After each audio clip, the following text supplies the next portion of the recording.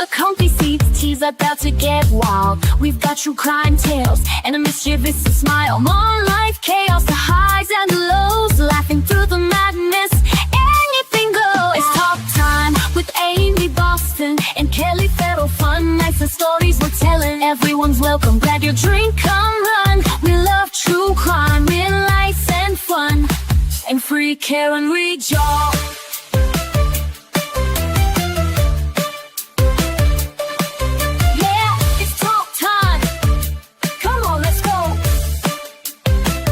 Interviews, confessions, and a little bit of sass.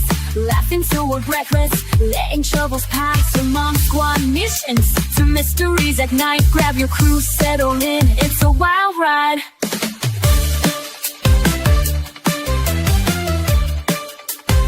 It's talk time with Amy Boston and Kelly Farrell. Fun nights and stories we're telling. Everyone's welcome. Grab your drink, come run. He loves true crime, real life and fun. Help! It's free care, rejoice. Yeah, it's talk time with Amy Boston and Kelly Free Karen Reed.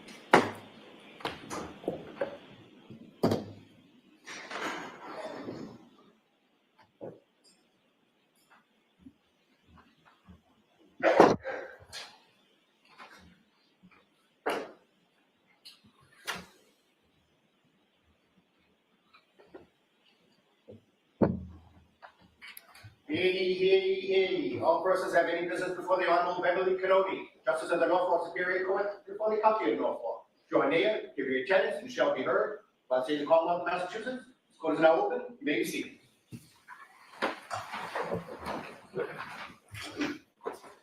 All right, good morning, counsel. Good morning, Ms. Reed. Good morning, jurors. Good morning. I do have to ask you those same three questions. Were you all, four actually, I guess, were you all able to follow the instructions and refrain from discussing this case with anyone since we were last here on Friday?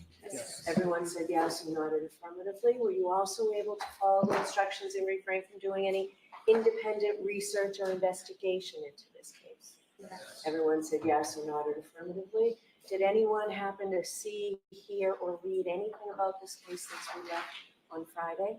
No. And were you all careful? Everyone said no or shook their heads. Were you all careful with your social media this weekend? Yes. Thank you very much.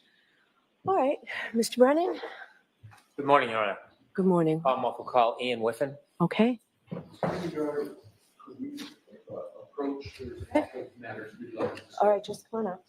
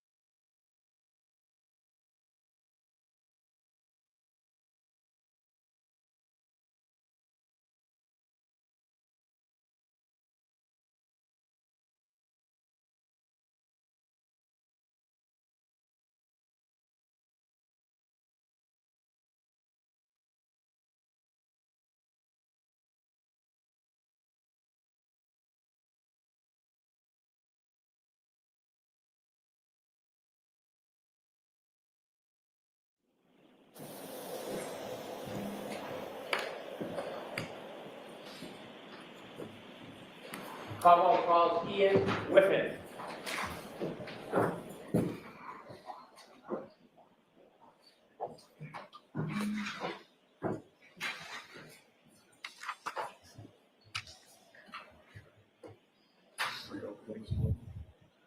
Please face our clerk and raise your right hand. Do you solemnly affirm that the evidence you give to the court and jury in the case down here should be the truth, the whole truth, and nothing but the truth? I do. Good morning, sir. Good morning.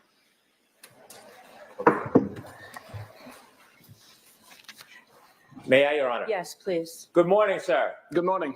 Would you kindly introduce yourself to the jury? Yes, my name is Ian Whiffen. I'm a digital forensics examiner and decoding product manager for Cellbrite. You just mentioned Cellbrite. Is that where you work? It is, yes. And you're a forensic examiner. I am. Can you tell us a little bit about Cellbrite, where you work? Yes, Cellbrite provides digital forensic solutions to customers globally for access and decoding of digital artifacts from devices. Where would you find a digital system? Is that resigned to a phone, or is it all systems?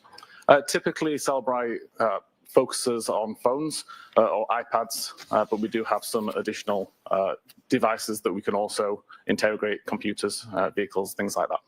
So simply, what is Cellbrite? Cellbrite is a digital intelligence company. Do they use a certain type of software? Do they brand a certain type of software? Yeah, we create our own software to access devices and to decode the data that we pull from devices. So essentially, does that software help you look into the data on a phone and analyze it? It does, yes. What is the role of a digital forensic analyst? Typically, the analyst would take the data that's been extracted from a device such as a cell phone, process that in software such as a physical analyzer that Cellbrite create, and use that information to filter, to search, and to create a report for the investigator that would allow them to see what happened on the device at the time being investigated. How long have you been involved in analyzing data, sir? I started my career in digital forensics in 2013.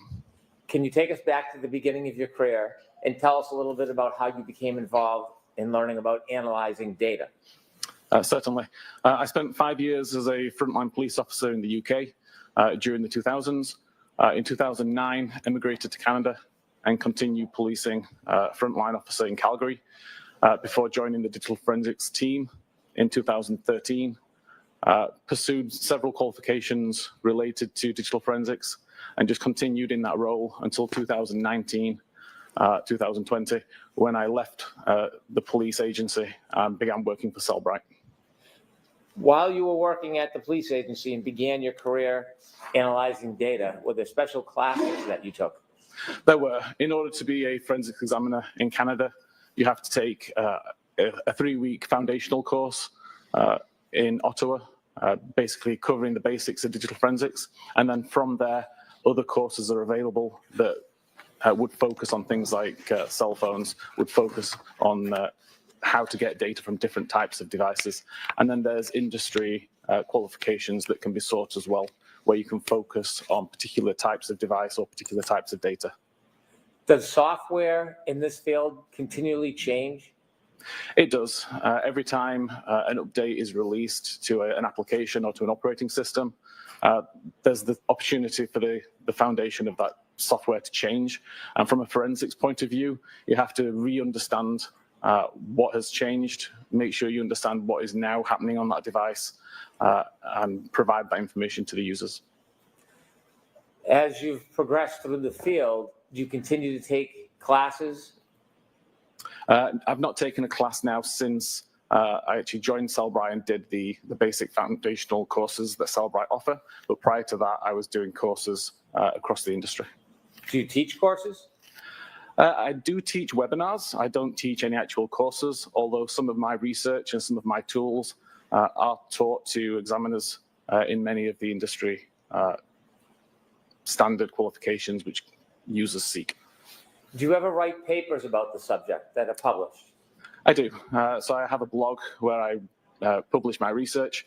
Sometimes some of those become papers which get peer reviewed and distributed in more academic channels.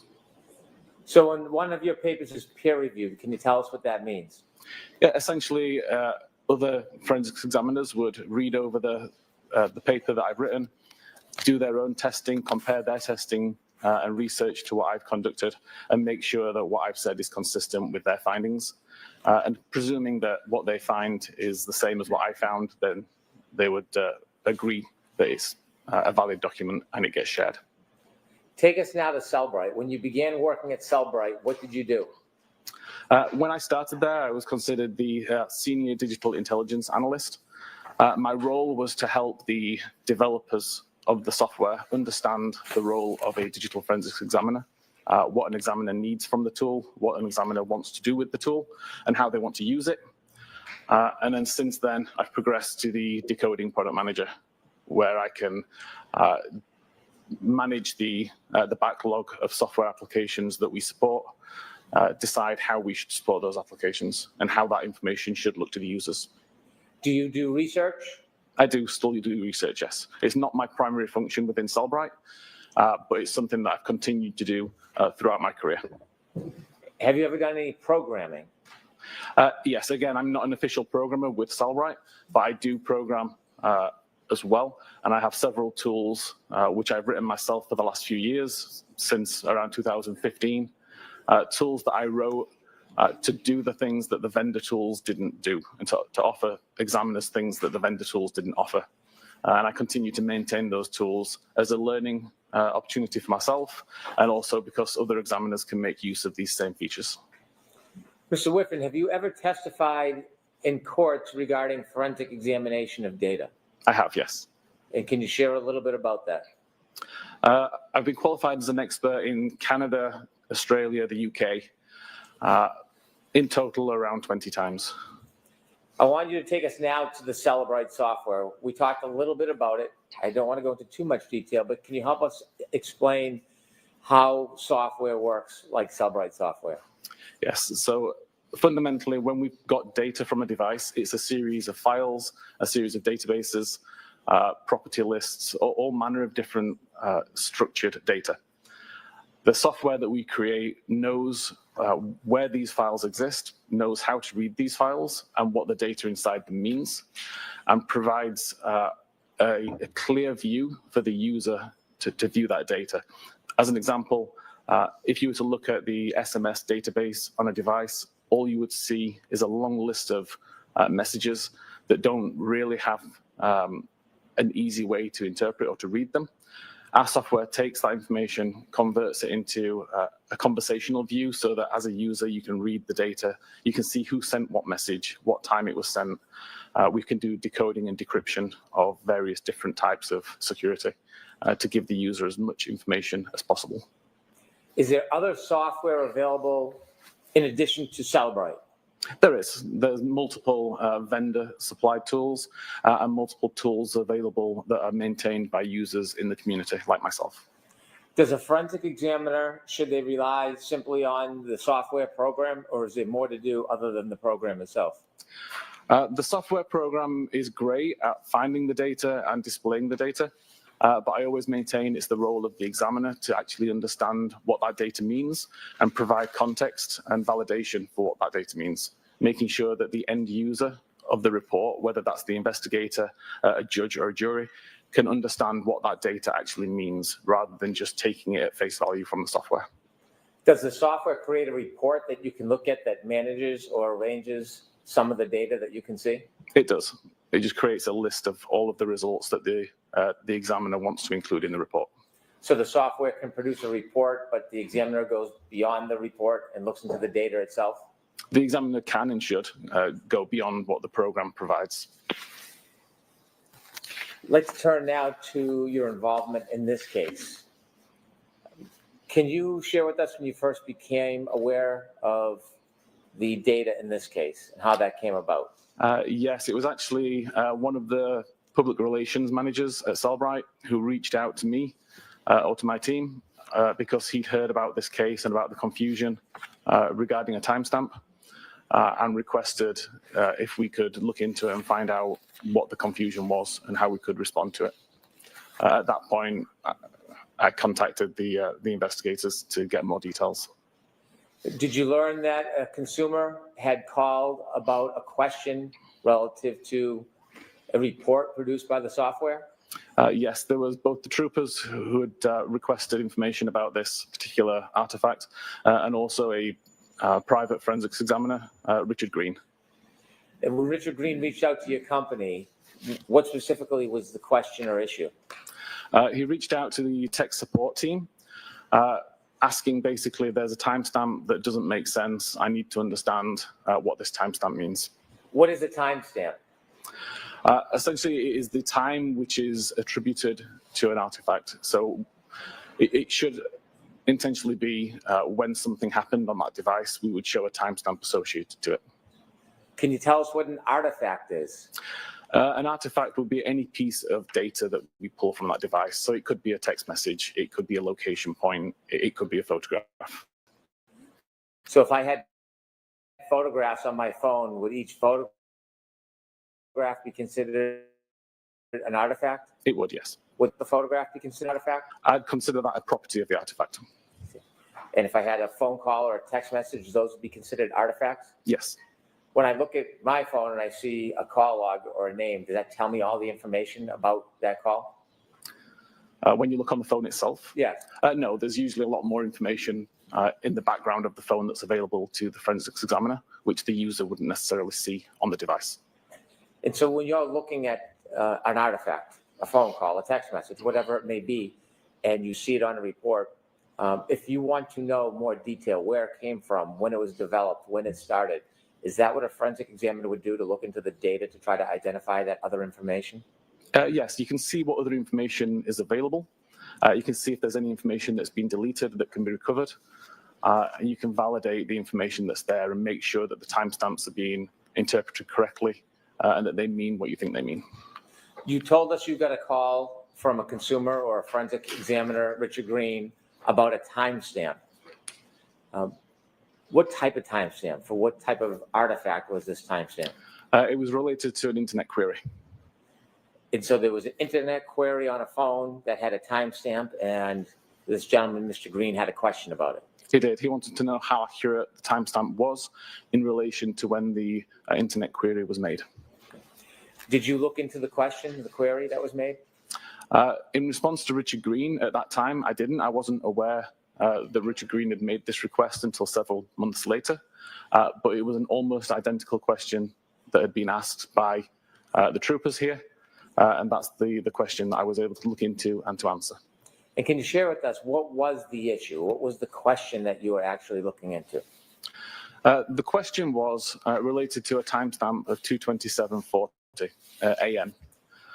And an internet query that appeared to have occurred at that time. There was no other information on the device that suggested that that internet query had occurred at that time. So we wanted to know how relevant is that timestamp to when the query happened. So I was able to take test devices, recreate test data to find out exactly what this timestamp meant, and discovered that it was actually the timestamp that the tab within the browser was brought into focus and had no relevance to when the actual web query had been made. And so after you looked into the issue and came to a determination or opinion, did you reach back out to Mr. Green? Eventually, yes, I did. After I provided information to the troopers, I wrote a blog that covered this information because there was another examiner in Europe who had a very similar question, and I realized that this is a relatively common point of confusion. And then eventually I reached out to Richard Green, offering to speak to him about this issue and clear up any confusion, but never received a response. So to summarize, there was an inquiry about a phone that made a Google or a internet search. And the question is, what time was that search made? Correct. And relative to that inquiry, there was a timestamp on some of the data that said 2:27 a.m. Correct. Sustained. So at some point, did you have an opportunity to forensically examine a telephone that was attributed to a person by the name of Jennifer McCabe? I did have the opportunity to look at the data that was extracted from that device. I never saw the device itself. And putting that aside for a second, secondly, were you asked to look at any other phone to examine data in this case, aside from the phone attributed to Jennifer McCabe? Yes, I was also sent the extraction of data from John O'Keefe's phone. Did you look through the data and analyze some of the data in John O'Keefe's phone? I did, yes. So I want to walk through both your analysis of Jennifer McCabe's phone, but also of John O'Keefe's phone. So if we can first start with Ms. McCabe's phone. Yes. Did you actually receive her phone? I didn't know. It was just a download of the the extraction. So how does that work? The examiners here had done the extraction of the device, resulted in a large zip file, which is a container containing all of the files extracted from the phone. They uploaded it to Cellbright's secure portal, where I was able to download it and verify what the data was in the extraction. When you received the download of the extraction for Jennifer McCabe's phone, was it similar process for John O'Keefe's phone? With John O'Keefe's phone, I actually received the data on a USB thumb drive through the mail. And before we begin, can you summarize briefly the issue, what you were looking for, and what the scope was as far as Jennifer McCabe's phone? For Jennifer McCabe's phone, it was related to the internet search that occurred, or that allegedly occurred at 2:27:40. Okay. And as part of your effort and analysis, did you put together a PowerPoint that would help educate us on how a timestamp works and what happened in this case regarding a search? I did, yes. And have you seen that PowerPoint recently? I did, yes. May I approach, Your Honor? Yes.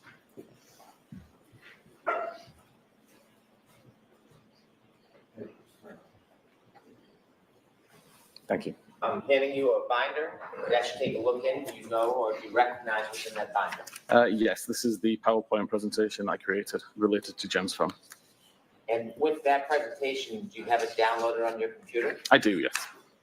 I'd like to introduce this as the next exhibit, please. No objection, Your Honor. All right, thank you. You know, with the court's permission, I'd ask Mr. Whiffen to be able to use his computer to walk us through the PowerPoint and explain it to the jury. No objection, Your Honor. Yes, thank you, Mr. Whiffen.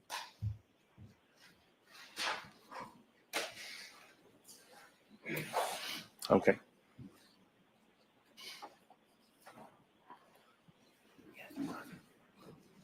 Here we begin, Your Honor. Yes. Mr. Whiffen, if you would walk us through and explain the PowerPoint and explain this issue to the jury, what the question was and how you resolved it. Of course. Okay.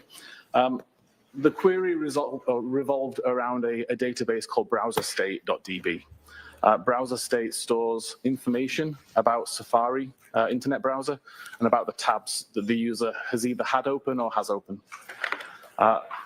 Fundamentally, in this presentation, I wanted to include information from iOS 14 and earlier.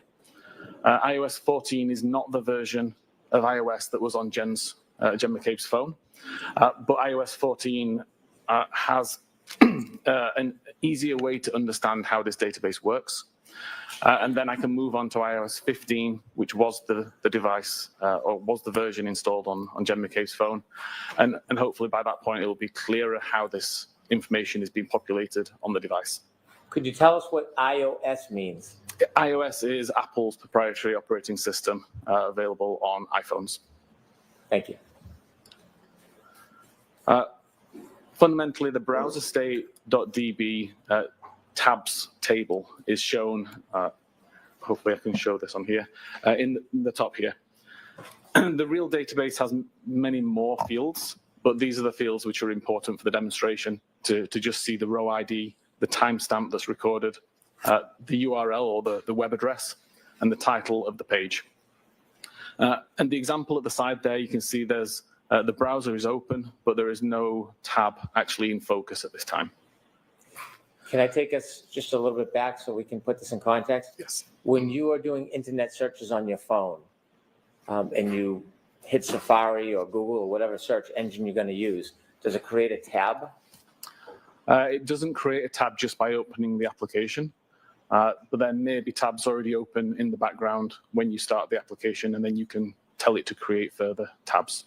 So if I have a phone, can I have a number of different tabs on my phone at the same time if I search for different things throughout the day? Correct. You can have hundreds of tabs open.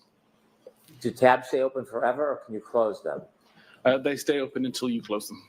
So if you look at your phone and you have a number of different tabs, and say, for example, I start with one tab, I'm looking for the local football score. Can I reuse that same tab for some other search, or do I have to use a new tab to start a new search? You could use that tab for as long as you wanted, or create a new tab to do additional searches while maintaining the original tab in its current state. And so what you're trying to demonstrate to the jury is identifying a time on one of these tabs where a particular search was made. Objection, Your Honor. Sustained as to form. Could you explain this demonstration as it relates to tabs on these internet searches? What are we actually trying to learn? So as I showed, there's a field in this table called timestamp. It's actually called last viewed timestamp. I wanted to prove or to demonstrate what that timestamp means, how that timestamp gets populated, and how it's relevant or irrelevant to a case. So if I have one or many tabs open on my phone, each tab will have its own timestamp? Correct. And the URL, that's whatever I look up, what I search on the search engine? Objection, Your Honor. I'll allow that. Is that what's looked at? That's great. The URL is the address of the page that's being viewed. So if I have a tab open and I use it continuously, 3, 4, 5, 10 times, will the time stamp change? No, it will not. And is that what you're explaining to us now? Correct. That's part of the demonstration and presentation. I'm sorry to interrupt.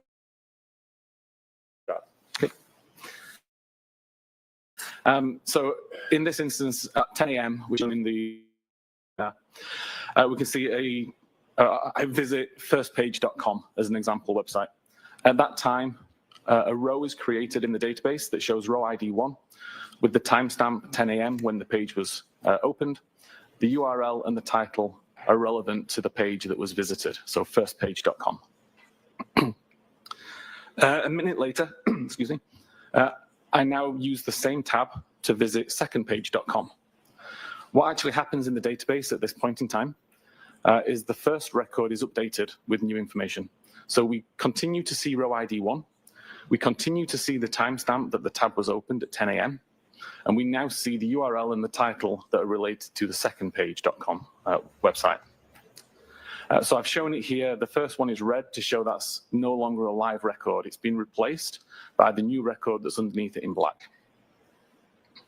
A minute later again, I can visit thirdpage.com. And at that point, the record's updated a further time. So we still see that it's row ID 1 because no new rows are being created. We're just simply updating the existing rows. So we still have row ID 1. We still have 10 a.m. as the timestamp, and we have the URL and the title that show thirdpage.com instead. Mr. Whiffen, so in the URL column, there are 3 different searches? Yes, this is 3 different pages that have been visited within the same tab. And in the data, it has 3 timestamps, but they're all the same. Correct. Okay, thank you. This database is not monitoring web navigation events. It's purely monitoring the tab events. So when the tab's brought into focus or when the tab's created is the only timestamp that's relevant here. Thank you. From a non-forensic point of view, if I was looking at this database in a regular database viewing tool, all I would see is the black record at the bottom. I wouldn't see the other 2 records because they've been essentially overwritten by the third record. If I was to use a forensic tool, though, then I would see all of these records because the forensic tool is designed to find the older versions of these records that have been replaced. So again, from a forensic point of view, I would see all of these records, I would see all the different URLs, and I would see the same timestamp and the same row ID for all of them. This fundamentally changed in iOS 15. And I've tested this on multiple versions of iOS 15, 16, 17, and 18, including iOS 15.2.1, which is the same version of iOS installed on Jen McCabe's phone. In this case, the data is not written to the database immediately. So I've tried to show here that we have some in-memory variables, so essentially a short-term memory that the device knows exist, but aren't written to the database yet, so they're not written long-term. So in this case, if at 10 a.m. I go to firstpage.com, we see that the in-memory variable for timestamp URL and title are updated to show a 10 a.m. timestamp and the firstpage.com information. But you can see at the bottom, I still have the browser state tabs table, and nothing has been written to that database at this time. So can I ask you a question about this browser state DB? What does that mean? What does that tell us? The browser state.db is just the name of the database that Apple are using to monitor the tab activity on the device. Will a cell phone have a number of different databases it will send information to, or is it all one database? There are hundreds or thousands of databases, depending on what applications are installed on the device. Each database typically targets a different application or a different feature. Can information from a URL or a Google search or a Safari search, can it leave data on different databases, or does it always go to one database? It can leave on different databases, for sure. Thank you. So again, to continue this example, if I now go to secondpage.com a minute later, we can see that now the in-memory variable is updated. So the timestamp still remains 10 a.m., the same as it did previously on iOS 14, but the URL and the title are updated to reflect the current web page that's being viewed. Again, nothing has been written to the browser state database. I can go to thirdpage.com. Again, we see the in-memory variables for the URL and the title are updated, but the timestamp still remains the time that this tab was brought into focus or created, not the time that the navigational event occurred. Still, nothing's been written to the browser state database. And it's not until you actually close the tab that the information gets removed from the in-memory variables and written into the database. And at that point, the information written to the database is whatever was in the in-memory variable. So right now, all we have is a single record in the database that shows the 10 a.m. timestamp. That's when the tab was opened. And we have the thirdpage.com URL and title information, which is the most recent web page visited in that tab. It wouldn't matter whether I was looking at this data using a regular database tool or a forensic database tool. The only record that I will see is this particular record. There may be multiple versions of this record, but still would only show me this timestamp and this URL information because this is the only information that was ever committed to the database.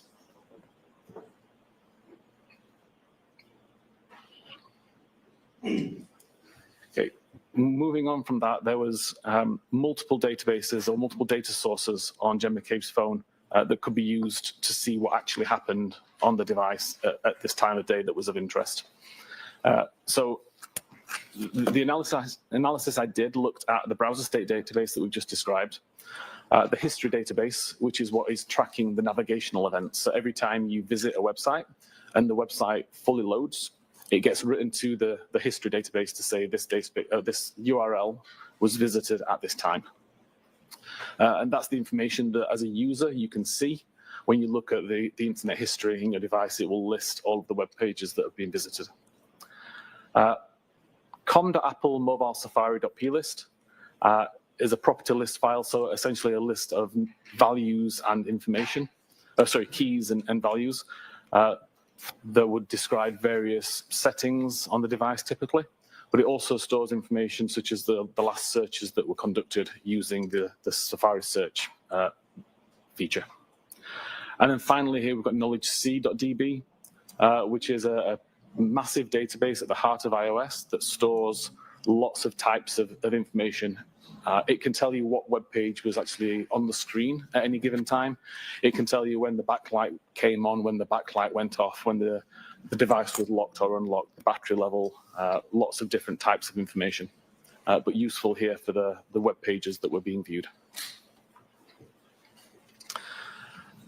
So using the combination of all those sources, I could see that at 2:27:29 a.m., Safari was opened from the application library on the device. At 2:27:29 a.m., when Safari opened, there was already numerous tabs open in the background. The browser would show in the foreground whatever browser tab was opened when Safari was previously minimized. In this case, we can see, looking at knowledgec.db, that the web page that was being viewed was related to Hockomock Sports Friday's schedule scoreboard. At around 2:27:30, that tab would have been closed. Now, we don't actually have a time that the tab was closed, but based on other activity, this timestamp can be inferred. But essentially, when this tab was closed, a record is created in the browser state database that shows the timestamp 1:59:44 a.m. That would have been the tab at the time that the tab took focus, and then the Hockomock Sports Friday schedule scoreboard URL. At 2:27:31, there was a browser switch occurred, and the last visited timestamp that's held in memory would have taken the time that this occurred, so 2:27:31. This URL was PayPal. There was no navigational event listed in history, so this wasn't a page that was visited from a bookmark or from typing in a URL. It was whatever was currently shown in that tab when the tab was brought into focus. And we know that this exact URL was last visited at 7:40 a.m. on the 28th of January. This is evidenced in browser state and in knowledgec. Around a second later, that tab gets closed, and that record gets written to the database with a time of 2:27:31, because that's the time the tab was brought back into focus. It gets written with the URL and the title information related to PayPal. At 2:27:33, another tab is brought into focus from the background. This one related to Eastern Bank. Again, the last visited timestamp would be updated because this tab has now been brought into focus, causing the timestamp to change. We know that this particular website was visited at 8:02 on the 27th of January, and there's no new navigational events at this time.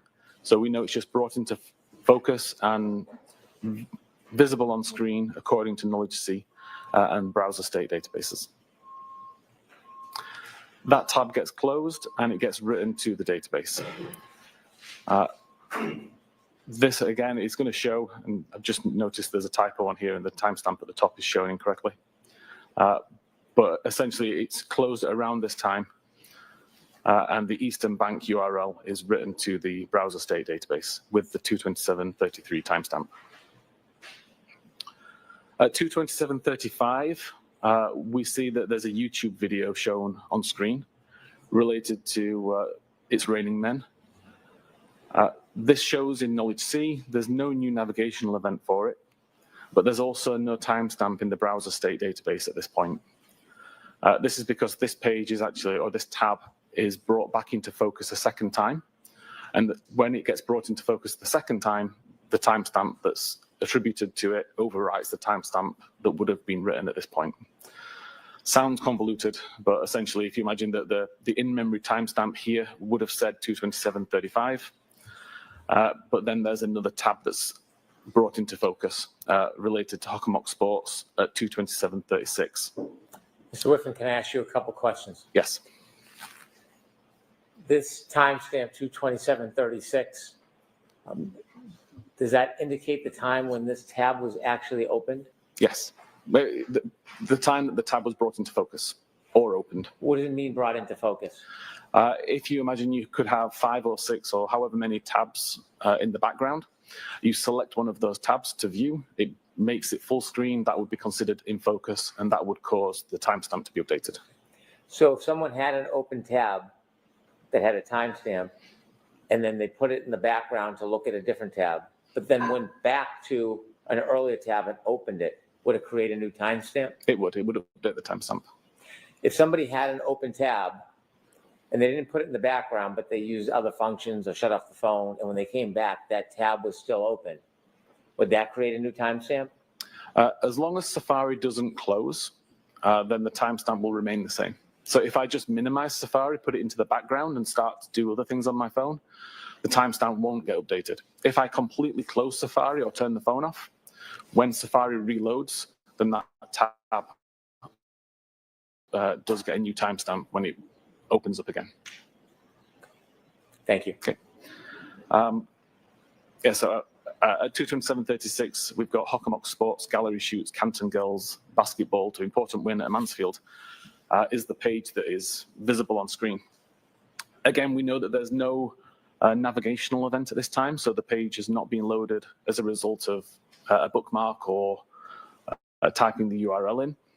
It's just showing what was on screen previously, and we know that this page was previously viewed at 22:55 on the 27th of January. This tab gets closed and gets written to the database as well, and we see it's written with the timestamp 2:27:36 when the tab was brought into focus. And then we go back to the YouTube video tab. So at this point, the timestamp that had been written there gets overwritten again with 2:27:38, and it shows the YouTube video is the active page that's on the screen. At around 2:27:39, that tab gets closed and the record is written to the database showing a timestamp of 2:27:38 when the tab took focus, and the YouTube video URL. Then we move to 2:27:40, which was the time of interest, and we see that a browser switch occurs, causing the last visited timestamp to take on the time of 2:27:40. This is the tab that was ultimately used to search Hoss Long to Die in Cold, which is the query that started all of the confusion. At this point in time, there is no navigational events recorded anywhere. All we see is that the web page that was brought into view is ozonebasketball.com/teams. This web page was last visited at 14 minutes after midnight on the 26th of January.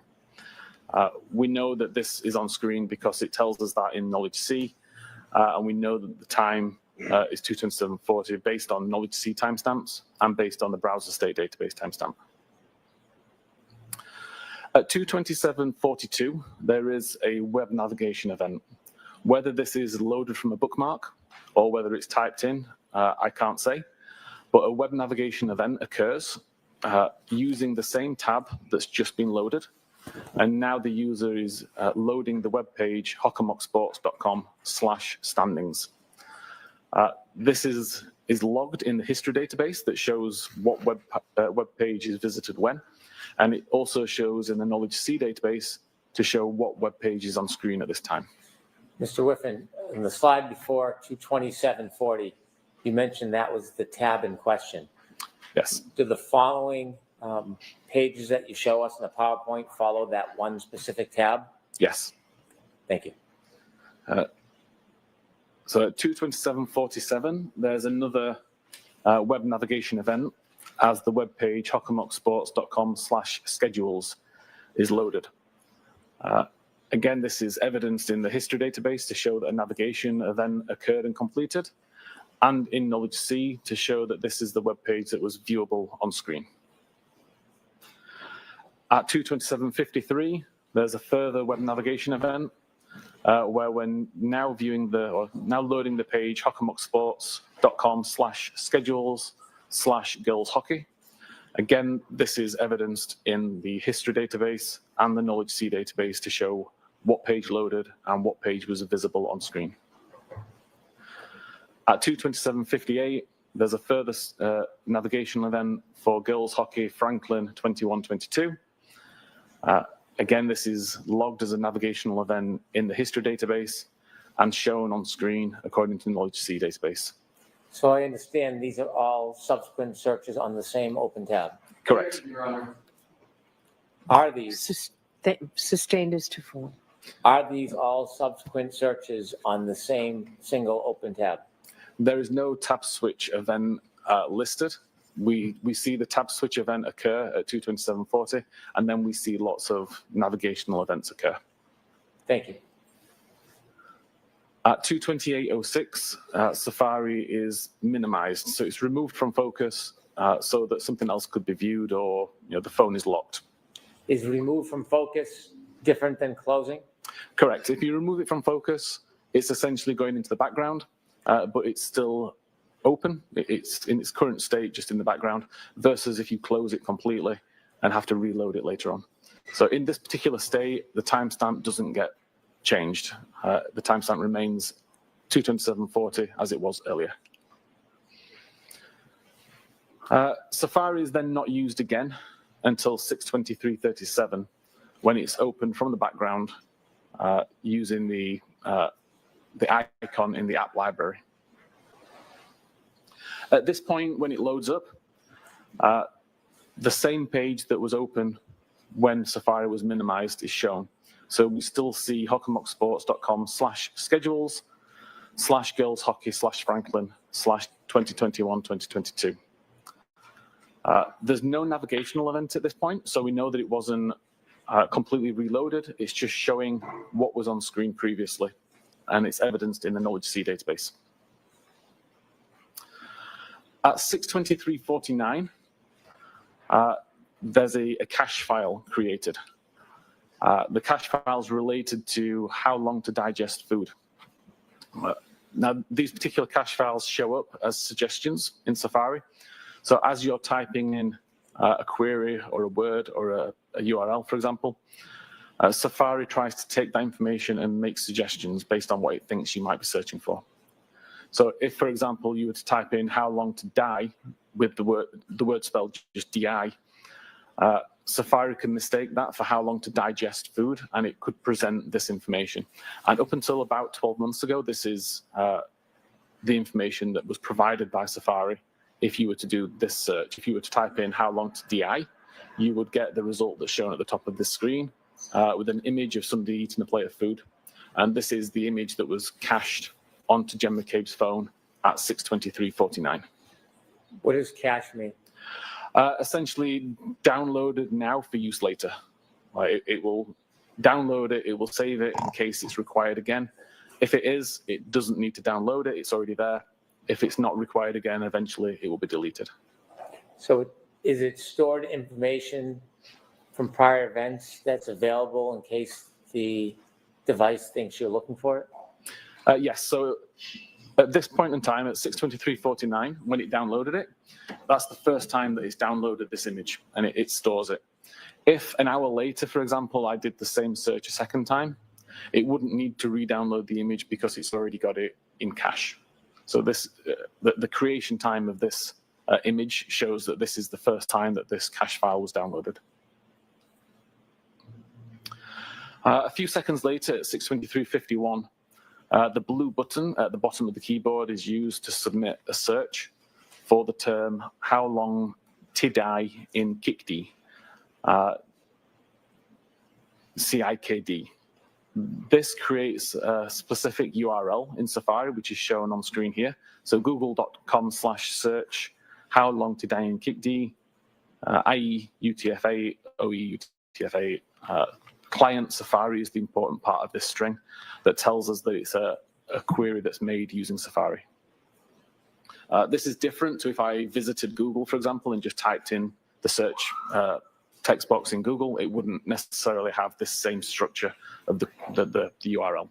So we know that this is the query created by submitting a search using the search bar here and pressing the blue button at the bottom.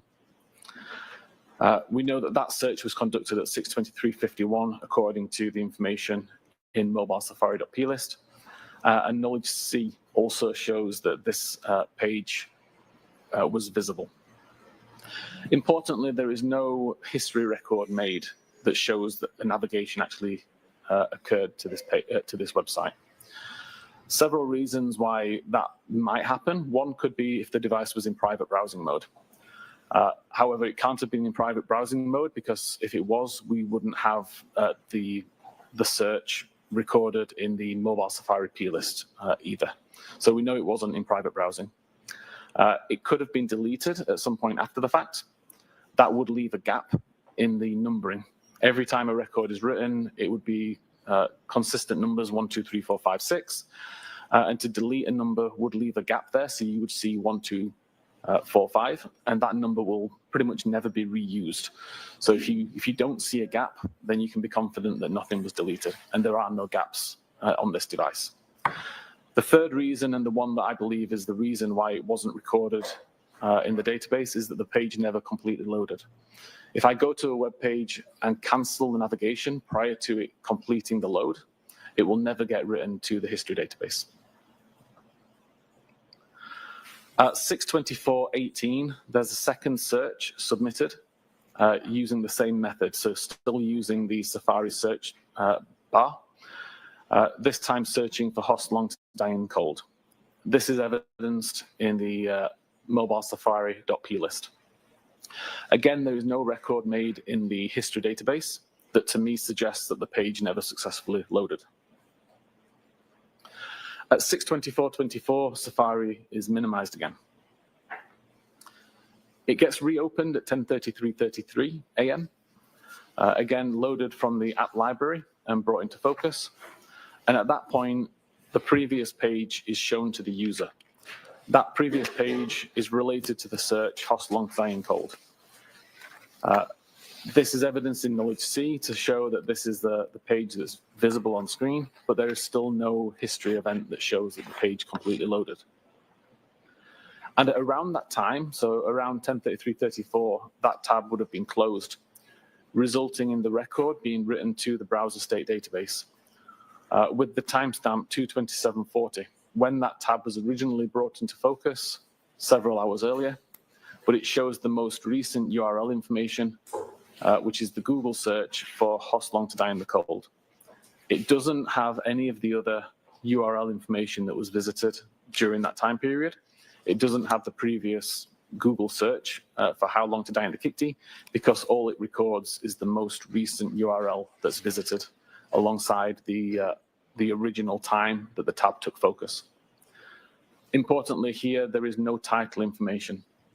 The title information is included within the page itself. So if you do a Google search, the title of the page that showed up would show Google search, and then it would show the query that you typed in to search for. The fact that this doesn't have a title also suggests that the page never loaded. So again, it kind of ties back to the fact that it's not written in the history database. We have no title. It's both indicative that the page never successfully loaded. Mr. Whiffen, when a tab is ultimately closed, does the URL always have the last search, or could it show an earlier search? It will always be whatever URL is visible in the tab at the time. Thank you. To overview again the data sources used here, com.apple mobile safari.p list is known to be a reliable location to get search timestamps from. We know that it's good to show the time that a search was conducted and what search was conducted. It doesn't record if the device is in private browsing mode. The only time it shows how long to die in the Kikti is at 6:23:51, and the only time it shows host long to die in the cold is at 6:24:18. There's no other mentions of either of these searches anywhere else in this file. The history database, again, is known to be a good source of data for visited web pages and timestamps for the pages that completely loaded. Again, in this case, neither of these searches or neither of these URLs was in the history database, but there are no missing records, which indicates that nothing was deleted. And again, the only reason that I can come up with for why that is the case is that the page didn't load. There must be an entry within this database to allow the user to delete it. Obviously, if the page doesn't load, it doesn't get written to the history. As a user, you can't see that item in your internet history list, so you can't delete it. And then knowledge C, which shows the page that's on the screen when the browser is in use. Again, we know that this is a good timestamp. And we see the only times that web pages related to these web searches were open is at 6:23 and at 10:33.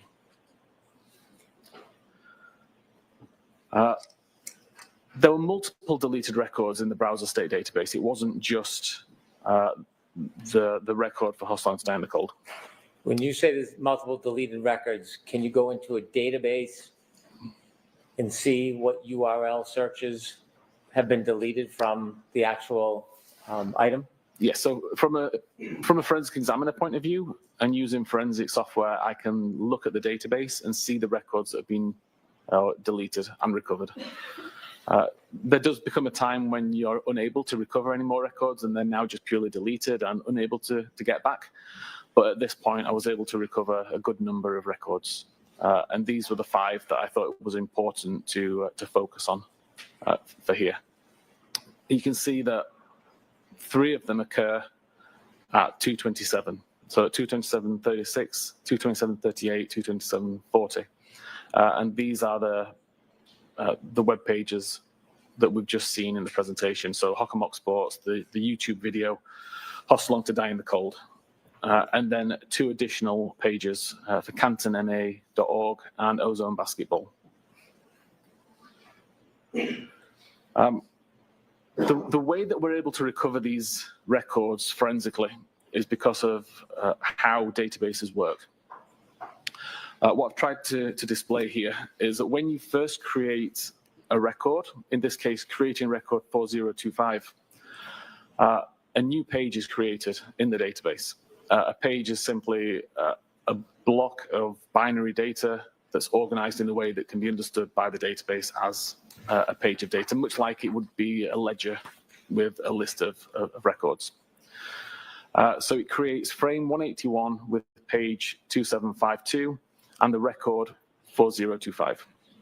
What is a little bit different from if you were doing this manually is when you want to add a new record, or when you want to delete a record, or when you want to update a record, it has to create an entirely new page or an entirely new version of that page. So in this case, we see that frame 194 is also page 2752. It duplicates the record 4025 and adds the record 4026.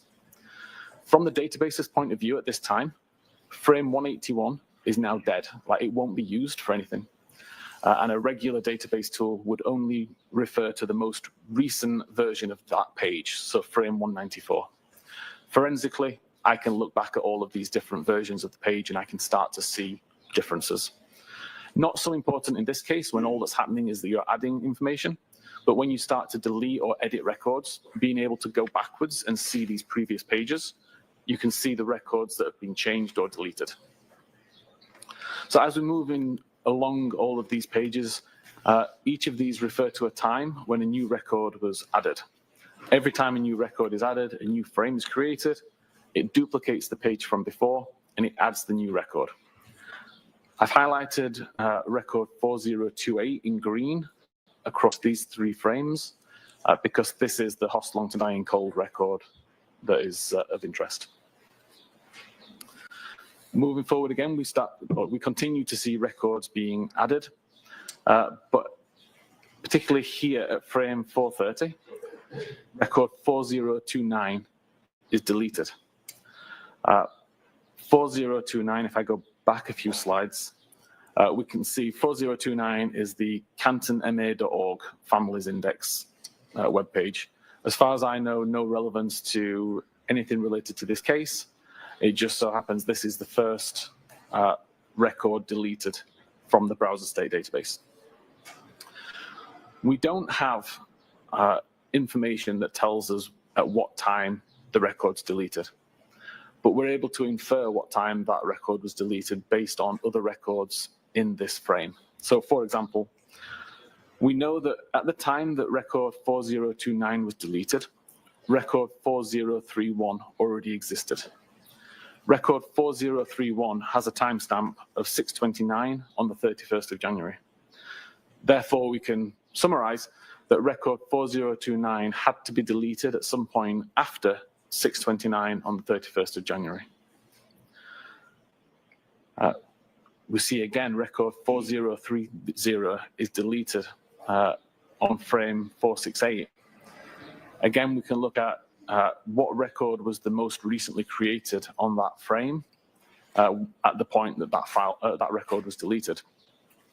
And that gives us information that suggests record 4030 had to have been deleted at some point after 8:35 on the 31st of January. We can continue to go along and continue to see that records being added, edited, and deleted, but the record of interest 4028 still exists, even on frame 650. And in fact, it doesn't get deleted until frame 732. By the time the record related to Hoss Long Died in the Cold is deleted, record 4037 already exists. Record 4037 was created after 2207 on the 31st of January. Therefore, we know that the Hoss Long to Die in the Cold record was deleted at some point after 10 p.m. on the 31st of January. Taking all of those deleted records, those 5 deleted records, and the earliest time that they could have possibly been deleted, we see a spread throughout the 31st of January. Like a few quite early on at 6:29 and 8:35, a couple at 9:20, 9:40, and then finally the one that we're interested in at 22:07. For the user to cause these to be deleted, if you wanted to do it selectively and delete one at a time, the record has to be available in the history database. As I said earlier, it wasn't ever in the history database because there'd be a gap. So this record could not have been deleted by the user selectively. That leaves options of deleting everything from the history, but if everything was deleted, we would have none of this information, and we do. And it also leaves the option of deleting everything from what's considered today and everything that's considered today and yesterday. And again, if either of those options were the case, we'd have much less information than what we have, and we wouldn't see this staggering of timestamps that we see here where the information was deleted. Ultimately, I wasn't able to say what caused these deletions at these particular times, but I'm confident that it wasn't as a result of user interaction. That's something that was brought on purpose. Mr. Weffin, I have a couple questions about your analysis and your opinions. Yes. You showed us a tab that was opened at 2:27:40, and it had something to do with Hawkmock Sports. Yes. In your opinion, to a reasonable degree of scientific certainty, was that the same tab, that 2:27:40 tab opened for Hawkmock Sports, was that the same tab that later was used for searches or attempted searches at 6:23:51 and at 6:24 relative to how long or how's long to die in cold? I believe it was, yes. Does your opinion, is it based on your analysis of reports generated by software like Celebrite? Objection, Your Honor. Sustained as to form. Was your opinion limited to analysis of reports generated by companies like Celebrite or Axiom? It wasn't, no. I went into the data, looked at the various different databases, different files that were in use, tested it across many different devices to make sure that my understanding and analysis of it was correct. In addition to your opinion that the two searches at 6:23 and 6:24 occurred at that time as opposed to 2:27:40, did you also, when analyzing the data, come to an opinion whether or not either of those searches actually connected and produced results? If either of those searches had connected, the information would have been written into the history database. The fact that it wasn't in the history database strongly suggests it never completely loaded. And the fact that there is no title information on the browser state tab as well also suggests it never loaded. And finally, those attempted searches at 6:23, 6:24, you mentioned that information at some point was deleted from the phone? The only records that were deleted were the browser state database records. Yeah, they were deleted from the device. Do you have an opinion to a reasonable degree of scientific certainty whether or not that information was removed as a natural application of the phone, or was it because somebody took the phone and actually deleted it by hand? So again, I don't believe it's possible, given the situation and the information that's available, that it would have been possible for the user to delete it. I believe it was more than likely a system event that caused that, but I've not been able to replicate that system event. I want to take you back to your first opinion, where you opined that the how's long to die in the search occurred at 6:23 and 6:24, not at 2:27:40. Yes. And so, in looking at the data, coming to that opinion, what caused the confusion with the software where it could be misunderstood the time those searches were actually made? Objection, Your Honor. I'm going to allow it. The way that forensic software typically works, certainly the way that Physical Analyzer works, is we design models for the data. So we know that an SMS application, for example, will always have a message body. It will always have a sender, a receiver, a time, that kind of thing. We always know that a web visit will have a URL, a title, and a visited timestamp. In this particular case, in the database, the timestamp is called last visited timestamp, which is indicative, you would think, of the time that the web page was visited. So when that information was being modeled within the software, the timestamp that was within the database was used, and it was called last visited timestamp. Since the investigation that I did into this case, I requested that the forensic research team at Cellbrite revisit this data and confirm if there's confusion around it. Were my findings correct, ultimately? There are times that that information can be correct. If, for example, you create a brand new tab, visit a website, and then close the tab immediately, then that timestamp would be indicative of the time that the URL was visited.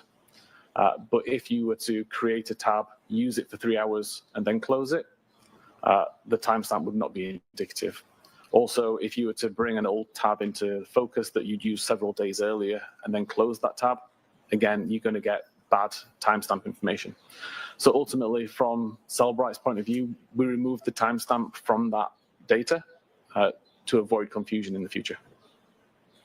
You shared with us that the URL for the 6:23 and 6:24 attempted searches ultimately was removed from the device. Yes. Would it be fair or accurate to say there were over 4,000 deleted files from the phone, or there was 4,000 deletions from the phone? There were many. Sustained. Okay. As to form. Would it be accurate to say that the only deletion from that phone was that 6:23, 6:24 search? No, there were thousands of records deleted, ultimately, for various reasons that I can follow. That would be an inaccurate assertion? To say that that's the only record that was deleted is inaccurate, yes. Okay.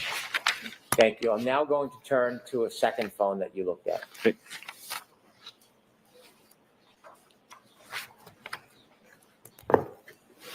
You told us that you looked at two phones. The second one was a phone that was, or is attributed to John O'Keefe. Correct. When you looked at the phone for John O'Keefe, were you looking at things different than we looked at on the phone attributed to Jen McCabe? I wasn't as interested in internet data. I was more interested in location and health and anything else that could be useful. Before we show any presentation, I want to get a little understanding of what you looked for and what you found. Were you looking for what's called location data? I was, yes. Was there a period of time that was important that you were looking for relative to location data? Typically after midnight and before 6 a.m. Is that on January 29, 2022? It is, yes, sorry. How does a phone, like an iPhone, store location data? Multiple ways that it can be stored. Primarily, there's a database called cache.sqlite. And every time an application requests location data from the device, a feature called location services on iOS tries to calculate the device's location using a combination of technologies, GPS, Wi-Fi, cell tower, and Bluetooth. calculates the device's location and stores that into the database as a latitude, longitude, altitude, timestamp, accuracy, radius, information like that. Are there different types of location data that are captured and stored on a device like an iPhone? Can you define different types, please? I'm sorry? If you could define what you mean by different types. The different sources of data that are generated that then captured on an iPhone. Yeah, so the application can specify how accurate it wants the data to be. So for example, if you're using a navigational application, you'd want high accuracy data. So the application would request high accuracy data from location services. Location services would then try to use GPS primarily to get location information. Versus if you were using a weather app, for example, where you don't really need to know precise information, you just need to know the approximate town maybe that the user's at. So a weather application would ask for low accuracy information, and the device may be able to calculate the location based on cell tower information, for example. Both can be stored in the database with the accuracy information that's available. Would a application that is devoted to navigation in your programming experience typically have stronger data, location data information than a more general application like a weather app? Yes, for sure. And Apple actually specify in their documentation, when they specify the various different accuracy levels, they have one for navigational purposes for map applications. How do you define accuracy level from the different data that's being stored in a phone? How do you mean, sorry? Is there high level, middle, low? Yes, the information is typically provided with a range of meters. So you'll have a latitude, longitude coordinate and a number of meters that you have to draw around that locational point. And the device is somewhere within that circle. It could be as accurate as 2 or 5 meters. It could be as inaccurate as several miles, depending on the technology that was used to get the data. Are you familiar with an application called Waze? I am, yes. Tell us what Waze is. Waze is a navigational tool, so you can plot a route and it will try to direct you the best way, avoiding toll roads, avoiding accidents, that kind of thing. What is the level of accuracy in location information that is generated by using Waze?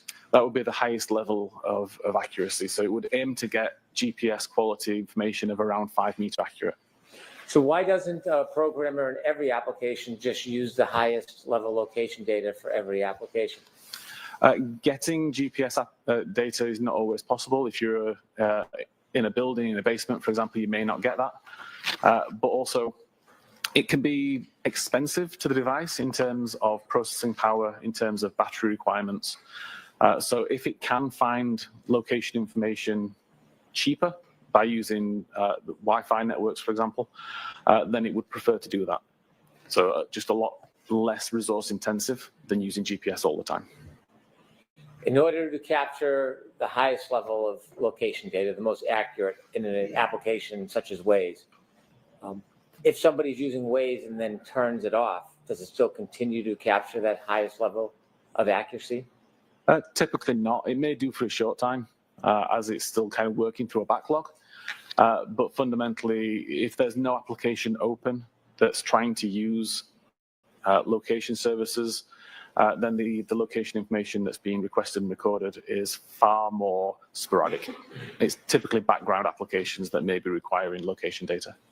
When you analyze John O'Keefe's phone, in addition to the location data, did you also look into data known as health care data? Yes. And could you tell the jury how that works? Yeah, so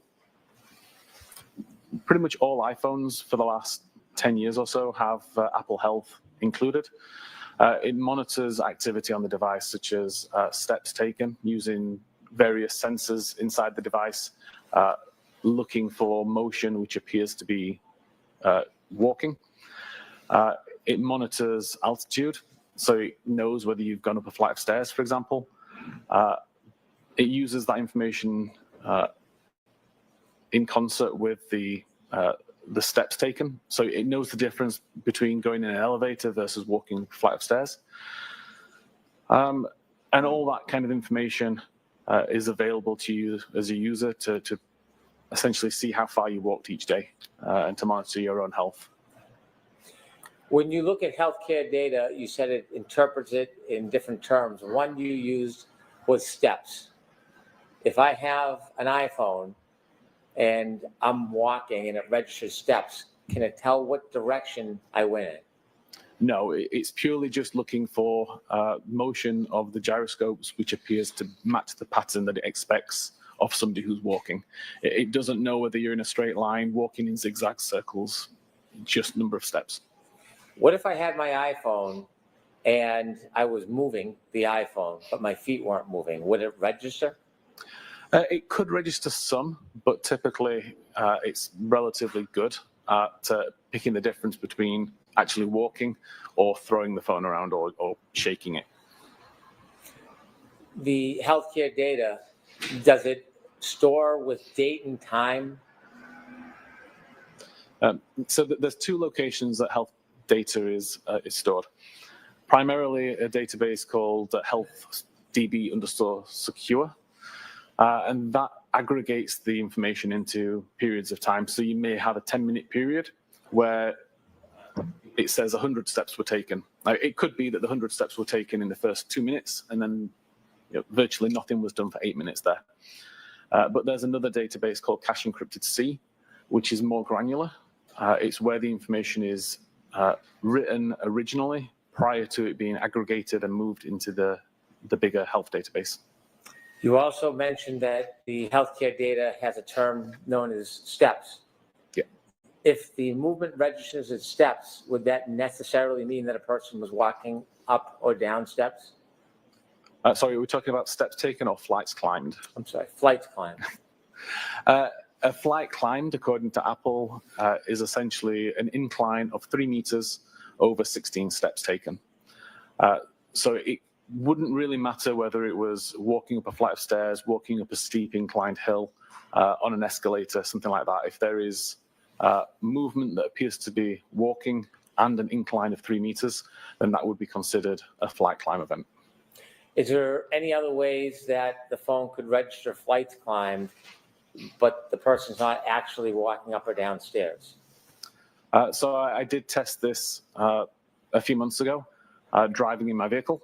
I was able to, if I just put a phone on my dock as I'm driving around, nothing was recorded.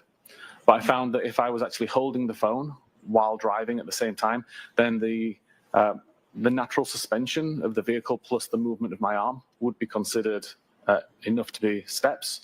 And if that motion happened while I was driving up a hill, it would also result in a flight climb event. And the testing that I did consistently resulted in, I think it was 9 flights of stairs climbed while I was driving up the same hill multiple times. In your studies, what elevation change would have to be present if you were in a car with a phone and it would register healthcare data as steps? Is there a certain level of elevation that would trigger that? Again, it's just a 3 meter incline is required. Did you say 3 meter? 3 meter. The healthcare data, in addition to being able to give a range of time of movement and defining generally terms, whether it's steps or stairs, is there any other information about healthcare data that is important in your analysis of this case? Sorry, can you just repeat that, please? Sure. Trying to think. The healthcare data, you shared, and it may come in the term steps.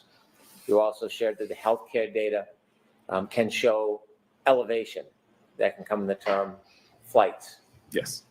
Is there any other information about the healthcare data you looked at? Did you look at it across a wide range in this case? No, it was just the steps and the flight climb that I was interested in. What is the time period you looked at the healthcare data for in this case? Between midnight and 6 a.m. or 6:30 a.m. That's midnight on January On 29, 29. 2022 till about 6 a.m.? Yes. And before we get to any presentations, did you see movement on that phone relative to healthcare data at different points through the night? I did, yes. And did you identify those different times in your report? I did. You created a PowerPoint for Mr. O'Keefe's phone. Are those time points and movements, are they indicated in the PowerPoint as well? They are, yes. So you had, with Mr. O'Keefe's phone, you looked at location data, you looked at healthcare data. Is there any other data you found important in your analysis to try to track the movements or non-movements of the phone of John O'Keefe on January 29, 2022? Yes, I've also looked at battery temperature information and at a feature called Doppler, which is monitoring for Face ID. Tell us a little bit about the battery temperature. Is it the battery temperature of the phone or part of the phone? There's a battery temperature sensor built inside the phone within the battery, and it's essentially always checking for battery overheats or battery cool downs to the point where performance will be affected and the device needs to power off to save itself being damaged. So that temperature information isn't recording ambient temperature. It's not interested in the temperature in the room, for example. It's purely interested in the battery temperature.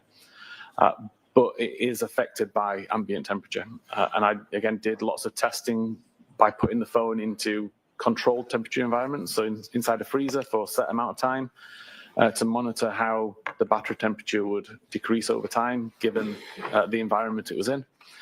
Bringing it back into a warm environment and testing how long it takes to increase. Putting the device outside. I live in Calgary, where it's pretty cold in winter. So putting it outside, it was like 40 Fahrenheit, I think it calculates to. And the temperature of the environment had a big impact on the battery temperature that was recorded by the device. Were you able to track the changes in battery temperature for Mr. O'Keefe's cell phone over the course of the evening from after 12 on January 29, 2022 through after 7, 8 in the morning? Yes, there wasn't a massive number of records, but there were records that I've included in my report.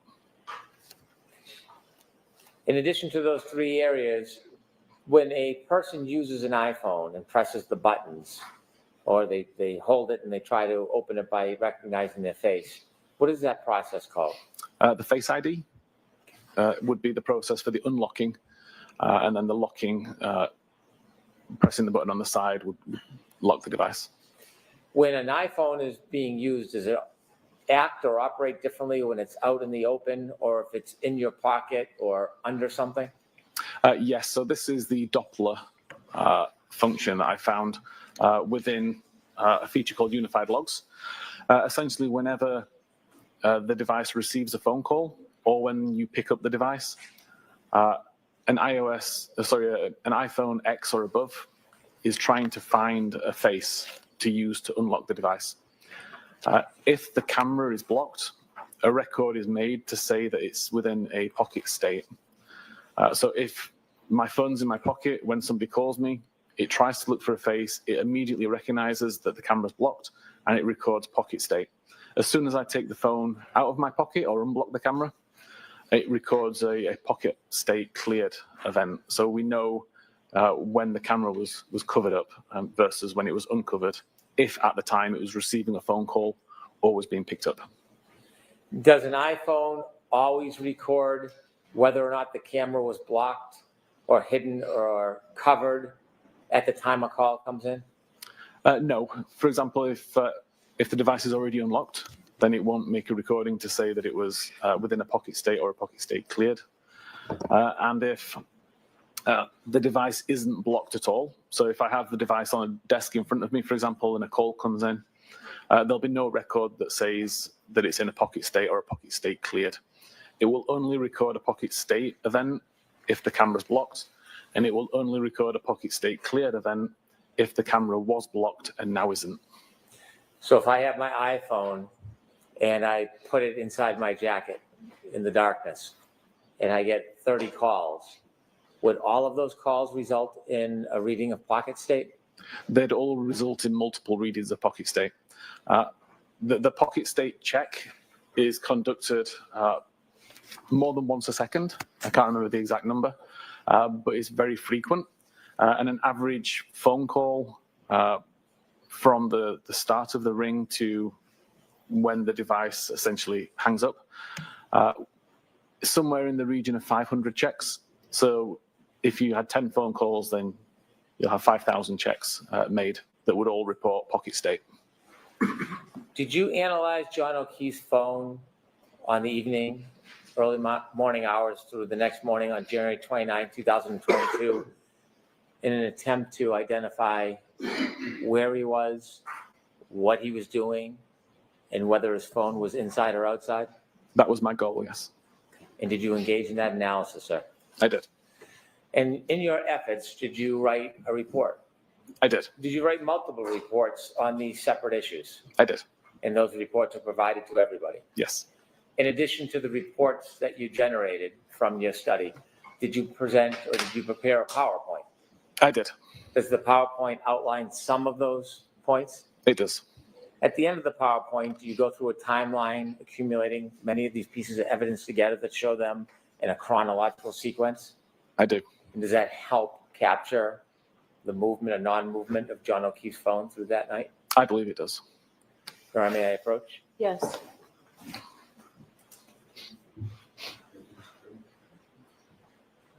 I'm showing you a binder, sir. Could you look at it? Let me know if you recognize it. Yes, this is the presentation that I created regarding John's phone. And does it include some of the subject areas we just spoke about? It does. I'd move to introduce this as an exhibit, please. No objection, Your Honor. Thank you. 39.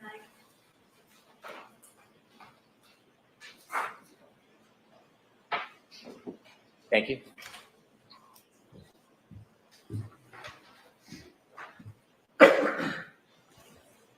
With the court's permission, Mr. Whiffen, referring to Exhibit 39, I'd like you to walk us through John O'Keefe's phone on the evening of January 29th, Okay. 2022. Yes. Thank you. So I start the presentation with location data.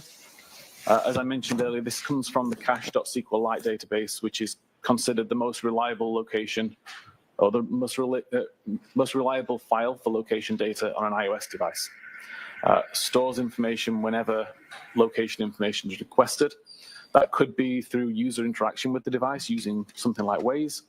It could be background activity, just depending on what applications the user has opened, what settings the user has chosen. It's constantly trying to find its location and recording it in this database, partly for the purposes of identifying frequent locations.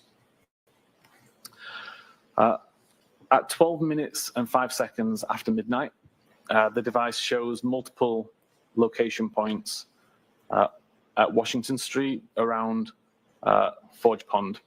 What I've tried to show here, there's a kind of a gold dot in the middle, which would show the actual latitude, longitude information.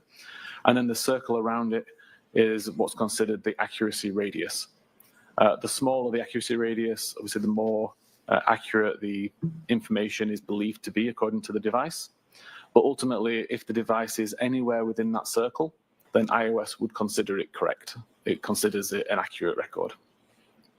Mr. Whiffen, why are there multiple circles of location data for one point where Mr. O'Keefe's cell phone was?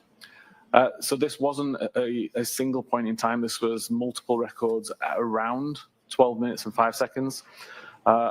No application was actually in use at this time requesting location information, but the device, for whatever reason, recorded multiple records with various degrees of accuracy. Typically, you would see accuracy start quite low and get better over time, which you may have seen on your own device when you open up the map application, and it may show your device close to where you are, but not perfectly where you are, and then wait a few seconds, and that information gets refined. Essentially, this is the same thing. So low accuracy would be a wider circle, and higher accuracy would be a smaller circle? Correct. At this point, Mr. O'Keefe is not utilizing Waze on his phone, Correct. but location data is still being stored randomly on the phone from multiple different sources? It is, yeah. Depends on the device itself. In the top left-hand corner, it says 12:05. That's the time that this snapshot. Yes. Okay. And In then this below case, approximate. and below it's obviously the date. Yes. Okay, could you take us ahead, please? There were multiple records between that last time and what's shown on screen now at 19 minutes and 33 seconds.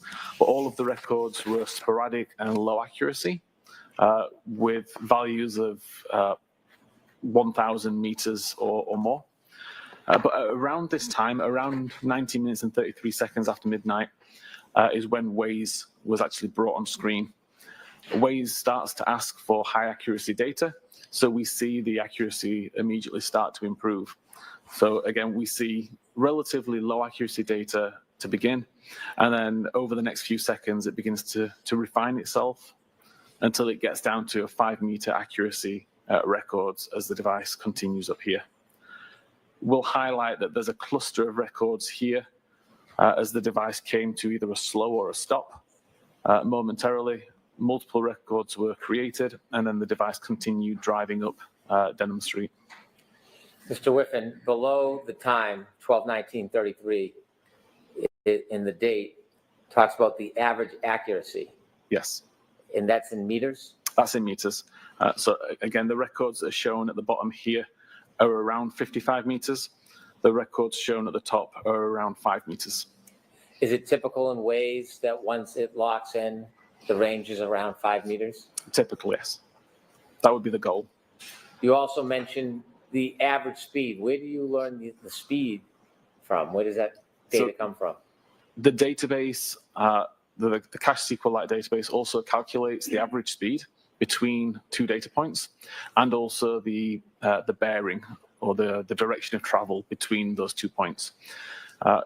So the average speed that's shown here on the left is approximately the average of all of the records that are shown on this map at the time. And each of these map points has a directional arrow that points in the direction that the database recorded the device was traveling in.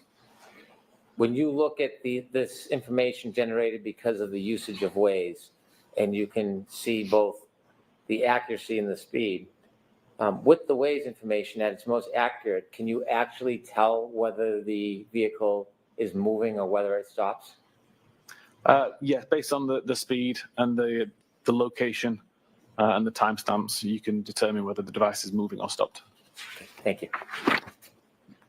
Also important to, I think, point out here, in terms of knowing how reliable this location information is, I typically look at something along the lines of, does the location think it's accurate? In this case, 5 meters, so yes. Does it make sense? Like, it's on the road, it's on the correct side of the road. So again, it kind of makes sense. It fits the pattern of the road.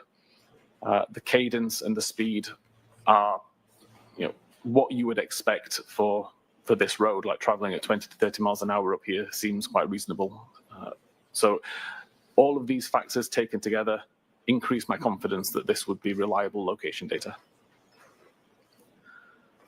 Moving to the next slide, between 20 minutes and 19 seconds and 21 minutes and 58 seconds after midnight, the device starts on the left side, on the right side at Denham Street, drives up and turns left onto Maplecroft Road.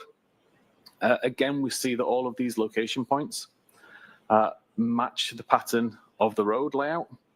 They all have a consistent cadence, a consistent speed, traveling at between 10 and 20 miles an hour. And we see a cluster of records here, which is around a stop sign. So again, it indicates how reliable the data is, because the location, the location data that's recorded recognize the vehicle slow, come to a stop, and then continue after the stop sign. Is Maplecroft Road in Canton? Yes. At the end of Maplecroft Road, the device turned left onto Oakdale Road and continued heading down there. Between the hours of 21 minutes and 59 seconds and 22 minutes and 53 seconds, the device continues down Oakdale Road. Again, all of these location points show with 5 meter accuracy. They show consistent cadence, consistent pattern to the road. And again, we see a cluster where we see the device come to a slow or a stop for a stop sign. The device ultimately turns right onto Cedar Crest Avenue, I believe, and continue down there between 22 minutes and 54 seconds and 23 minutes and 57 seconds. Again, as I've said before, all of these points, 5 meter accurate, they all conform to the road. The cadence is good. And again, we see a cluster on approach to a stop sign. The device shows that it overshot Fairview Road and continued turning up Cedar Crest, but came to a stop somewhere between 50 and 51. And at 23 minutes and 58 seconds, the device appears to have turned around, so potentially a 3-point turn, in order to head back down Cedar Crest Road and turn right onto Fairview Road. Again, accuracy 5 meters, good cadence, good conformity to the road, all appears to be reliable and make sense, traveling at an average of 20 miles an hour. And that road coming down at the bottom of the screen where John O'Keefe's phone travels, that's Fairview Road? This is Fairview Road here, yes. The next few slides replay that same data, but instead of showing multiple points on one graph or on one map, it's going to show one location point per slide. So at 24 minutes and 20 seconds, we see the device is already on Fairview Road, accuracy of 5 meters, traveling at 14.8 meters and heading south. 24 minutes and 21 seconds is now at 16.2 meters, but it's still highly accurate information. 24 minutes and 22 seconds, traveling at 18.3 miles an hour. 24 minutes and 23 seconds, traveling at 16.9. 24 minutes and 24 seconds after midnight, traveling at 16.9. 24 minutes and 25 seconds, traveling at 16.6. 24 minutes and 26 seconds, traveling at 17. 24 minutes, 27 seconds, traveling at 15.9 miles an hour. 24 minutes, 28 seconds, traveling at 14.5 miles an hour, at which point it's approximately outside number 34, around the driveway area. 24 minutes and 29 seconds, traveling at 12.1 miles an hour. 24 minutes and 30 seconds, traveling at 11.5. 24 minutes and 31 seconds, traveling at 10.4. 24 minutes and 32 seconds, traveling at 8.9. 24 minutes and 33 seconds, traveling at 7. 24 minutes, 34 seconds, traveling at 5.2. And 24 minutes and 35 seconds, traveling at 3.5. 24 minutes and 36 seconds, traveling at 3.2 miles an hour. And at 24 minutes and 37 seconds, traveling at 1.4 miles an hour. Finally, the device comes to a complete stop at 24 minutes and 38 seconds. I'll say from the testing that I've done related to the speed, it may not be 100% accurate, but it's a very good indicator of the speed in general. So if it says it was traveling at 10 miles an hour, it would have been traveling at somewhere between 9.5 and 10.5 on average. Mr. Whiffen, you just showed us the travel of Mr. O'Keefe's cell phone around 12:24 to 12:24:38 on January 29, 2022. And you said at 12:24:38, it came to a complete stop. Yes. Before that complete stop, was the car continuously moving at some speed? Yes, this is the first record that shows 0 miles per hour or 0 meters per second. Prior to this, there was always a record that showed some level of speed. If you look at number 34 on that chalk, if you can highlight it, please. Okay. If the driveway were at the right side, the top side of the house. Yes. Does your studies indicate that the vehicle, or at least the phone, traveled past the driveway before it stopped? Objection, Your Honor. Ask it non-leading, please. Did this car, or the phone that was in the car, ever stop at the driveway of that address? No, according to the location and the speed data from the device, by the time it was approximately the driveway, the phone reports it was still traveling at around 15.9 miles an hour. Have you ever seen a photograph of that address? I have. You have or have not? I have. You have. And in that address, do you see on the far left corner of that address, the yard, there's a flagpole? Yes. Where this car stops, or this phone stops at 12:24:33, how close is the phone to that flagpole? I believe very close. And do you ever see the car or the phone stop anywhere near that driveway? No. Please continue. Between 24 minutes and 39 seconds and 25 minutes and 8 seconds, there were a cluster of more records, all showing 5-meter accuracy, but no movement. Although the center point does move around a little bit, you could interpret this as movement, but because all of the radiuses or radii overlap, there's also a good chance that there's no movement that actually occurred here. This is just the device as it's trying to refine its location. At 25 minutes and 30 seconds, we see a relatively significant change where the accuracy drops to 34 meters. We do see a course or a bearing that shows that the device reported it was heading west.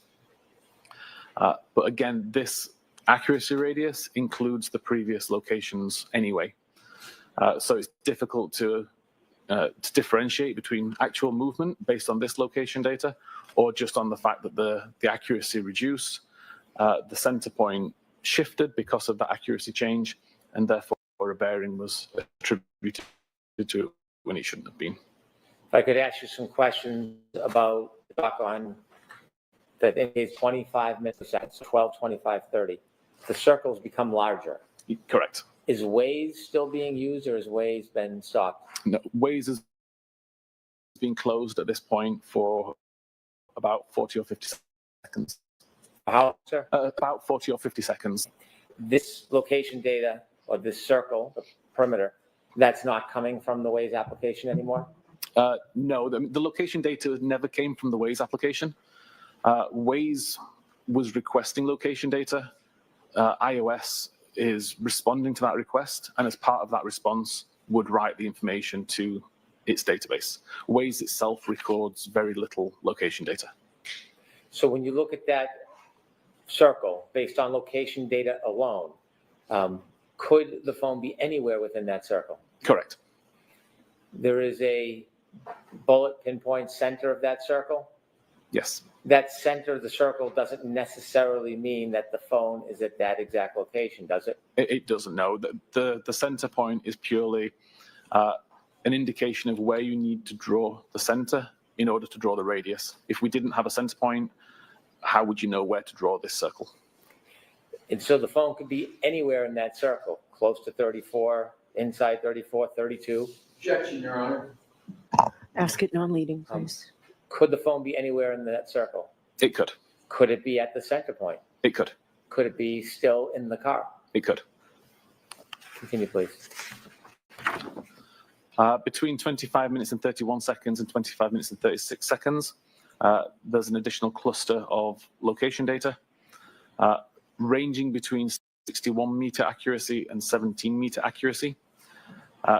All of them roughly centered on the same point, approximately, and all of the accuracy radius covers the same area. Like, there's so much overlap in these records that the device is essentially anywhere within the smaller circle. Between 27 minutes and 35 seconds and 38 minutes and 15 seconds, there was approximately 50 low accuracy records. Again, the device wasn't being used to ask for location data. This is completely passive and resulting in some pretty poor location data. I've highlighted with the red arrow where the 34 Fairview Road is. And we can see, although a lot of these location data do overlap with that point, there are location information here that doesn't.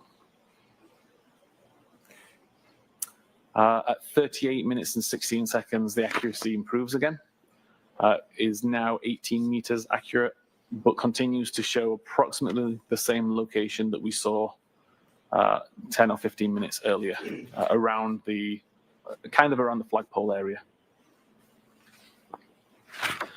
38 minutes and 17 seconds, same general area, slightly higher accuracy information down to 14 meters.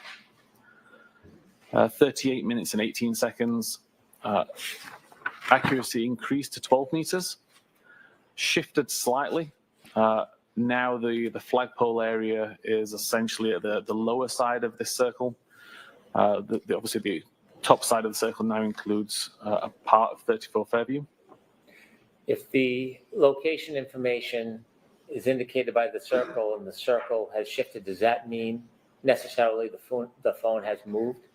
Not necessarily. Typically, you could assume it has, but when we're already talking about accuracies of 12, 13, 14 meters, it starts to become a little bit harder to determine how accurate this data is. So at this point in time, it could be anywhere within this circle, and the movement of the center point could just be the result of refinement of the device or environmental conditions that suddenly change. If the weather changes, it could cause the device to slightly miscalculate or to calculate differently. Would a snowstorm or a blizzard potentially impact the precision of location information that's not precise like Waze? It definitely has the potential to, yes. How about a phone being covered? Could that affect it? That could also affect it, yes. If somebody was lying on a phone, could that affect it? That could affect it. Could being in a building affect it? It could. Thank you. We've done that one at 38 minutes and 20 seconds. Again, refining information more. We've got an 8-meter accurate radius, still focusing primarily on the front yard towards the left side. And then accuracy of 7 meters at 38 minutes and 21 seconds, again showing that same general area. Between 40 minutes and 22 seconds and 59 minutes and 29 seconds, accuracy fairly drops off again, and we see some fairly wild records that don't cover the area at all. But we also see some more accurate records showing, again, where the red arrow points at Fairview Road. Those records are highlighted here, just between 40 minutes and 22 seconds and 59 minutes, 29 seconds, only showing records of 25-meter accuracy or better. And again, it's kind of focusing on that flagpole area. Between 1 a.m. and 2 a.m., only looking at location information, which is 25 meters accurate or better. Again, it kind of focuses around the front yard area, although some of these accuracies are still rather large and could put the device inside 34 on the opposite side of the street, towards 32. Between 2 a.m. and 3 a.m., fairly similar story. Again, most of these points are centered around that same location at the front yard. Similarly, between 3 and 4 a.m., between 4 and 5, between 5 and 6. And in fact, if I take all of the location data between 25 minutes after midnight until 6 a.m., only looking at the records that report 10-meter accuracy or better, then typically they all focus around that same location at the front of the yard, nearish to where the flagpole can be found. I'd like to ask you some questions about this photograph. There's a red circle with a bunch of red dots in the middle. Yes. would those red dots indicate the center of some location that was captured at a particular point over that night? Yes. So each of those center dots is the center of a 10-meter accurate or better location record. I chose to not show the accuracy radius circle on this image, just purely because it makes it hard to see when you've got all these intersecting lines. But ultimately, if you were to draw a 10-meter radius around all of these points, they would all fall within the large red circle that's shown.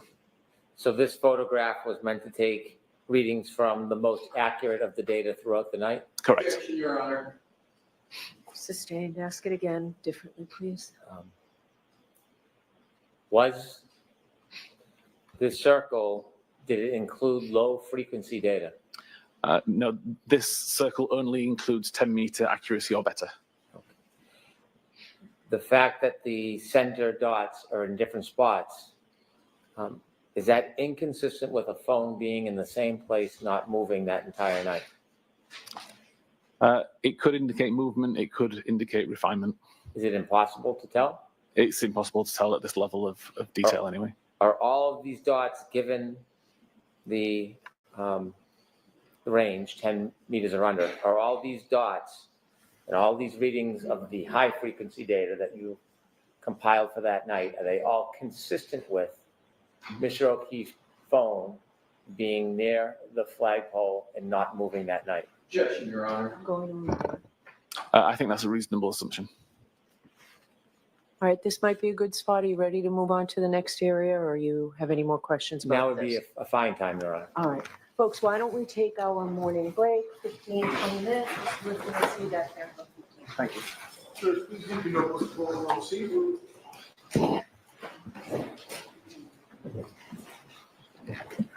Please rise for the jury.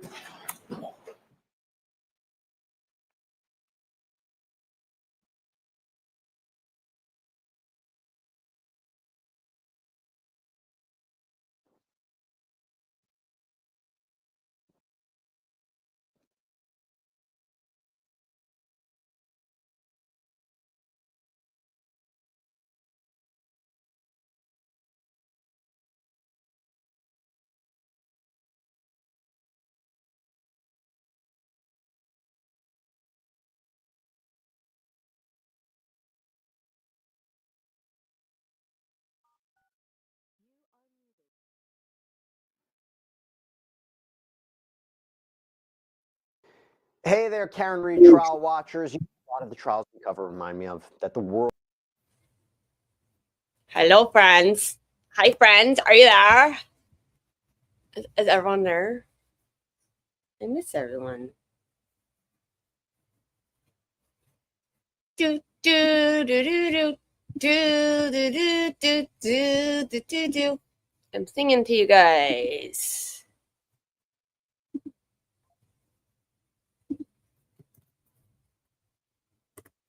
Do do do do do.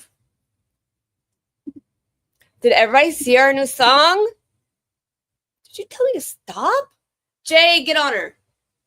Nikki, I ain't playing that game today. I will remove you from the stage. I will mute you. Do not play me, Missy. No, because I am the sweet one. Where's my earmuffs? You guys, I was singing to you. Are you there? Ooh, buddy's there. Hey, girl. Hey. Oh, here I am. Hi. Hi. I'm Yeah, gonna leave what's it going on, kids? just for you guys. Picking on my What sweet is one. going on? Everyone needs to know I'm the sweet one. Look. Yeah, Fuck. Kelly's the sweet one, or else she's going to report you and you'll get your door kicked in. I will totally. Oh, and we got Nikki. Hold on one second. So that was a bore. Oh my That god, was a I bore. was so bored. Who wants to see this? I got this. I in don't the know. mail. My shit's freezing because I have to be on the Wi-Fi. Oh, I can't Kelly, be on the same network. Oh, I did not remove her. Where'd she go? What? Are you there? Kelly, you What? can open that up. I think I know what that is. Oh, what is Amy it? Are does, you doing an Kim- unboxing? Yeah, you do unboxing. Yeah. Amy, I think you know what it is too. I was told that I had something coming and it was shocking me. As sweet as salt. Making changes. Be nice. Thank you, Making. I already deal with Nikki. I don't need all you guys on me. It's out of love. I wouldn't pick on you if I didn't love you. I know. But I will remove you from the stage today. Let me tell you. That's because you're petty. I am. But who do I learn from? All right. I don't know what's going on. All right. Hold on. Oh, I'm petty as fuck. People Amy, better stop for a watch second. out. I can be extra petty. Amy, Kelly's opening up a present. What is it? Are you guys gonna make me cry? I bet it's a kilogram tub of liquid silk. Someone's gonna make me cry. Another bathing suit. Yay! I needed one of those.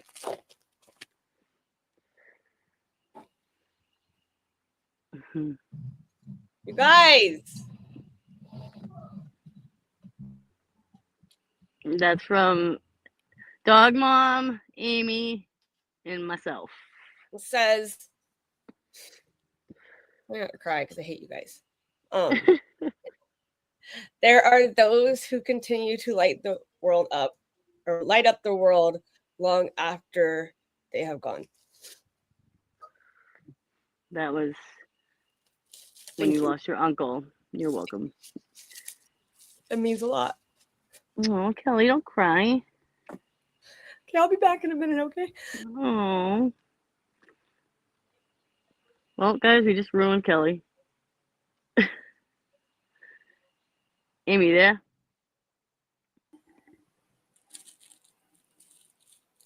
Amy. Amy. Lucas, are you there? Yes, I'm here. Okay, I'm Okay. back. Are you good, Kelly? I'm good. I just had to wipe my face off a little bit. Hello.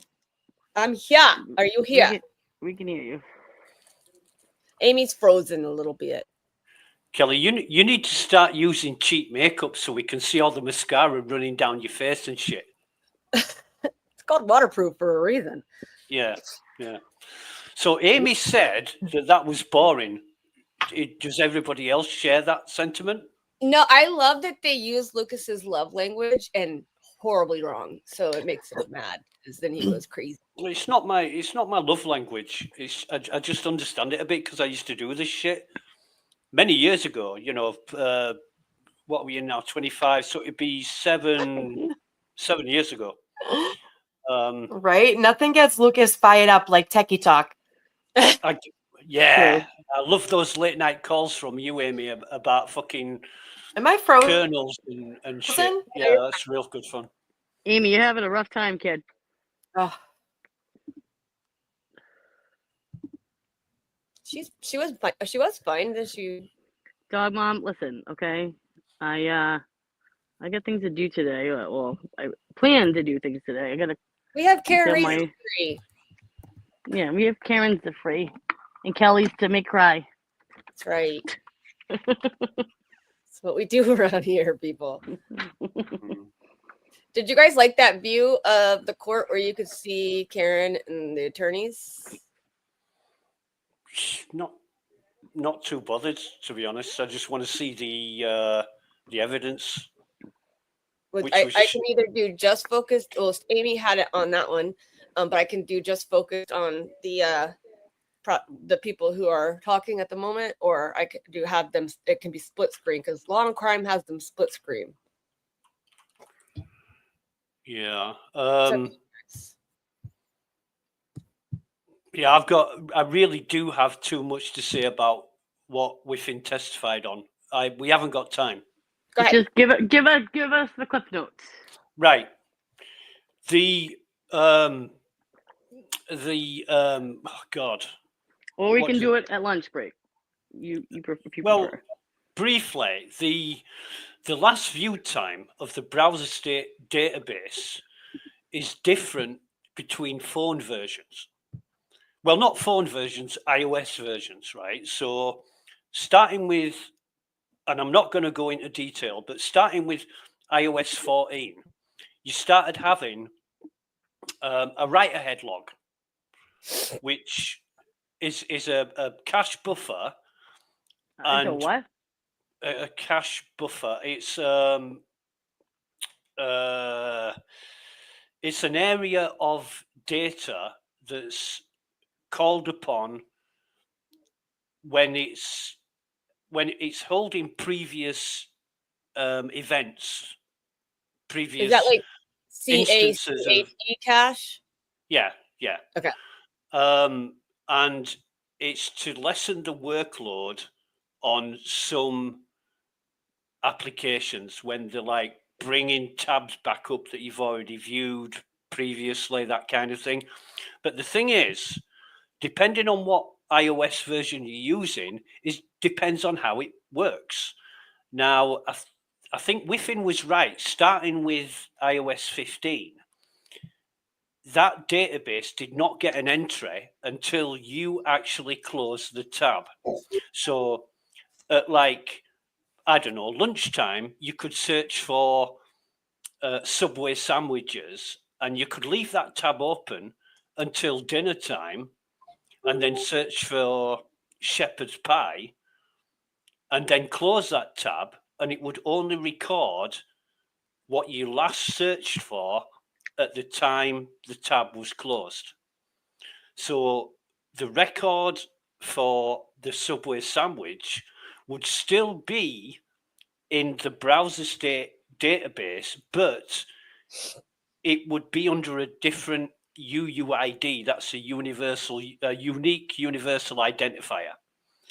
So that's how things work in the databases. Never mind these fucking timestamps. You know, he showed a table, a list of these are the 5 most important things I thought were relevant. Forget that. He's showing you what he wants you to see.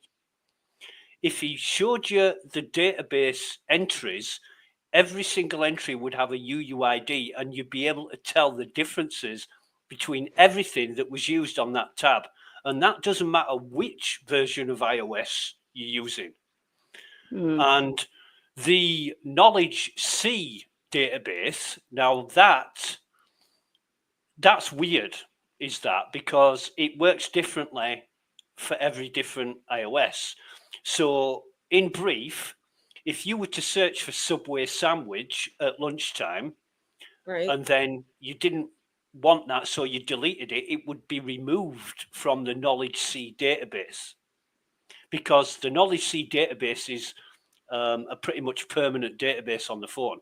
So you get rid of some browsing data and it removes it from the Knowledge C. So when Whiffin says we correlated this with Knowledge C and there was no entry, well, of course there was no entry because it was deleted.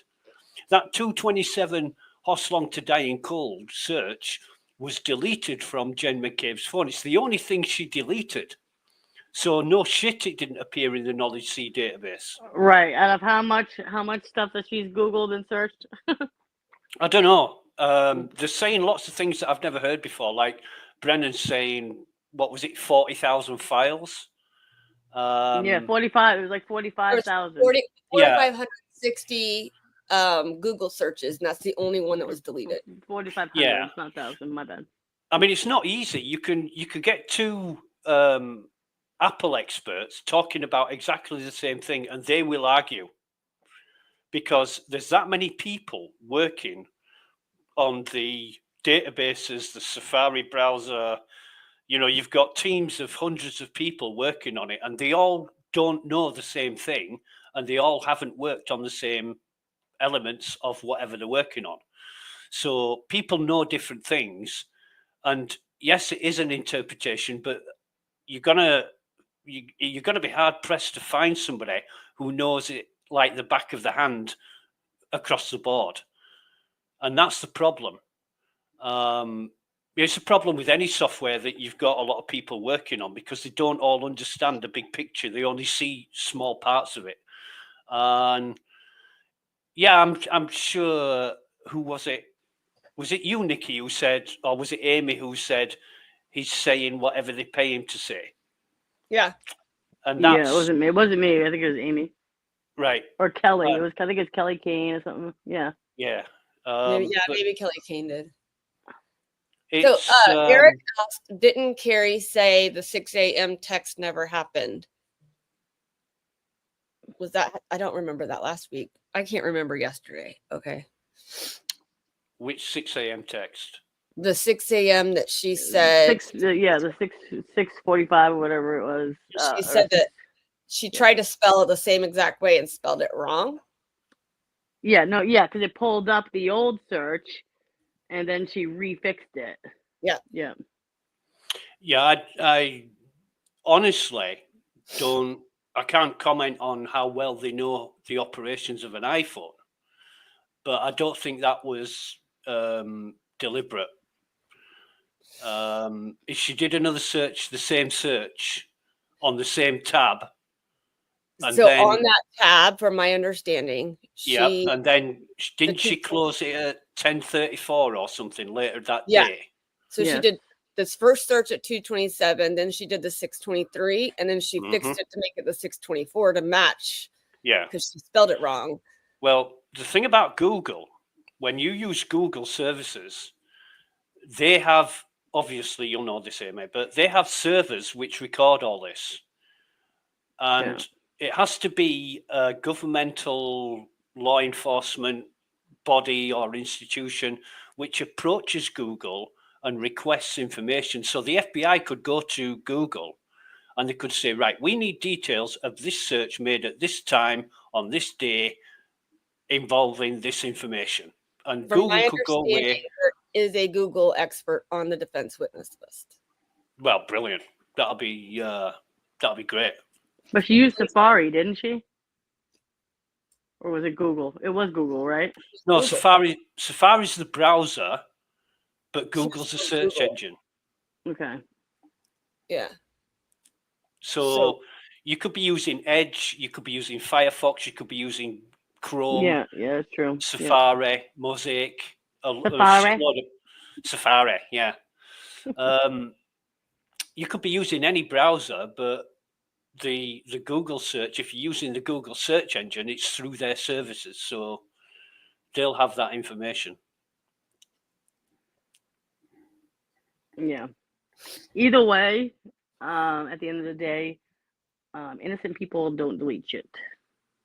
So. And that's the thing. They can do or get rid of phones. Yeah. Or try to fix their story, or try to do damage control to cops first thing in the morning when they're when someone they love is dying in the snow.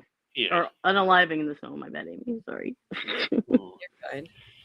And another thing about the browser state database, it has a last viewed time, which is what Whiffin was talking about. Now, it may be called last viewed time, but depending on multiple factors, is the timestamp that gets entered into that database. And I would say 9.9 out of 10 times, it's not accurate based on leaving tabs open, using multiple tabs, all kinds of different means and ways of using a browser. The last viewed time, it's just so inaccurate that sometimes it's not even relatively accurate. You know, it can be days out.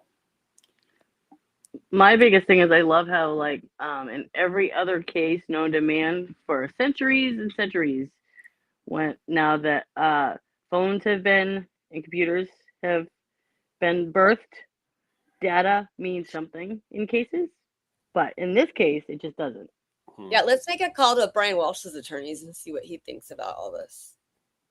Yeah, I think when when Whiffin was going on about Apple data and how accurate it is, and I'm thinking, well, yeah, but only for fucking McCabe and the Alberts and John's phone. right. But when he said, and I laughed out loud, neighbors will have heard me. Because I will tell you, I have Life 360 with my kids, and it's spot on. Yep. So when he said Right? that, 60s had me in a lake before. yeah, the second, Life 360's the second my son leaves, it shows that a gust of wind, and Hmm. yeah, it's always spot on for me. So Like that's that, why I and laugh. what you call it, the other map place thing, Waze has both of them. My husband has called me and been like, "Why are you in a lake?" And I'm like, "I'm not." He said, "I was worried about you." I'm like, "No, really, I didn't go over the bridge. I promise." So but yeah, when Whiffin said going up in an elevator is different to walking. Now the technology involved is quite right. The technology detects when you're walking, but he said if you're walking around in circles in a zigzag, it won't know. Yes, it fucking will know, because again, geofencing, geolocation, it knows if you've gone 3 miles, and it Mhm. also knows if you've gone 3 miles in a fucking circle because you haven't gone anywhere.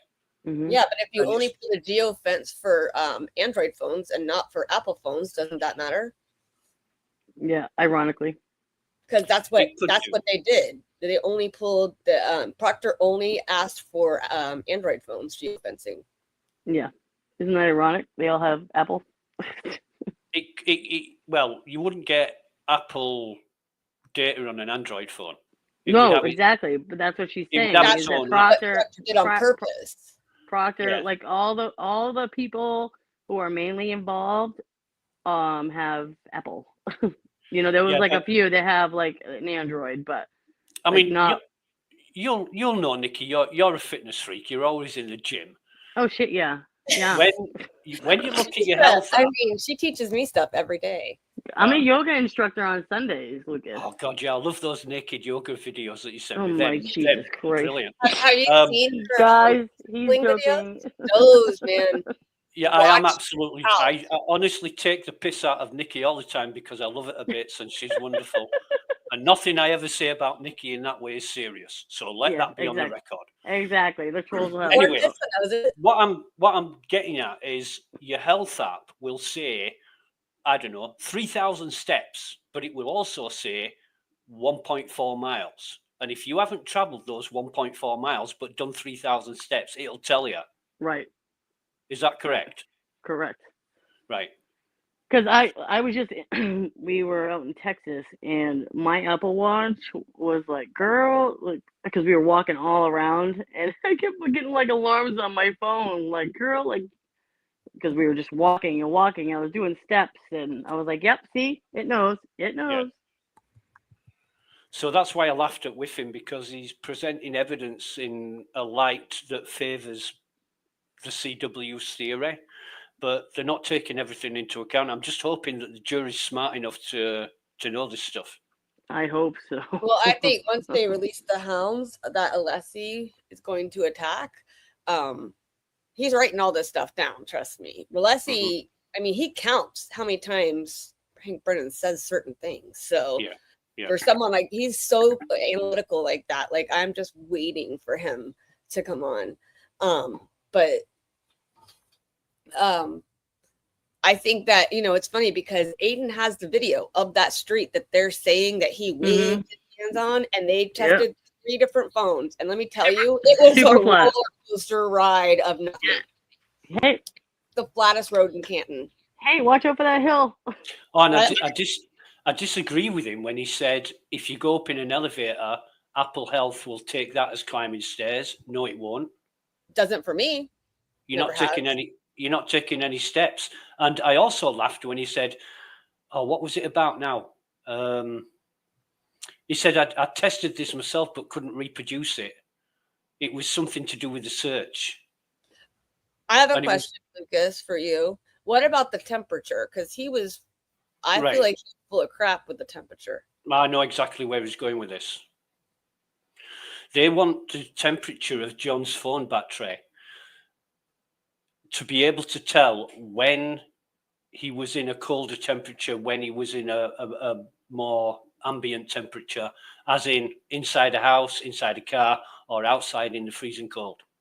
Right. And the battery, this is going back to what Amy said, Say it The again. bat- The what? this is going back to something that Amy said. No, I mean No, she's talking about the battery. Hang on a minute. What are we? I'm talking about the battery here. I know. I was trying to get you to repeat battery because I love it. Battery. There you go. Battery. That's what I wanted to hear. What do you want me to say? Battery. That's remember what he said the other day. Battery. Battery. Battery. Battery. All right, I mean, carry on. you Americans are weird. You spell tires with an I. I mean, come on. Backseat juror? No, I don't. It was a Anyway, joke. yeah. What Amy said was that the temperature of the battery is affected by when you're holding the phone in your hand. It's also affected by the temperature when it's in your pocket and you go outside. You know, the ambient temperature of the environment will affect the temperature of the battery. Not a great deal, but in this case, it will be able to say when he was warm and when he started getting cold. Can I ask you a question? Because this is what I'm confused about, right? If Jen McCabe was Ugly. okay, if Jen McCabe was recording, I mean, in the car recording, and calling 911, how come John's phone was recording? How can that possible? It was possible? Karen's phone calling John. Oh, so it was. Okay. it was his Okay. voicemail that they And got. didn't she leave it? She That's left right, the okay. call on, didn't she? And Dropped it in the middle of a call on the floor. Yeah. But they're also saying that. So they said, well, Jen was out of the car, and that's what Carrie swears. Jen was out of the Facts, car, Amy. but she says that the back was up, so that's how it caught her voice, which I don't believe. Oh Hey, yeah, Blue! sure it did. Sure it did. Blue. Yeah. Like, There's I mean, just- honestly, though, with the temperature of it being underneath him, even for 12 hours, that makes no sense for me because his body has been said by numerous doctors already that there's no way that he was only out there or he was out there for 6 hours to be the temperature that he was. What was his basal? Was it 81? 81 degrees. Yeah. That he would have had to been out there longer for that to actually be a factor. And there was no and they even said it in the last trial that there was no hypothermia or anything starting on him. Like they said that, his body, of course, they call it hypothermia because he was cold, but his nose, like none of that was frost nip or whatever. None of that was starting on him. So how could he be out in 18-degree weather in the snow? Frost nip? Frost nip, frostbite. If you're asking for an opinion, Kelly, I am.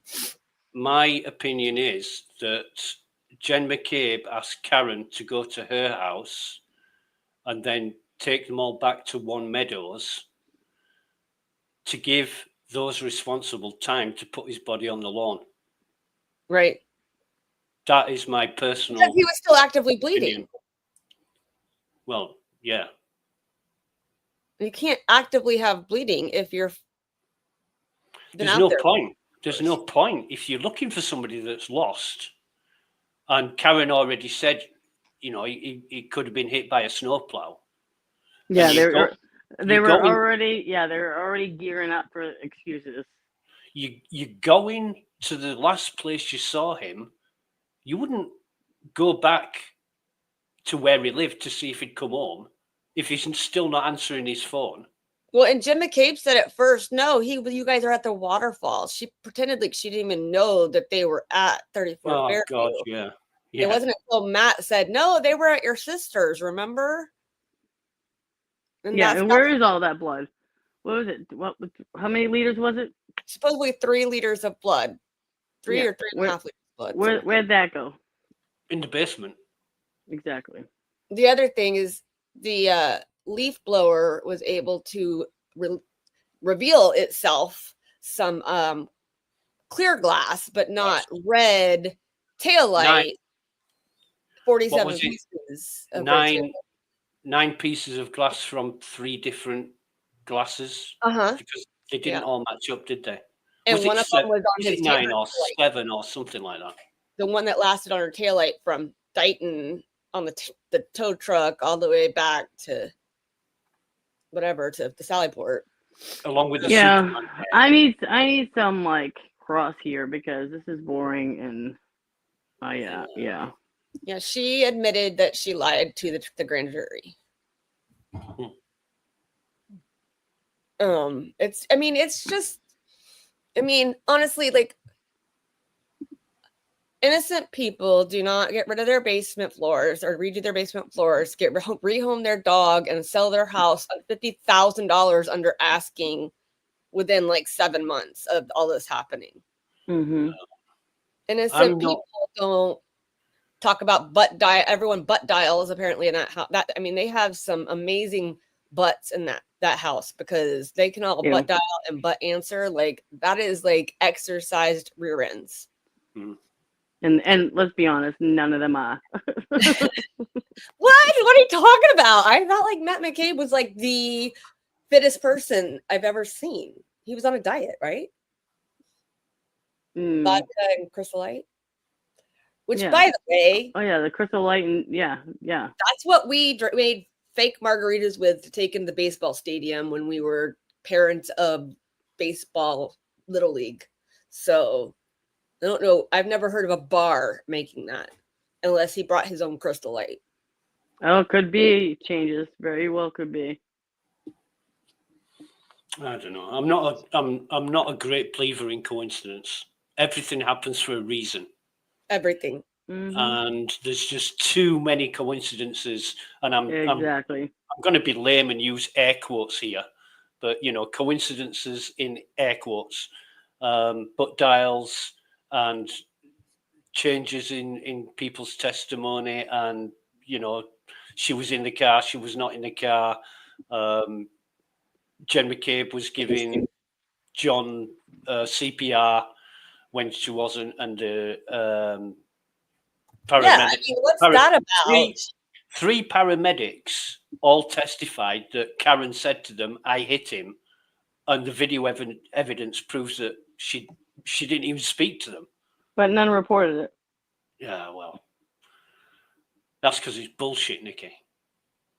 I agree. It makes me crazy because it's like, you guys are literally making things up as you go along. Right. Well, and that's the thing. Like, that's why do you think they did a timeline? Because they want to get their story straight. Well, that's another thing. Where is that timeline? Why does the defense not have it? It was written out. It should be in defense discovery. Yeah, it's why the police, when you've been a witness to a crime, they want to interview and get your statement as soon as possible. Making changes. And record your statements. I should have known. I did not know that, making changes.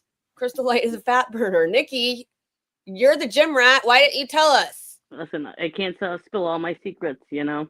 I didn't realize that's how he got so fit. I don't know. There's just so much. Like, I'll tell you guys that on my TikTok, I have a picture. It just says like the bullet points of stuff that Jen's story, like that Proctor got her report wrong on her that she said, and Link got his report wrong, and 7 butt dial. Yeah, blamed everybody else. Yeah, everybody else is wrong, right? And I have seems to be a theme. literally over 22,000 views on this one video or one picture, and over like 150 comments, and everyone, there's maybe one anti-Karen Reed person that's questioning stuff. Everybody else is like, it is completely, this is not right. Like, this is wrong. All of this is wrong. And it just makes sense. Like, it's crazy to see the difference on like from X and like, cause Facebook, we see some of it, but to see it on, I think it's coming back, to see it on X or on. All right, bye. Bye. Bye for now.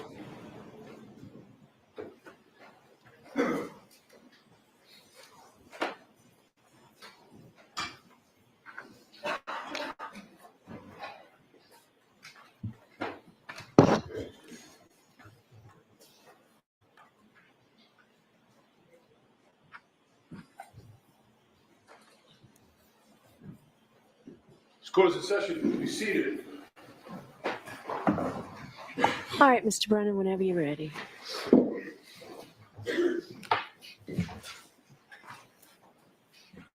Mr. Whiffen, before we go into the next subject area, I'd like to ask you about the location data.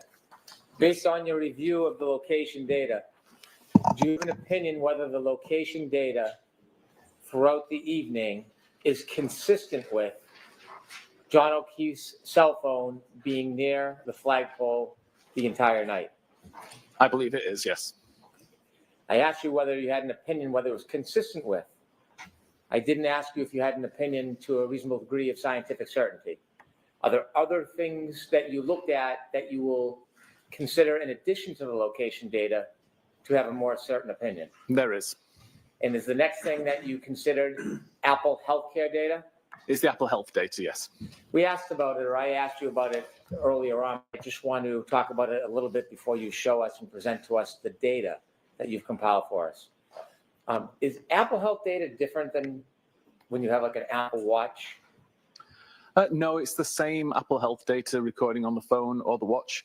The only difference is the sensors being used to do that monitoring. So if you're just using the phone, obviously you're only using the sensors in the phone. It's limited to steps walked and to altitude climbed.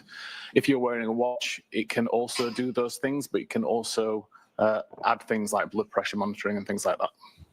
Does Apple Health data require an internet connection? It doesn't, no. So it's all self-survives on the phone itself? It is. So without having an internet connection, it will still store the data? Correct. If I have an iPhone, is it storing health data even if I didn't ask for it to do so? Yes. Unless you actively turn the feature off, it will by default try to track movement. Is it something that is hidden that I wouldn't see unless I look for it? No, there's an application for Apple Health, and then the settings are quite obvious in the settings screen. Apple Health data tracks movement of the phone? Correct. When you were considering the Apple Health data in this case, did you begin looking for the Apple Health data before Mr. O'Keefe's phone began approaching Fairview Road? Yeah, I started again at around midnight and looked at the health data up until 6:30 a.m. on the 29th. The different points when you tracked Apple Health data, is that helpful even if you're only trying to isolate a certain point in time? It can be, yes. Does it help determine whether or not it was working properly? If it was, it can determine whether it's working properly. It can determine an average kind of walking speed, for example, of a person, the average gait that the person may walk with, if that was important. if a person has an iPhone and they're moving and it registers Apple Health data, and then they stop moving, and the healthcare data doesn't register because there's no movement, would the Apple Health data resume movement even if somebody else picks up the phone? It would. The phone itself doesn't care who's carrying it. It just looks for movement. So it doesn't identify the owner in order to register movement? Correct. Your Honor. Does it identify the owner in order to register Better movement? question. It doesn't, no. Could you turn to the next part of the data analysis that you did, Yes. please? So the two sources that I got the Apple Health data from were a database called healthdb_secure.sqlite. This, as I said earlier, is the typical database that's used to store long-term information about the health activity that's been recorded. So this database can have years worth of steps taken, flights climbed, and any other kind of health data that's been recorded. The downside to that is that the information's aggregated, so you see chunks of time and multiple activities can happen within those chunks of time. The cache encrypted C.SQLite database is much more temporary, but is much more granular, so we can see exact times that flights were climbed, for example, or at least you can see the exact time that the flight climb was recorded to the device. And then that information is aggregated into the larger chunk of time. So again, we might see within the cache encrypted C individual flight climb events that occurred, for example, 30 seconds apart. But by the time that information is written to the health DB secure, you're now looking at a 10-minute time period with 3 flight climb events, as opposed to 3 individual flight climb events with individual timestamps. Typically, that source is not used because the data is not stored there for very long. The information I found on John's phone was essentially these 5 records. So between 11 minutes and 9 seconds and 21 minutes and 5 seconds, there were 170 steps recorded by the device. Mr. Whiffen, I'm going to stop at each one and ask you some questions. At the time period between 12/11/09, 12/21/05, you don't have any independent information where John O'Keefe or his cell phone were, do you? The location data that I showed to begin with on Washington Street was around 12 minutes after midnight. So the presumption is that's where the location was at that time. And then 21 minutes and 5 seconds, the device had already started using Waze. It was already driving along Denham Street or had turned onto Maplecroft. What time did you say that Waze was initiated? It was approximately 19 minutes and 30 seconds-ish. Thank you. Again, we see at 21 minutes and 10 seconds until 24 minutes and 22 seconds, there are 80 steps recorded. And again, if you compare this to the location data, we know that the device was in a vehicle at this time. Between 22 minutes and 14 seconds and 24 minutes and 37 seconds, we have 3 flight climb events that are aggregated into that time period. And again, the location data shows that the device was traveling in a vehicle at that time. Mr. Whiffen, you had showed us a slide of 2437 on January 29, 2022 in your PowerPoint presentation, noting at that time, 12/24/37, the phone in the car was still traveling at 1.4 miles per hour. Correct. This is about a second before it came to a stop.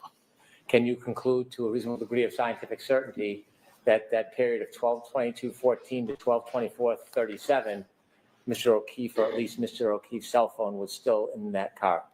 Yes, the location data shows it was in the car at the time.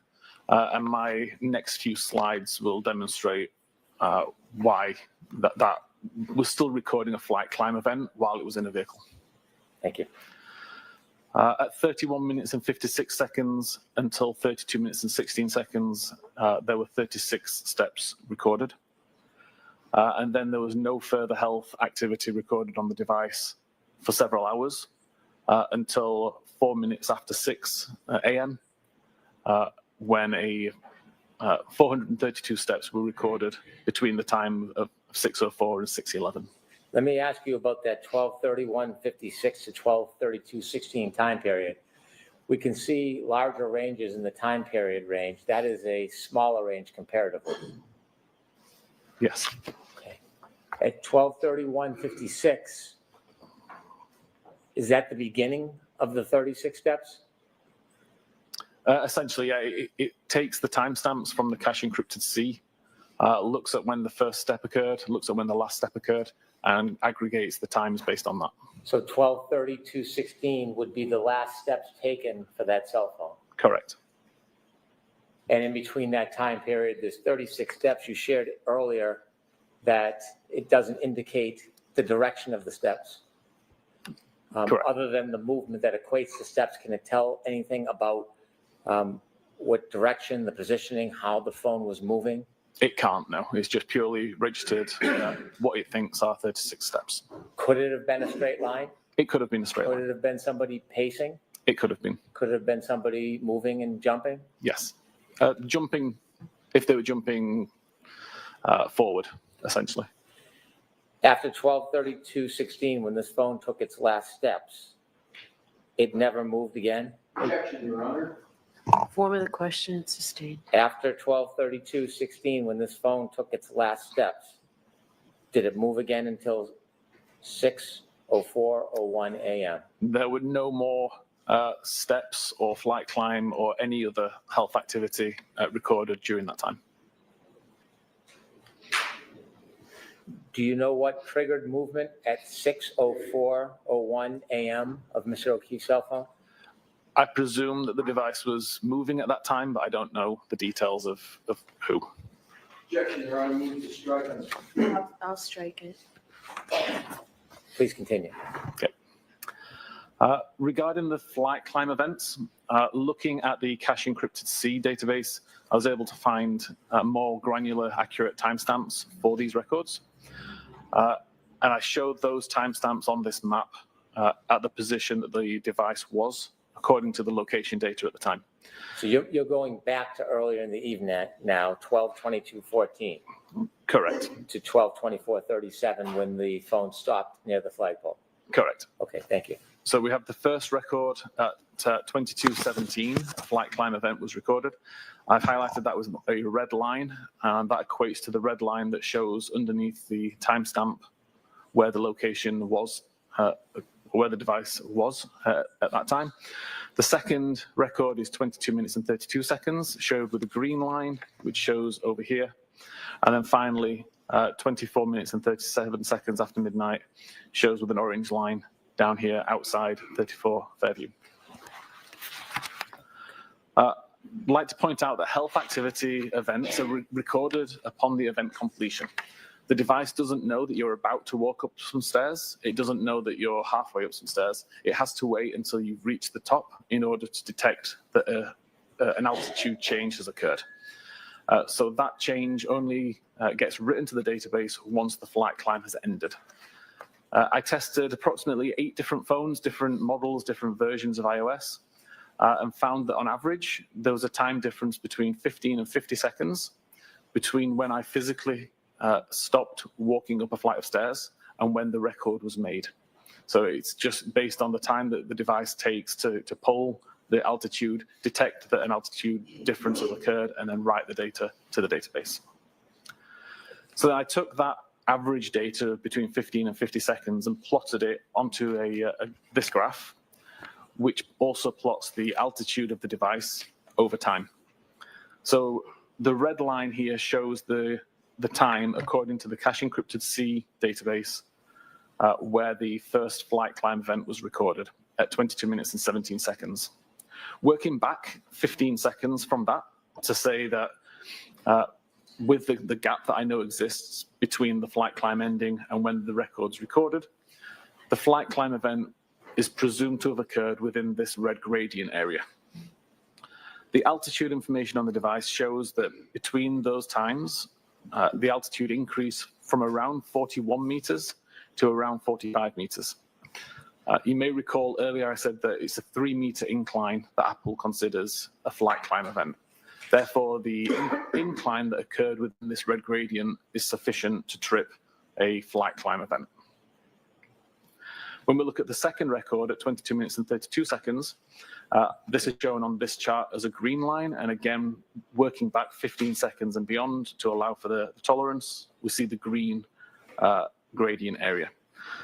This shows an altitude change of around 45 meters to 48 meters.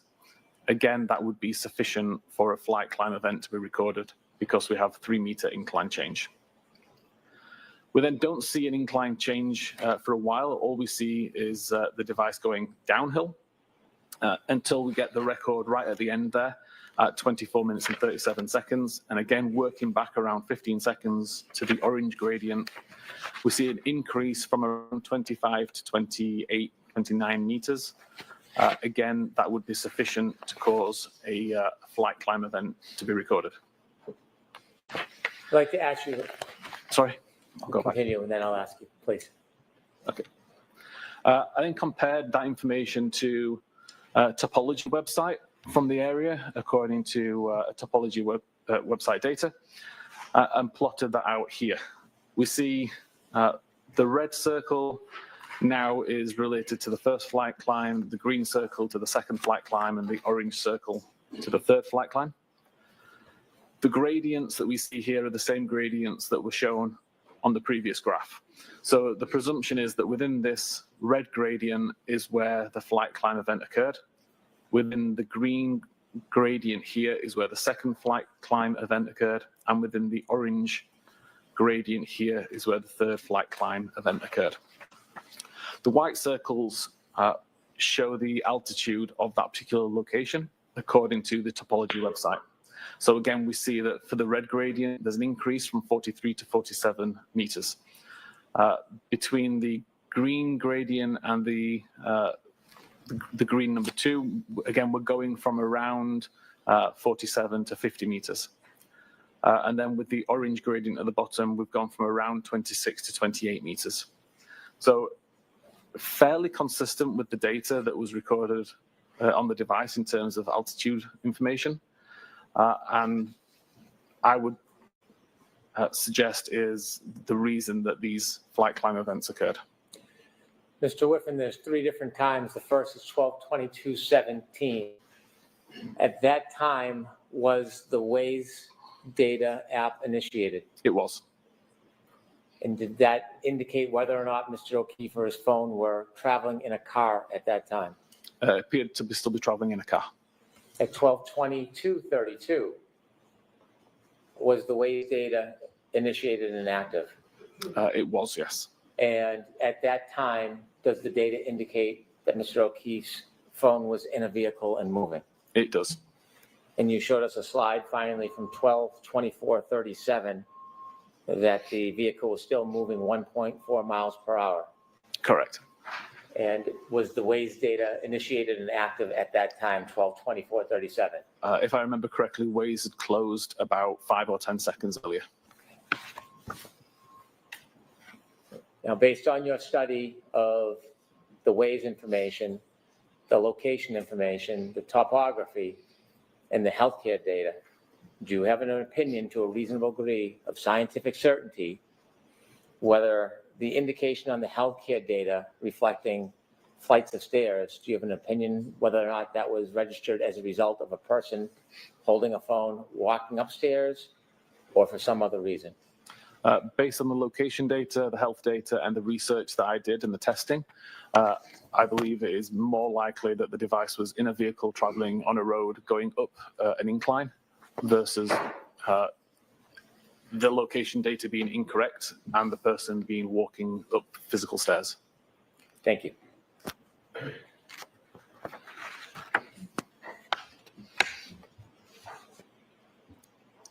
You can continue, please. Okay. So I'll address the idea of 3 clocks, which I believe was brought up previously. Let me interrupt. Sorry. Why don't we just explain to the jury how clocks work in an iPhone? That is kind of covered in the next slide anyway. Okay. Maybe worth just jumping ahead to that slide. Explain the idea of 3 clocks. Yes. Essentially, there is one clock on an iPhone. It's the clock that you see. It's shown in the top corner, and all activity is related to that particular time. So when you receive a text message, the time that's shown in the database is related to the time that you can see on the phone. When you do health activity, it's related to the time that you see in the top corner of the phone. Everything is related to that time. The difference is within the current power log databases. It's a subset of files stored on iOS devices. They use what's called a monotonic clock, but it's not a clock that can actually be trusted to see when events occurred. It's the way that the device records time. It's essentially a counter that's just counting seconds since the device was reset, basically. And I'm sure most people can recall a time where you would set a clock on a digital device, come back to it 3 or 4 months later, and the clock's now not quite as accurate as it was when you left it. Time starts to drift. It might drift forward and be faster. It might drift slower and be further behind. That essentially happens with the monotonic clock as well. So you have to take the values that the monotonic clock provides and add or subtract different values, which are essentially offsets, in order to get the accurate time. And that's what I'll be displaying in this slide here. The confusion with the idea of 3 clocks, I believe, comes from the way that Magnet Axiom product displays power log data. They show a monotonic date and time, a baseband date and time, and a display date and time within the power log records. As an examiner, it's really good to see this data and understand how the tool is determining these values.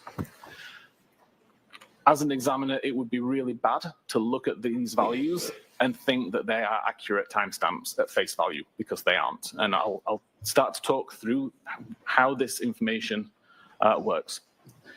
So the other thing that Axiom shows, as well as the monotonic baseband and display times, is they show the location where this information came from. In this case, we have two tables. One is called PL Springboard Agent Event Forward S block.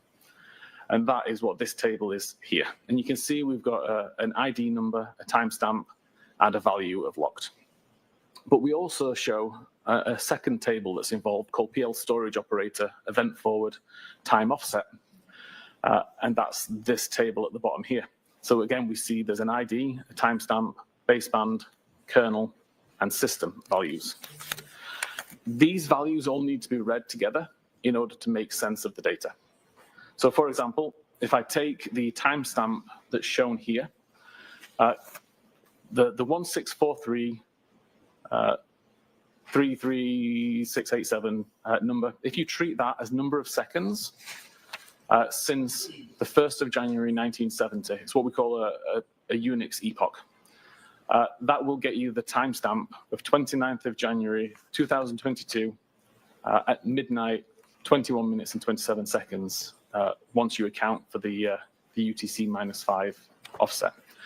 And you'll see that that is the same timestamp that Axiom shows here as the monotonic time, 12/21/27. What we need to then do is take that monotonic time and add it to the baseband value that we see in the time offset table. So now we have a value of 1643 3687.14954, and we add minus 183 point whatever this number is here to get this value. If we treat this value as number of seconds since the 1st of January 1970, then we get a time of 18 minutes and 23 seconds past midnight on January 29th, which is also the time that we show here as the baseband time. Finally, we can take the monotonic time and add the minus 181 seconds shown in the system to get this value, which equates to 18 minutes and 25 seconds past midnight on the 29th of January, which is the same as the display time up here. So all this is essentially doing is saying that the counter that is built into the iPhone is registered the time of that we see in the top, the monotonic time. This is not necessarily the time that the event happened. You have to offset it with this value here in order to get the actual time that this happened. My own personal phone, when I was doing this testing, the time difference between the monotonic time and when something actually happened was over 2 weeks. There was a massive difference because my phone has been drifting so far since I originally bought and set up that phone. And again, when I was testing this, I can turn the flashlight on, turn the flashlight off. Both of those activities are recorded in the power log database. If I just look at the monotonic time, it's off by over 2 weeks. If I do this process to calculate the correct offset, it shows exactly when I turned that flashlight on and when I turned that flashlight off.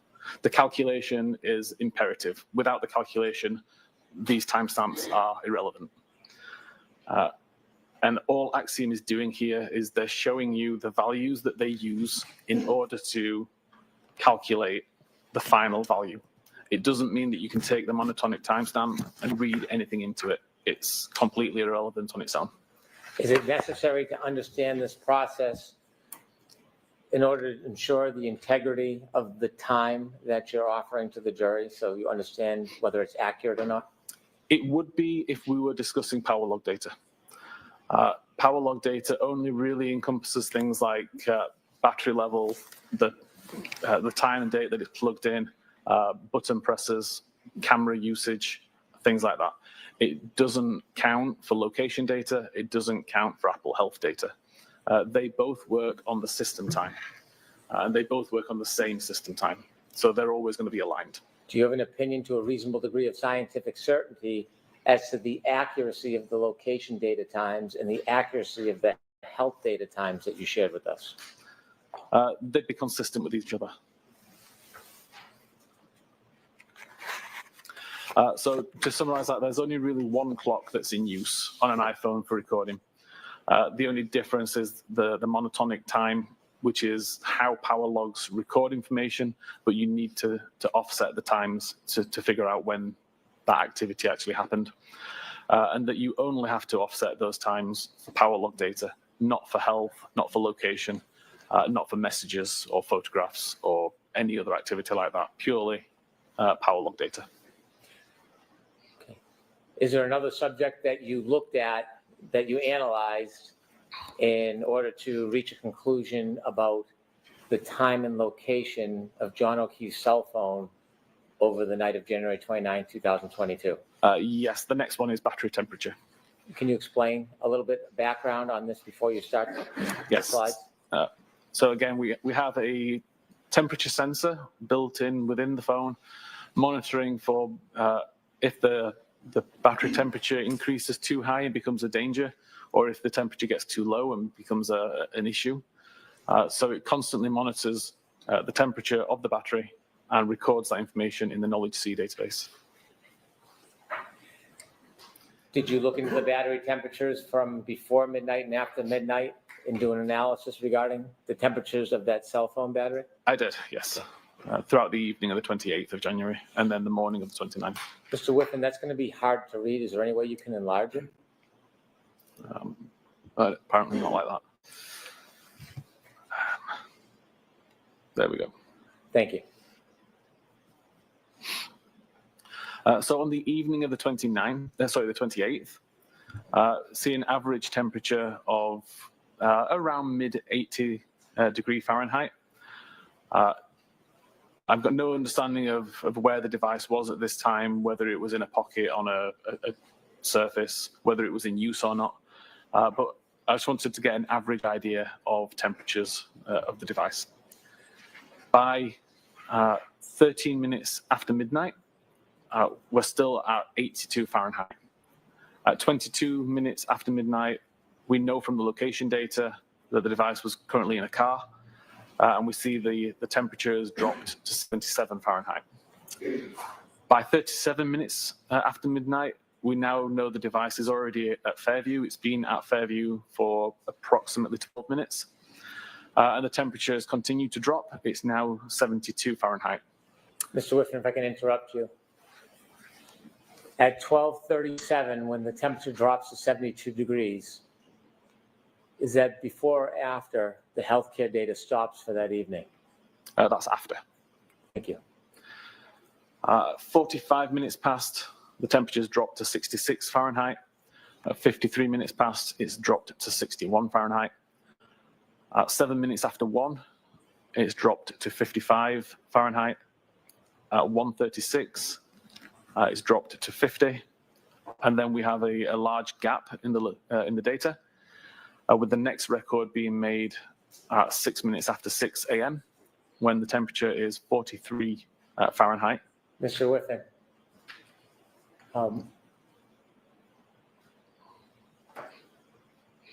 if a phone has any protection or coverage, well, let me ask it this way.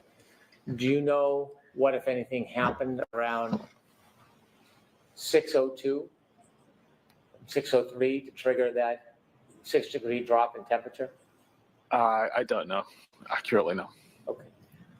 And then you're now at 6:14 and it's 37 degrees? Yeah, correct. This is the coldest temperature recorded. Do you know what, if anything, happened to that phone at 6:15:01? I don't know. Okay, please continue. And then as of that point in time, from 6:35, we start to see an increase in temperature to 43 Fahrenheit. At 6:40, it's up to 50 Fahrenheit. At 6:48, up to 55 Fahrenheit. And at 6:56, up to 61 Fahrenheit. And then Also plotted this out onto a graph just for visualization. Again, we can see on the evening of the 28th, the temperature is relatively consistent. It starts to drop as we know the phone is traveling in a car. And by the time it arrives at Fairview, we only see it drop until 1:36 a.m.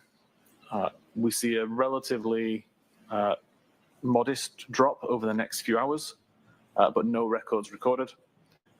We see the final drop at 6:14, and then we see an increase. But there are no increases occur prior to 6:14 that would suggest that the phone went from a cold environment to a warm environment or had extensive usage. Between 1:36 a.m. and 6:06 a.m., is there any indication at any time that that battery temperature went up? No, there's no records related to battery temperature at all for that time.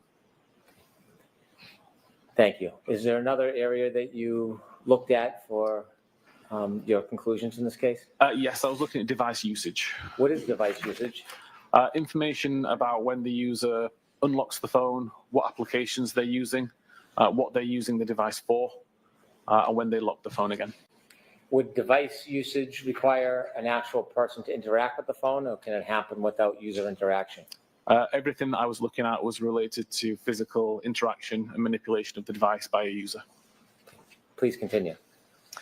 So the three sources of data that I used for this were Knowledge C, a database I mentioned earlier that logs lots of different activity, including device unlocks, device locks, applications that are on screen. The current power log, which I mentioned, which can track button presses. So specifically when the lock button is pressed and the times that I display have been offset appropriately.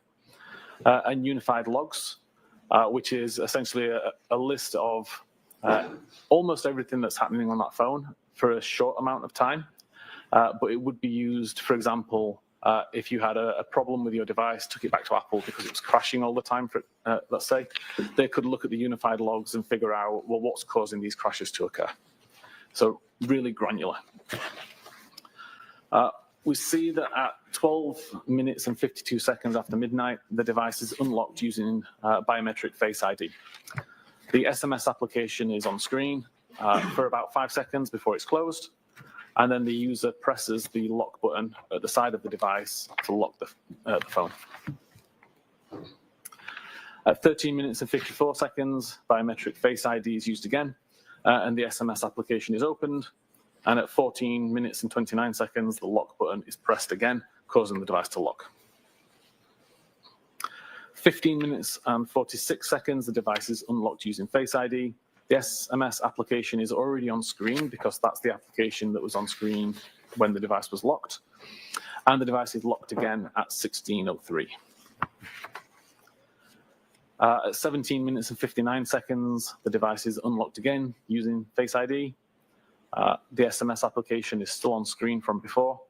And at 18 minutes and 12 seconds, the lock button is pressed, causing the device to lock.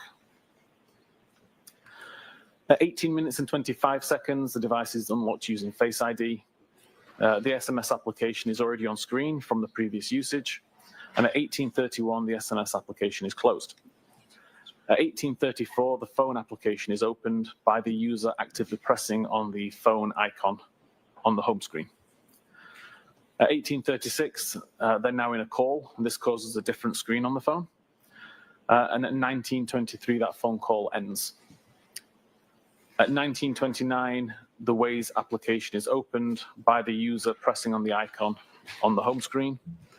And that's open for approximately 5 minutes, closing at 24 minutes and 26 seconds. 2 seconds later, at 24 minutes and 28 seconds, the device is locked by the user pressing the lock button on the side of the phone. At 24 minutes and 59 seconds, the device is unlocked using Face ID. The SMS application is opened using the icon on the home screen. And at 25 minutes and 9 seconds, the lock button is pressed by the user to lock the device. At 27 minutes and 45 seconds, the device is unlocked using Face ID. The SMS application is already on screen, and at 27 minutes and 50 seconds, the device is locked using the lock button. 29 minutes and 52 seconds, device is unlocked using Face ID. SMS application is already on screen from the previous usage. And at 29 minutes and 53 seconds, the lock button is pressed to lock the device. 32 minutes and 4 seconds, the device is unlocked using Face ID. SMS application is already on screen from the previous use. And at 32 minutes and 9 seconds, the lock button is pressed by the user. And that is the final interaction with the device. It's the final unlock of the device using Face ID, and it's the final logged button press on the device as well to lock the device. So the final interaction with John O'Keefe's cell phone that night? Correct, up until 6:15 a.m. In 12:32:09 was the last time before the phone moved again the next morning? Correct. Is there one more area that you engaged in analyzing to help reach your conclusions in this case? There is. During my time looking at the unified logs that were mentioned, I found a record that appeared like it could be interesting that was called Doppler. This was the pocket state that I think I mentioned earlier, and it detects when the user takes the phone out of the pocket, or at least removes the item that's blocking the camera. There were hundreds of thousands of records within the unified logs that I was able to filter down to just the Doppler records and to filter and aggregate down into a more digestible number, which is what's shown here. So again, whenever the device receives a phone call, or whenever the device is picked up in a particular way, the camera activates and it actively looks for a face. If it finds that the camera is blocked, it records the fact that it's in a pocket state. And it will continue to record pocket state until either the obstruction is removed, so the device has been removed from a pocket, or until whatever is calling for the Doppler check to be completed. So for example, if I make a phone call, it will continue to check and look for a face up until the phone call ends, or the ringing ends. So in this case, at 12 minutes and 37 seconds, see a small amount of time where 4 Doppler checks were conducted. And that ended at 12 minutes 37 seconds with a pocket state cleared event. At 12 minutes and 39 seconds, there was a 7.5 second period where 108 Doppler checks were conducted. Again, that ended with a pocket state cleared event at 12 minutes and 46 seconds. At 25 minutes and 8 seconds, there was a single Doppler check that resulted in a pocket state. And at 29 minutes and 37 seconds, for 5.5 seconds roughly, there were 97 Doppler checks. The 97th check resulted in a pocket state cleared event at 29 minutes and 42 seconds. At 31 minutes and 52 seconds past midnight, there was an 11-second period where 155 Doppler checks were made. The 155th Doppler check resulted in a pocket cleared event at 32 minutes and 3 seconds. At 33 minutes and 14 seconds was the start of a 5-hour and 20-minute period where 26,500 Doppler checks were conducted. Every one of those checks came back to say that it was in a pocket state. There was never a pocket state cleared event during that time. At 2 minutes after 6 a.m. And 41 seconds, there was a 12-minute period and 20 seconds where 417 Doppler checks were conducted.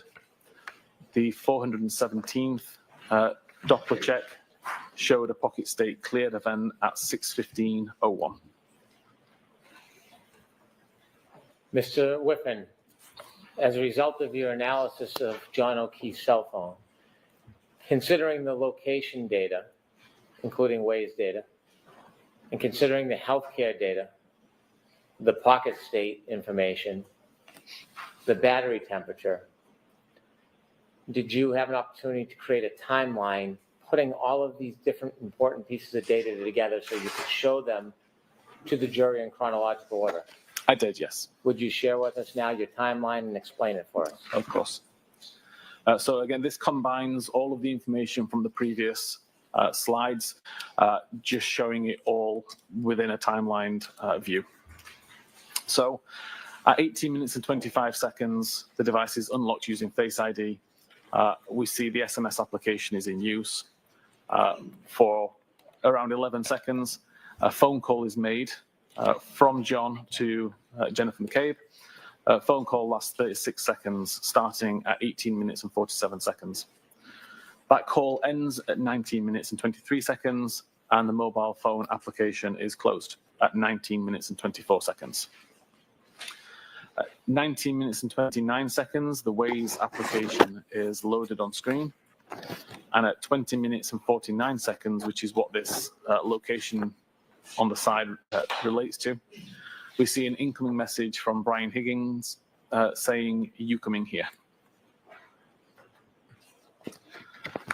At 22 minutes and 14 seconds, this is the start of the 3 flight climb events as the device is driving along Oakdale Road, I believe that one is. At 24 minutes and 26 seconds is when the Waze application is closed and the device is locked via the lock button at 24 minutes and 28 seconds. At 24 minutes and 37 seconds, the three flight climb events comes to an end. And at 24 minutes and 38 seconds is the first record that shows a speed of 0 meters per second. At 24 minutes and 59 seconds, the device is unlocked using Face ID, and the message, "You coming here," is read at 25 minutes and 8 seconds after midnight. At 25 minutes and 9 seconds after midnight, the device is locked using the lock button. At 27 minutes and 33 seconds after midnight, a text message is received from Jen McCabe saying, "Here." At 27 minutes and 45 seconds after midnight, the device is unlocked using Face ID, and the "Here" message that was just received is read at 27 minutes and 48 seconds. At 27 minutes and 50 seconds, the lock button is pressed by the user, causing the device to lock. At 29 minutes and 37 seconds, we start to get some Doppler checks, and at 29 minutes and 42 seconds, the pocket state cleared event is written. At 29 minutes and 44 seconds, there's an incoming call from Jen McCabe. This is answered and lasts for 7 seconds, ending at 29 minutes and 51 seconds. At 29 minutes and 52 seconds, the device is unlocked, and a second later, the lock button is pressed, causing the device to lock again. 31 minutes and 47 seconds after midnight, a message is received again from Jennifer McCabe saying, "Pull behind me." And at 31 minutes and 52 seconds, the Doppler check records a pocket state. At 31 minutes and 56 seconds, we start the health event that shows 36 steps were taken. And at 32 minutes and 3 seconds, there's a pocket state cleared event. At 32 minutes and 4 seconds, the device unlocks with Face ID. And again, I'll point out that makes perfect sense if the Doppler state clears, because it's no longer within a pocket, and then it unlocks a second later.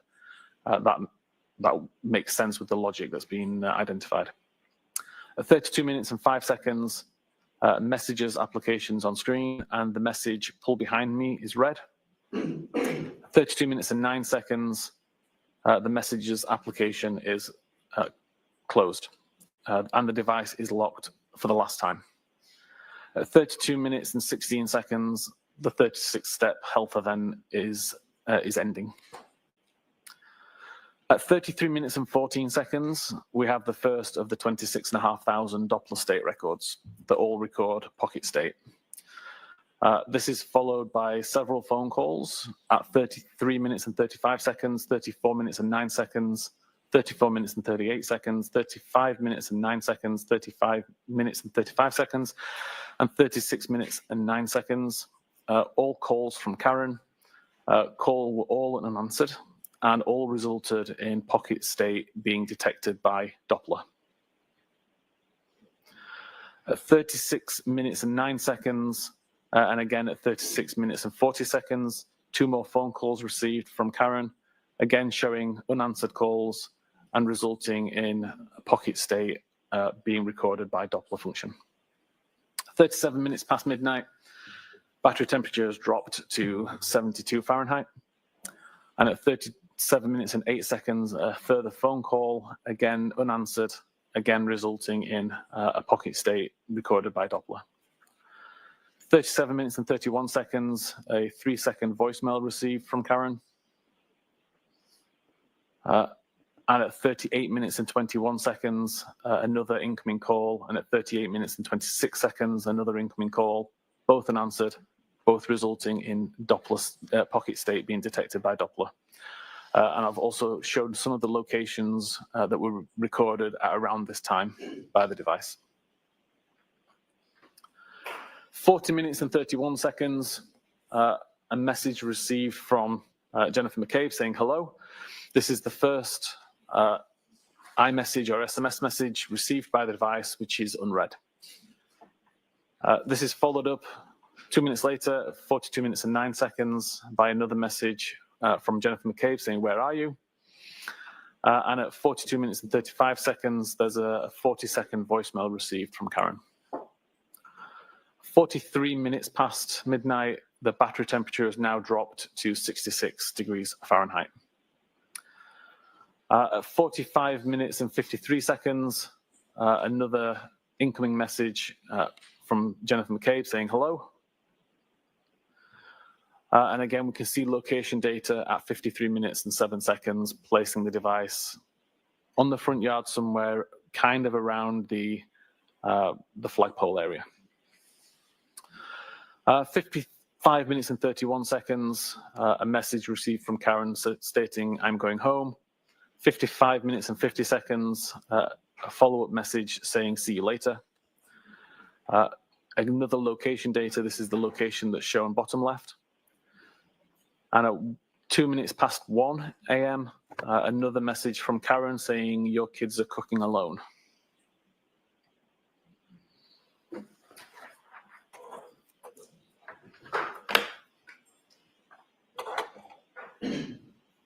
Mr. Whiffen, based on your analysis of John O'Keefe's cell phone, keeping in mind some of the data points you shared with us, that wave was initiated around 12:19, that the car reached the flagpole around 12:24:37, that the only health data during that later time near 12:30 was from 12:31:56 to 12:32:16, that the last interaction was at 12:32:09, followed by an overnight pocket state and an increased reduction in. Objection, Your Honor.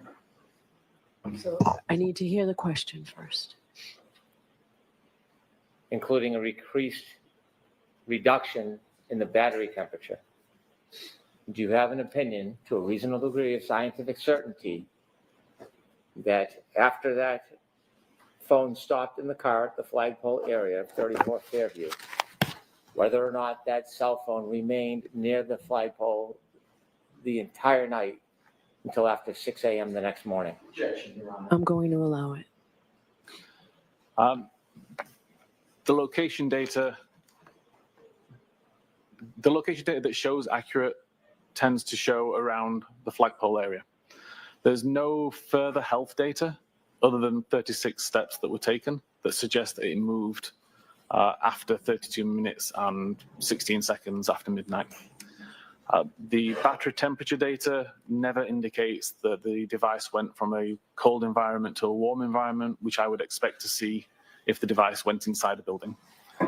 And the Doppler state information suggests that the camera was blocked for at least the majority of the 5-hour period, with no records showing that the camera was unblocked during that time, which would typically happen if you were to pick a camera up and move it around. Does that lead you to a conclusion to a reasonable degree of scientific certainty Yes. whether that phone remained in the flagpole area from around 12, 24, 33 So until the next morning at 6 a.m. or after? That's the my opinion. objection's sustained. Ask the question in a different form. Do you have an opinion where John O'Keefe's cell phone was from around 12:24:33 on the evening of January 29, 2022 through at least 6 a.m. and after that morning? Yes, based on the totality of all of the information that we've described, my opinion is that the device never moved far away from the flagpole. I have no further questions. Thank you. All right. Mr. Leslie? May we approach Your Honor, please? Okay. Jurors, feel free to stand up.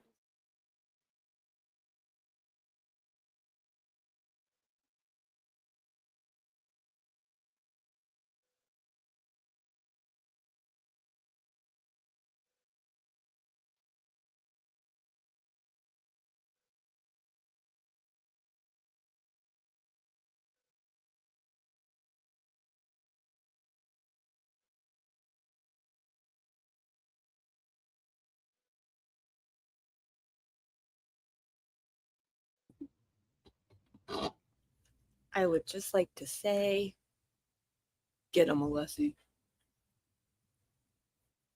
And now we're gone.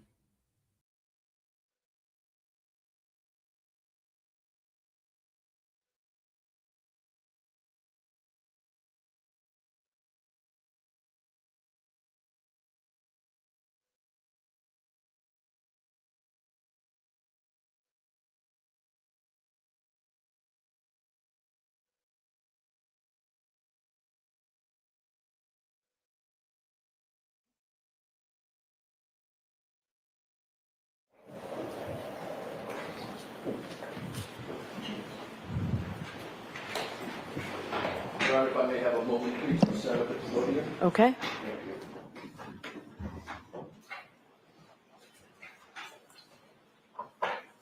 Mr. Whiffen, I should have told you, you can feel free to stand up and stretch if you want to as well.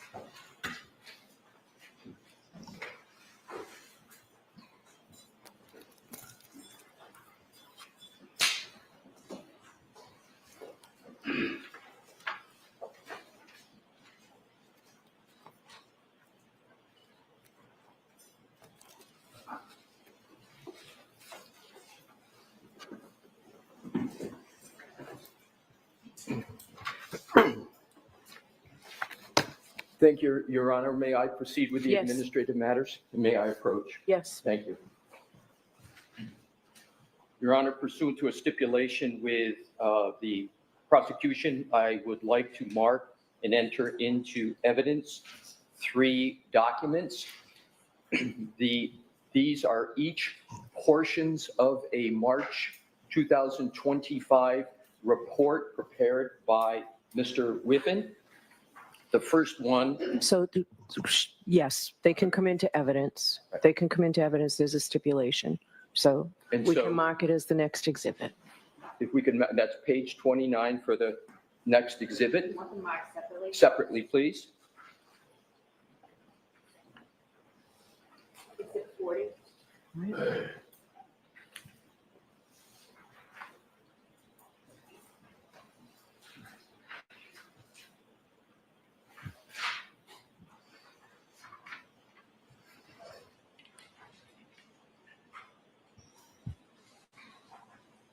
The next exhibit will be pages 77 and 78 of the same report. Okay. Exhibit 41.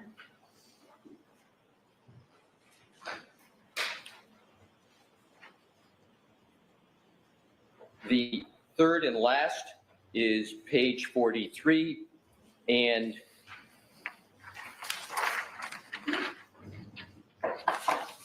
page 44. Exhibit 42. Okay. All set. Thank you, Your Honor.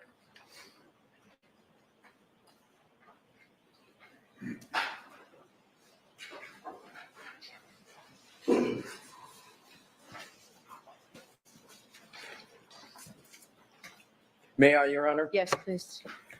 Good afternoon, Mr. Whiffen. I don't believe we've had the pleasure of meeting. Good afternoon. Cell phone data, when correct and when correctly analyzed, can help tell a story of what may have happened under various circumstances, correct? Correct. And in cases like this, literally seconds on cell phone data can be significant, correct? Correct. What I'd like to do is to go back to your PowerPoint presentation and specifically go to the timeline that you had gone through with Mr. Brennan. And rather than repeating everything, there'll be select aspects of the timeline I'm going to reference.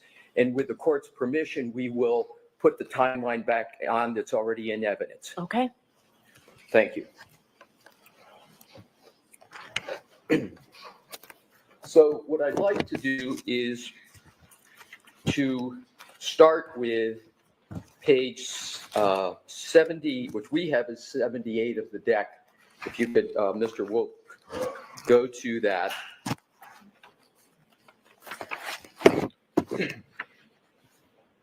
And what I'd like to do, if I could please, Mr. Whiffen, is draw your attention to the very last entry, which says at the bottom, location 122438, and it indicates description, first location record showing speed of 0. Do you see that, sir? I do. And this is the arrival of John O'Keefe's phone at 34 Fairview, correct? Correct. We could go to the next page, please. We have up at the top 12:24:59, about 21 seconds later after arrival, we have device unlocked with Face ID, correct? Correct. Is it possible for anyone other than John to unlock that device with Face ID? If a secondary user was set up. Do you have any indication that a second user was set up on John's mobile phone? I never looked at that. I'm sorry. I never looked to see if a secondary user was set up. In terms of the next entry, 12:25:08, it says, read message, you coming here? With 3 question marks. What I'd like to do, because you did not note who that was from, but I want to go back a few slides so we can identify who that message was from. We could go back to 76, please, Mr. Wolf. Yes. So in the last line there, message reading left to right, 12:20:49, it says message received from someone listed in context as Brian Higgins. Do you see that? Correct. So if we could go back to slide 80, excuse me, if we could go back to slide 79, that phone reading the message, you coming here, is reading the message from Brian Higgins, correct? Correct. But you didn't note that in the timeline that was from Brian Higgins, correct? No, I was just highlighting the fact that a message was read and that the contents of the message were you coming here. But you didn't note in this entry, when it was read by John, that that message was from Brian Higgins, correct? Correct. Now, the next entry, lock, again, I'm always going to be reading left to right unless otherwise indicated, sir, is a time of 12:25:09. And it says, device locked with lock button. Yes, You see that, sir? I do. That requires human volitional conduct. In other words, someone has to actually manipulate their phone and hit it, right? Correct. Now, at this particular point, isn't it correct that in your report that you mentioned in your March 2025 report, that you had more of a description of what was happening at this time with the phone, namely, device bearing shifts to a westerly direction as location records also show the device moving west from the roadside towards the house.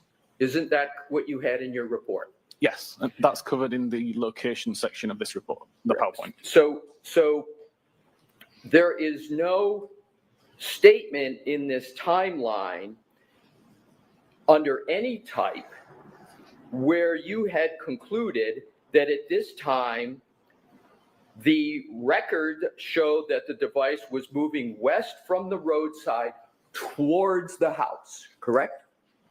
The location latitude, longitude was moving westerly, but at the same time, the accuracy was increasing. So it didn't intrinsically prove that the device was moving. My question, Mr. Whiffen, is straightforward in this sense, that I'm just looking for an answer of whether on this timeline you included the analysis that you had in your report that the device at this time was moving west from the roadside towards the house. Did you include it in that timeline? No, I left that out of the timeline. Next entry, 27:33. That's 12:27:33. You note that there's a message received from Jen McCabe. Here, exclamation point, question mark. You see that, sir? Correct. Now, at this point, you have two people in just 2.5 minutes, Brian Higgins and Jen McCabe, trying to find out if the John is coming to 34 Fairview. Is that a fair conclusion? It appears so. I'll allow it. Is that a fair conclusion? It would appear so, yes. So just because of the colloquy that occurred, I want to repeat the question. Now you have, at this point, at 12:27:33, you have two people, Brian Higgins and Jennifer McCabe, in just 2.5 minutes, trying to find out if John or the phone is coming to, or if John is coming to 34 Fairview. Objection. Sustained. Ask it differently, Mr. Thank you, Your Honor. Now, at this point, you have two people trying to find out if John is coming to 34 Fairview, correct? Objection. Sustained. Mr. Whiffen, in terms of the information at this stage, there are two communications with Mr. O'Keefe on this phone, and that is they're trying to find out, excuse me, I'll rephrase it. There are two communications, one from Jennifer McCabe and one from Brian Higgins, correct? Correct. Now let's go to the next deck 80, please, Mr. Wolf. This is 12:27:45. Device unlock with Face ID, correct? Correct. And then right under that is 12:27:48. It says read message, which it says here. And is it correct that that is the message that was sent by Jennifer McCabe? Correct. I'd just like to point out it says read message, not read message. Read message, thank you. And that, the fact that Jen McCabe sent that message and that it was read was not indicated in your timeline at this point, correct? Sorry, repeat that question. Yes, you did not, it does not appear in that timeline that you've drafted that that message that was read was from Jennifer McCabe, is it? Correct, correct. Next entry, 2750, device locked with lock button. Next entry down that, 2937, Doppler pocket state. And I want to be clear. Does Doppler pocket state mean that someone takes an iPhone? Because up above, there's read messages we went through on 2748. So if somebody reads the message and then it goes at 2937 into Doppler pocket state, does that mean someone has, for example, put it in their pocket? No. What does it mean that that's a pocket state? So the only times that I was able to cause a pocket state to be recorded is when the camera was blocked and when the device received a phone call or was picked up in a particular way so that the device thinks that you're about to try to use it. If the camera is not blocked from the outset, then nothing's recorded at all. And in order to get the pocket state cleared, the camera must be blocked to begin with. So again, you have to receive a phone call with it in your pocket and remove it in order to get a pocket state cleared. Thank you, because that helped me, because that's exactly where I was going with the next question, which is pocket state cleared. What did you conclude from 2937 to 2942 that it was in pocket state and then pocket state cleared? There was some activity on the device that caused the pocket state to be checked. The device was in a pocket state up until 2942, when whatever was obstructing the camera was removed. Next entry is a call at 12:29:44. And that, you state, is an incoming call from Jen McCabe. So there you do indicate the name. And you say answered 7 seconds, correct? Correct. Is the phone at this time that there's an incoming call from Jen McCabe that is answered out in front of 34 Fairview? Yes, it would be according to the location data. Right. So now we have at 12:29:44, the phone's out in front of 34 Fairview. There's an incoming call from Jen McCabe. It's answered. 7 seconds is how long the duration of the call was. Is that correct? Correct.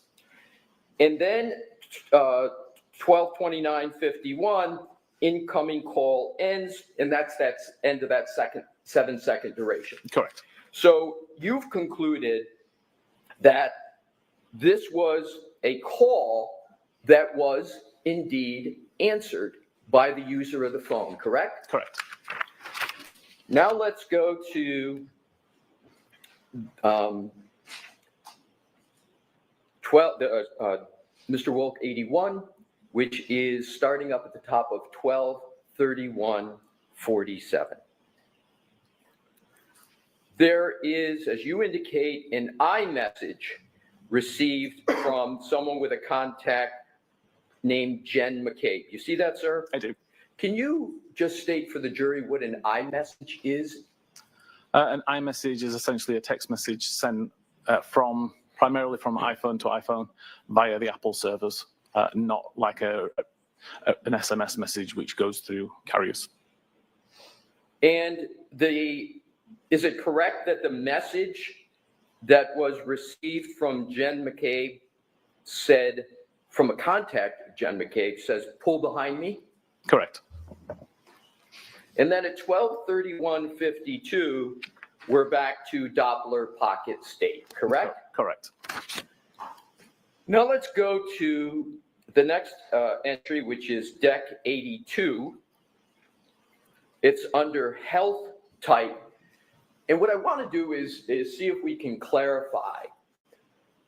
The Commonwealth on direct examination, and multiple times referred to this as healthcare data. Do you remember hearing that healthcare data term? I do. Is that a correct term? Is it healthcare data or is it health data? It's health data. So it's incorrect to refer to this as healthcare data, correct? Healthcare data is encompassed within Apple Health, but primarily if we're talking about steps being taken, it would just be health data. Right. So the correct parlance is health data, Yes. correct? Particularly when we're getting to steps. Is that correct? Correct. It's important to be precise about the parlance. Yes. So in this entry, 1231.56, you state that there's the start of health event, quote, 36 steps / 25 meters, correct? Correct. Is it accurate to say that because we're in the United States and we don't work on the metric system, that 25 meters is about 84 feet? Are you able to make that calculation?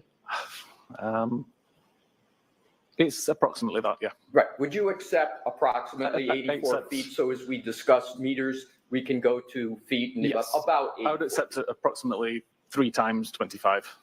Right. So, So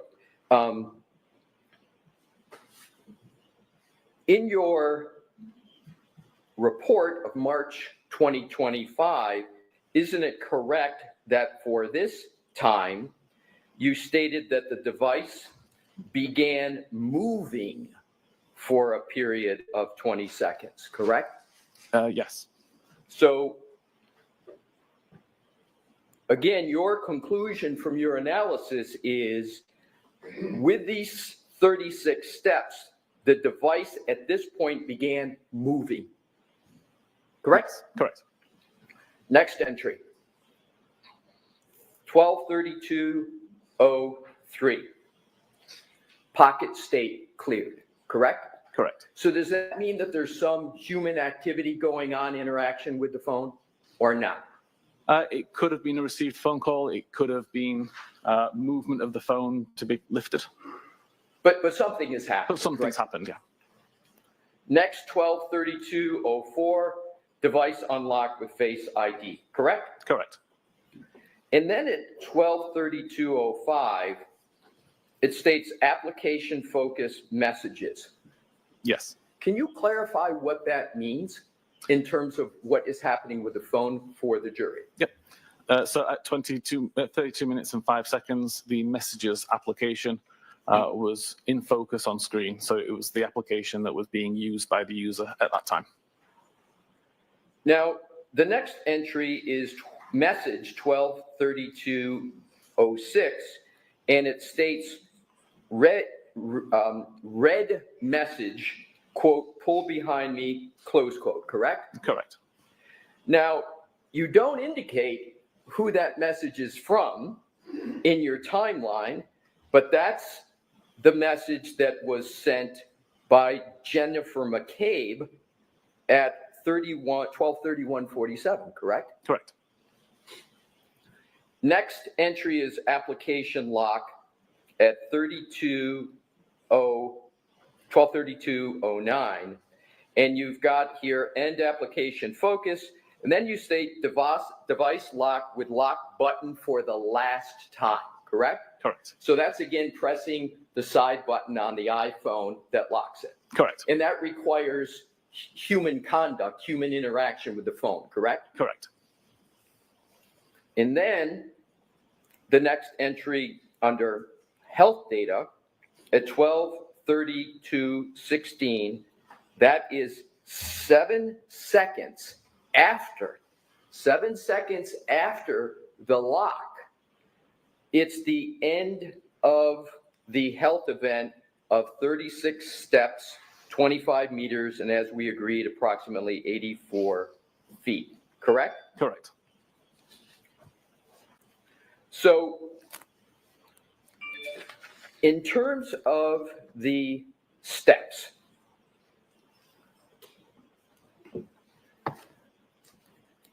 I want to turn to some further information with regard to your previous, the report that you mentioned on direct, which is the March 2025 report. Your Honor indicated a time for the break, and I'm going to go into a little bit of different area. Would you like me to keep All continuing? right, Mr. Leslie. Folks, we'll stop. Turn on lights, please. Mr. Whitman, we need you back here. Jurors, we're going to recess for the day.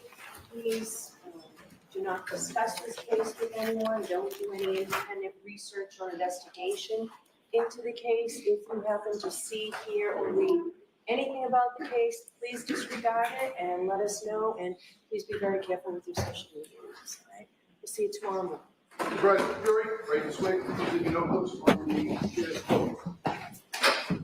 I'll see counsel at sidebar.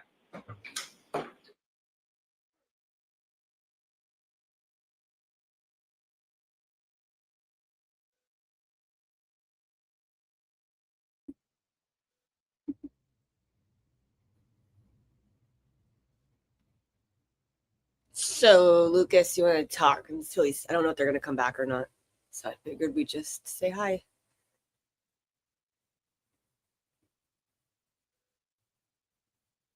They might be coming back. It's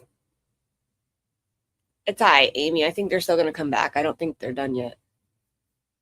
Well, Bev's not done yet.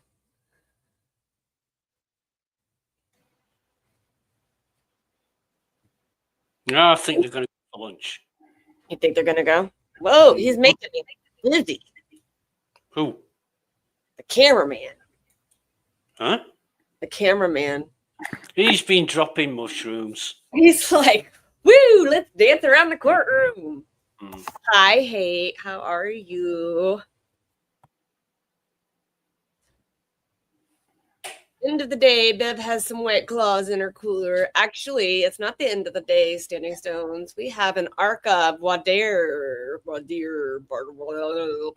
stuff going on. Which video is Amy talking about? He got another, he got swatted again. No, Jesus. Somebody at Holden Police saying that he was going to commit suicide. So he's like, I'm fine, people. But let me see if he posted it. What's Holden Police? So he said, just received another phone call from the Holden Police Department, which is where he lives. I don't know if he still lives there or not. I think he right. Says, making sure I was okay after they received a call saying I was suicidal. I've been swatted multiple times after calls like this were made saying I had a gun in my mouth. I'm fine. I don't know how people keep getting away with this in your country. They do it all the time. I mean, the thing is the bad thing about it really is that is it a video or is it just, I don't have your address, Standing Stone. You guys message me your address. I'll send them to you. Here, let me put the link in there and I'll watch it and see, but I don't think they're coming back. I think they're going to launch. So if you want to come up, there's the magic link to come up. Make sure you put your info in this name and whatever, and then hit enter studio, and it will pop up and show me you're there, and I can add you to the stage. So, I think that I'm honestly glad Alessi got a little bit of hands in there today, because I was feeling like he was going to leave the jury with just what he had to say, and he did try stretching it out, didn't he? He just didn't quite make it. Yeah, you could hear his voice, but when at the end when he knew it was getting done. But when Alessi came up, Ian was swallowing pretty hard. I'm not gonna say, like, it was, you could tell he was a little stressed. I'm very interested to see where Les is going with this, because obviously he's got all the facts and figures together. Right. I want to find out where he's going with it. But interesting. Called him out about not putting stuff on the timeline. Yep, interesting how he said that, because I replied to one of Video Jesus posts on X, and she said, you know, he's just presenting information that sounds impressive, but it doesn't really mean anything. Rosie, welcome up. Yo, Rosie. And I replied and said, yeah, it's just selective in the information that he's presenting. You there, Rosie? I don't know if he knows he's up yet.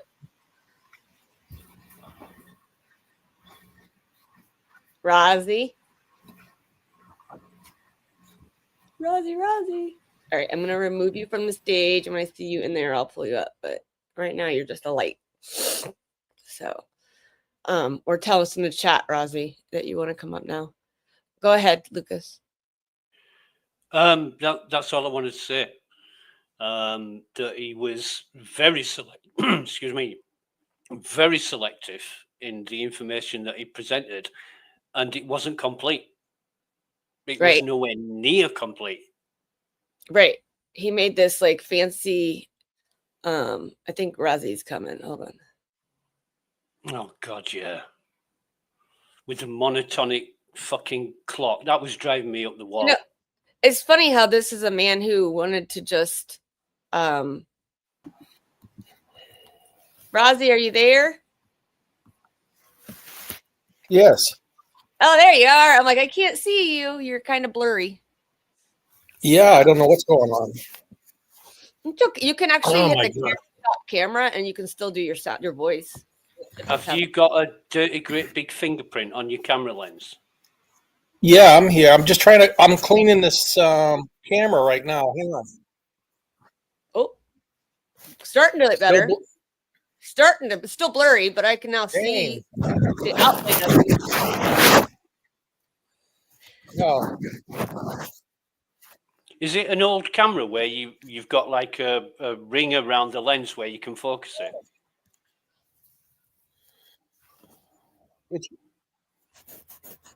Oh,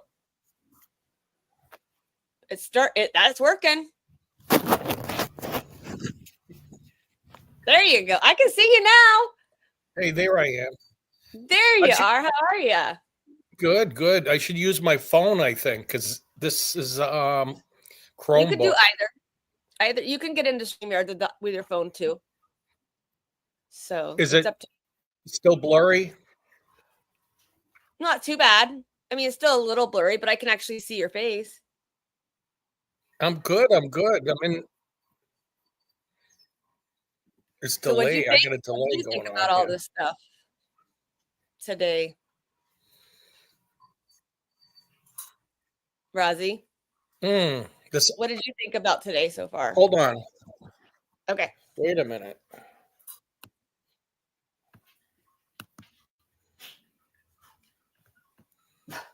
You're trying to get on the phone. I'm just gonna mute you, okay? And then tell me when you're ready. That way we Lucas, so how did you feel? This is what got me. And Turtle Boy said it too, and I was thinking it, but the fact that last trial, Ian Whiffen was just a guy with an app, pretty much. And now he's a guy that knows GPS, phone, temperature, everything. Well, it's to be expected. They needed to come at this trial with a lot more. I hate to use the word evidentiary, but they had to come at it with a lot more convincing information and data than what Whiffen presented last time. Now, I don't think for a minute that he's skilled in what he's talking about, because I know for a fact, professionally, half of what he said was complete garbage. He was attributing things to later iOS versions than the one that he was testifying Right. He was about. doing like what 14 or 15.2.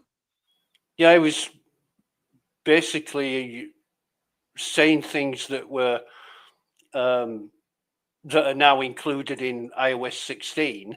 Well, I heard him On a- say on an X, and I was like, X. Oh yeah, it was. What up? I don't know where he was going with that. Howdy, y'all. How are you? Good. How are you? I'm good. Thanks for coming up, guys.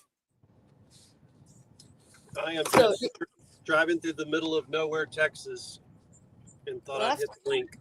Nikki just came back to Mass. Well, I'm not in Mass. I'm in Florida, but Nikki just got back to Mass from Texas recently. So yesterday, right, Lucas? Yesterday. Yeah, she flew out I yesterday. believe so. Yeah. I don't even know what day it is right now. My head is like, woo. I'm even further away than you are. You're like ahead of us, aren't you? I'm just teasing. Yeah, 5 hours. Yeah. My brother-in-law actually lives in Paris, so but he's coming back to visit in a couple weeks. So. It's Zach. That's right. It's Zach. He came to Is see the us. road noise? Is the road noise loud? No, it's not bad. You're good. What did you think, Zach? Huh? What did you think about Ian Whiffen's testimony so far? Okay. Can you hear me now? I can hear you now. Okay, I'm on an earbud. I can hear a little better. I admit I got the first half of Hanky doing his direct, which was really boring. But yeah, Alessi's a whole lot more interesting. Already, like the first Yeah. 10 or 15 minutes, I'm like, I sat up and I was like, okay, let's go. My only other thing is I really hope that the jurors see how she is so dismissive to the defense. Like how she treated Alessi, that was rude. Telling him, shh. Yeah, you can tell the tone difference. I hope they pick up on it. What do you think about the temperature drop? Did you guys see that? I sent it to our mod chat. I don't know if you guys saw it, but Aiden had posted this. Let me see. I'll share it. See if you guys can see I it. must have missed that. He posted this. It says Genevieve phone battery temperature dropped 32 degrees from 12:13 to 1:36 a.m. A little more than an hour and a 32-degree drop. Yet 4.5 hours later, after the phone was allegedly lying outside during 18-degree blizzard, the phone only dropped 7 degrees. And that's presented by the Commonwealth right there. That whole chart that he has up is presented by the Commonwealth. So I don't like. Seems to me like they're proving the defense point by that. But I mean, Yeah, who it am I? definitely doesn't go against it. I'm not a lawyer. I just play one on TV, guys. So, but that was interesting to me. Yeah. And then I think, what was the other one? Oh, the fact that they were saying that his driving on that street, Oakdale, whatever it's called, by waving their hands, woo, because apparently John was dancing in the car, I guess. Yeah. Waving their hands was going to cause the three flights of stairs. No way. There's no way. I've tried to trick my watch before, like even walking in place and making steps kind of like an impact, it doesn't register most of the time. Dream Feed Media did it with the phone in her pocket, like to do steps, and it didn't pick up any. I don't know why I'm doing thumbs up. Okay, it doesn't pick up any of that stuff. It like literally, she said she had to throw herself down almost to get it to pick up the stuff, like standing up in place. Yeah. So it's crazy. What about you, Lucas? You're the one that knows all that phone stuff better than we do. Yeah, what are you asking? About the driving down the street. I guess apparently John O'Keefe was dancing in his seat while Karen was driving to John. Yeah, nah, they're just making it up. They're making it up to suit the story. I mean, I read a post from Turtle Boy's partner earlier, and they drove along Oakdale Avenue, and apparently it's the flattest street in Canton.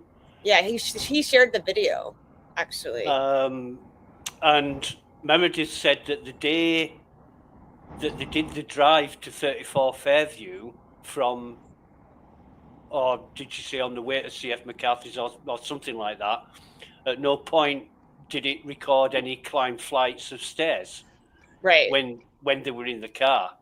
So you've got these people going through the motions doing exactly the same route as what John and Karen took, and it just isn't true. So this is where it says it's flight climb. This is he took Andrea Burkhart, but it says this is the street, right here where it happened. Yeah. Can you guys see that? Okay.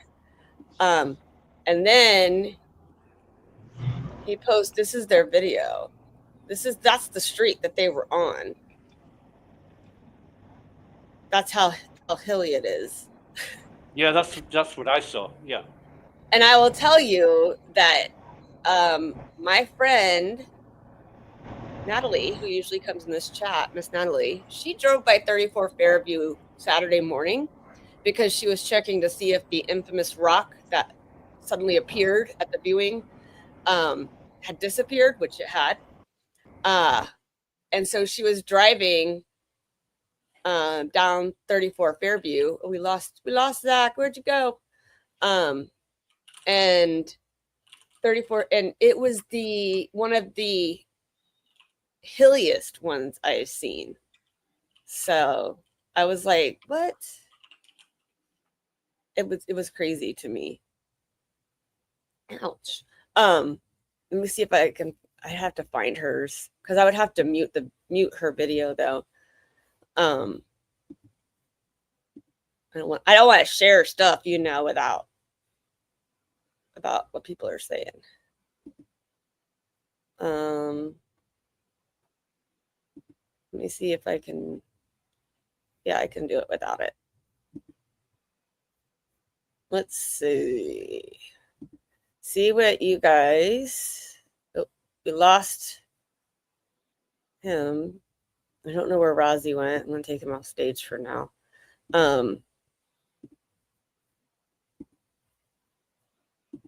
This is 34 Fairview on Saturday.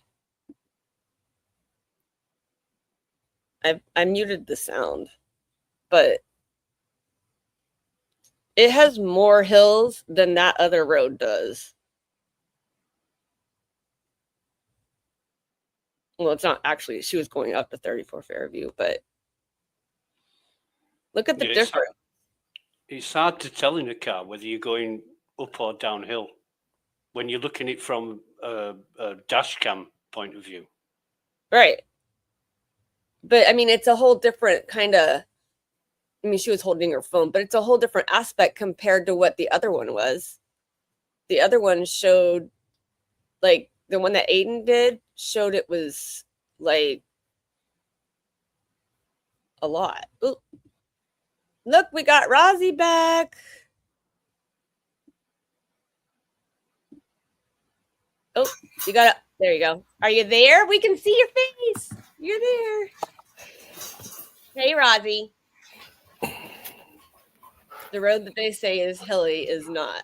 I know. I remember when Aiden did it, Amy, and I was like, wow, that was the biggest I've never been on. So it was If you are a juror, you not get off any facial expressions out of fear that the Commonwealth has people watching everywhere just waiting to canvass. I actually feel like, that's what happens, Zach. Come back in whenever you want. We're still up here. Rozzy, do you have any opinions of what happened today? Can you hear me? Hi, can you hear me? I can hear you. Can you hear me? Yes. Cool. Do you have any opinions on what's happened today so far? I have like a delay or something going on here. I don't know what the Yeah, heck's there going is a little bit of a delay sometimes with StreamYard. Yeah, must Rosie, have- if you turn the volume off on the channel and on StreamYard, you don't get the delay. If you just watch StreamYard, there's no delay. Okay, wait a minute. So delay one. There's only a delay on YouTube. Well, there's Can you hear me now? I can hear you. Okay, just turn down the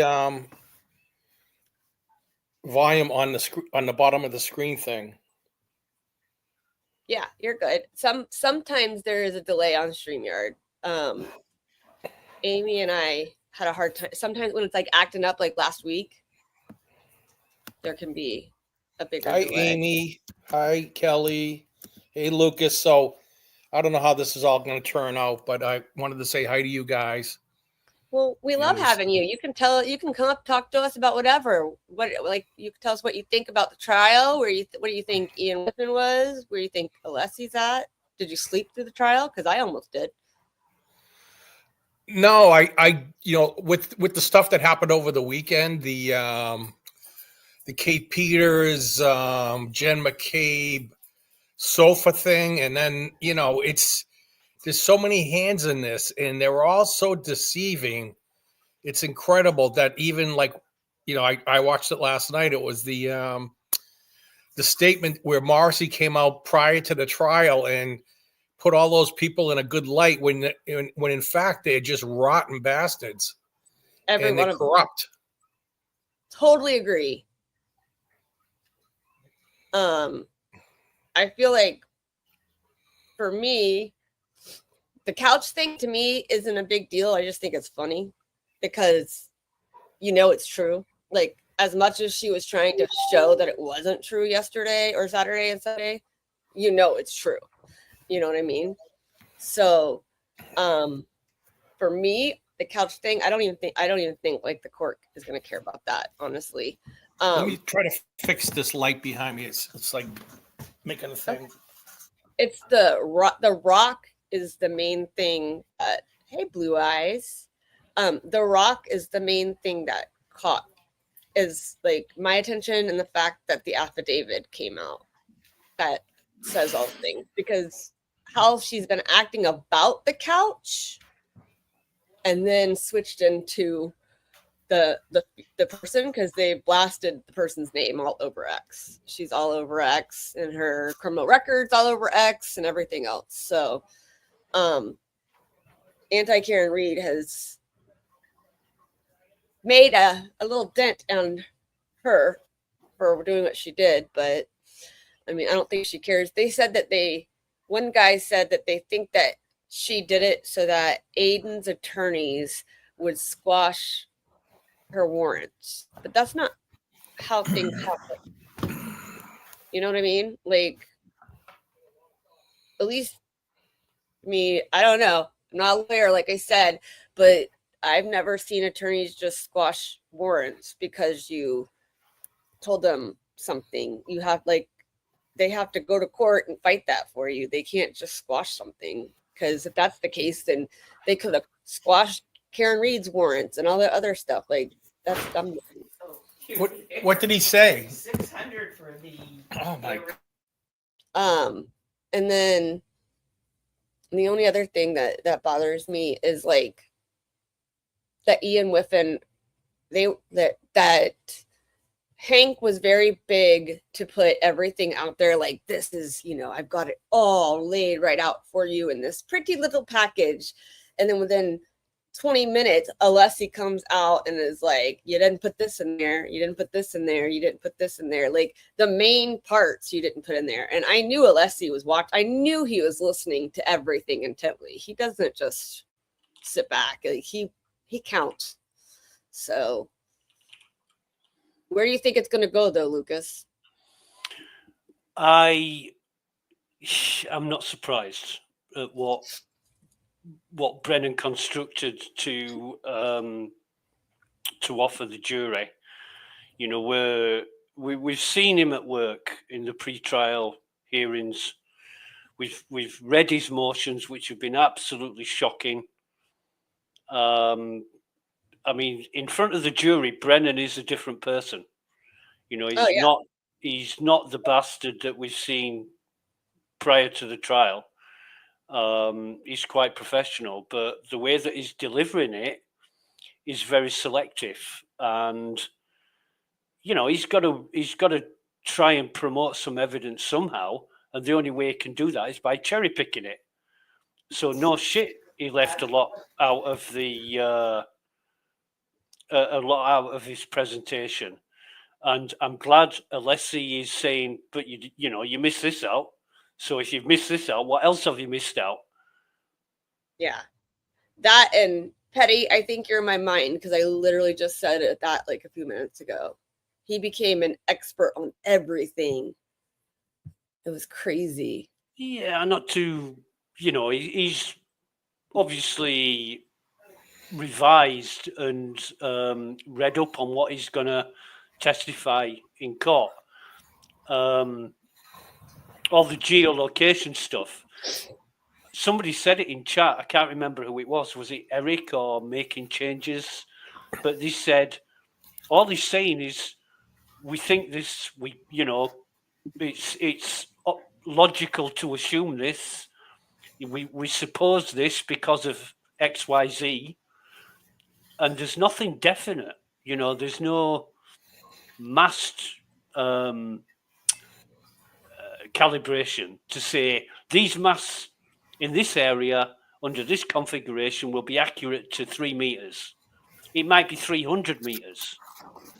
We don't know. And for everybody who's used the Apple health data, there's great anomalies in that from person to person. So you can't come to court and say, this is accurate because I say so. Everything needs calibrating. You can't even go to court and defend a speeding ticket. But if you question the apparatus that has detected you speeding, like a radar gun or whatever, and it hasn't been calibrated, they can't charge you because they don't know how accurate the speed gun is. And it's the same with this geolocation on the phones. If they've not calibrated the mass and verified their accuracy, how can they present it in court as anything near fact? Right. Well, and it was presumably, and like nothing seemed matter of fact that he said. It was like the way the words he was using were more like it could be. Yeah. At least that's what I took from it. This is what we think because this is what I'm getting paid to say. Right. Is what he meant.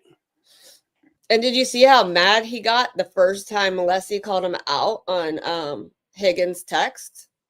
I wouldn't say he got mad. He was just a bit anxious because he knew where it was going. I saw his face, like his face though. I don't know. Maybe it's me looking into it, but I saw his face like he swallowed really big, and then he said that he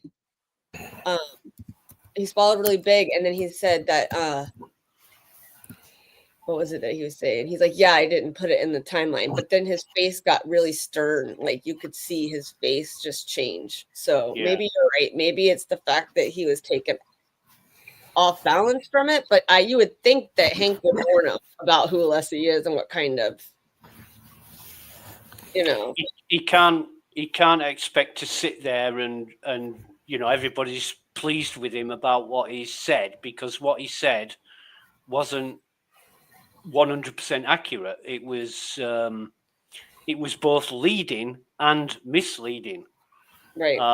It only told one side of the story, the side of the story that they want to tell. And Amy said something a couple of days ago on a stream, which, I mean, I've been saying this for absolutely years. It's an old quote from Babylon 5, but there's always three sides to the truth. And that's it. You know, there's always three sides to the truth. Oh, I said that the other day. Yeah. Or was it you? I thought it was Amy. That was me with that little one. Amy, Where did you get that from? I've always said that. I've always said that there's three sides to the truth. I told my kids that their whole lives. Yeah. Because your version, my version, and the real version is what's going to happen. You know what I mean? Like it's their version, your version, and the real version. I say the only one who's going to know is the man upstairs because nobody's going to talk here. So yeah, I say your side, their side, and the truth itself. Right. I mean that's something my mom taught us that for a long time about. Yeah. I think that's why it's always stuck with me, you know. Right. So Have you seen the post I sent you in the thing? You haven't looked yet, have you? I haven't. I've been I picked a this little up. busy. I picked this up off X. It's from Turtle Boy.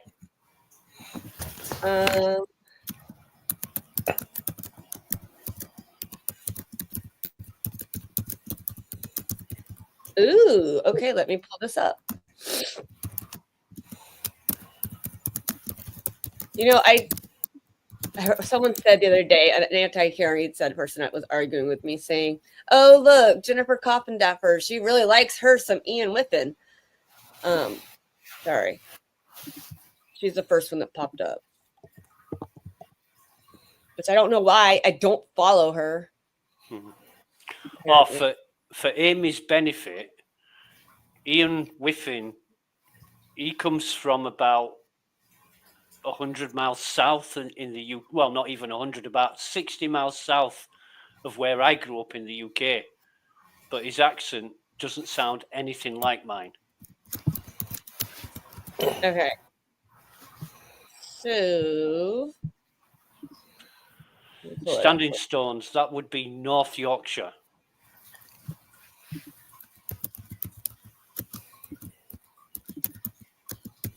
So it says interesting developments. A juror has been called to sidebar and is being questioned about something in the presence of all attorneys. Been going on for a few minutes. So that's interesting. I wonder what that was about, because they did call the sidebar. Obviously, we won't have seen the juror approach.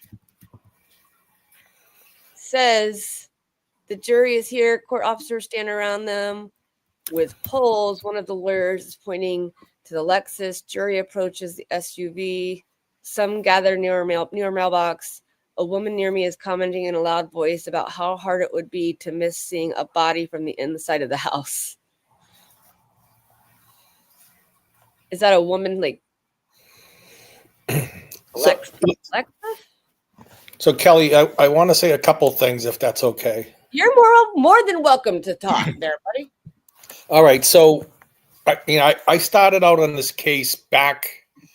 Well, I heard the initial news report on the news that night, and I like, wow, that's weird. Why would someone? How could she back over somebody? So I pictured the scenario in my head, what happened, and it Where kind do of, you live, Rosie? I'm in Norfolk County. Norfolk County. Okay. Yeah, but I grew up in Rossi. But so I heard the story, and then a week, 2 weeks later, I hear the feds are involved, and I'm like, what the heck's going on now? So all I could picture was the front court area of that area. I know the whole town well. And then I found out about Turtle Boy, and don't want to get too deep into it, but I know someone that had something to do with all his shenanigans on the side thing. That being said, they put him in jail, and I'm like, this is not right. And it was to prevent him from bringing out, more focus on this whole thing. And, and I'll fast forward to, the first trial. So, with all the, the testimony and stuff like that. Well, from what I see, there's no blood at the pole. He lost over 2 liters of blood, almost 3. It should have been all around the pole or out in front on the ground. It was very cold, like 18 degrees. The blood should have been still there. No blood, no tail light when they first searched it. When they went back through the timeline, Karen Reed was sitting in her car at the bottom of the driveway when Nagel pulled up in the pickup truck. John had just gone in the house, and they went to pick up somebody who come out and talk to them, and they went back in the house. So when they left, they looked, and Karen Reed was alone in the car. Right. 3 of them saw her. So what was she doing? Was she sitting there on the phone after she backed over her boyfriend? She's going to hang out at the bottom of the driveway at 34? That makes absolutely no sense. So, she left after probably 8 minutes, I think, trying to get him to, respond to her. And then she hooked to John's Wi-Fi at 12:36. His phone shut off at like 12:34. So how is that even possible if he was to like hit her? It's just, there's so much, not even mentioning, the first responder in the house never came out of the house. They never did a proper search. They didn't go in. They say there was no, what's Probable the word cause. there? Where you don't have probable cause to go in there. Of course you did. There was a party there, and there's a man dead on your lawn. They had no probable cause to enter his house when there's a body on the lawn, right? After a party the night before that he was supposed to attend. But Turek admitted to killing his wife and carrying from a hotel and carrying her to a pond, and they searched his house real quick. So how do they have probable cause to search his house if he was at a hotel and murdered his wife? You know what I mean? Like, for more evidence. Makes no sense. And Kelly, the other thing was, they looked the other way the whole time. Absolutely nothing was done right from the get-go. They didn't secure the scene. They left the scene unguarded for about 2 hours, I think an hour and a half. And, it's absolutely ridiculous. Lucky said he saw a vehicle out at the flagpole around 3:30 in the morning when he was going to either do a second or third sweep of that, but he didn't go down the road because there was a car there. The car was exactly where the body was found. Right. So you tell me what's going on. I know they both, I believe two of the Alberts have Ford probes, and they got those, I think they're called Ford Edge. I'm sorry. Yeah, And Ford Edge. I heard early on that they got those from the town, like when they decommissioned the vehicles. I'm sure they paid full price for them. Right. I mean, well, they've got, Colin had a Ford Edge. He has a Jeep now, but he had a Ford Edge at the time. Brian Albert, was it? I don't know if it's juniors or his, but they had a Ford Edge. And then Kevin Albert had a Ford Edge from the station. So there was 3 in their family that had it. Yeah, and I'm sure they all got them for like cheap, on the cheap. That's just the way the things work.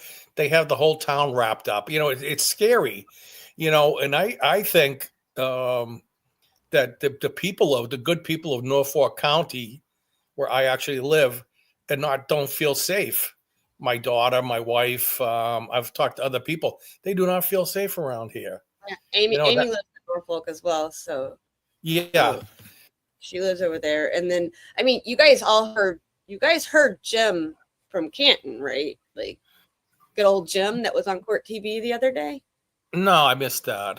Let me see if I can find Jim from Court TV, because he put out an entire interview before the viewing. Go ahead.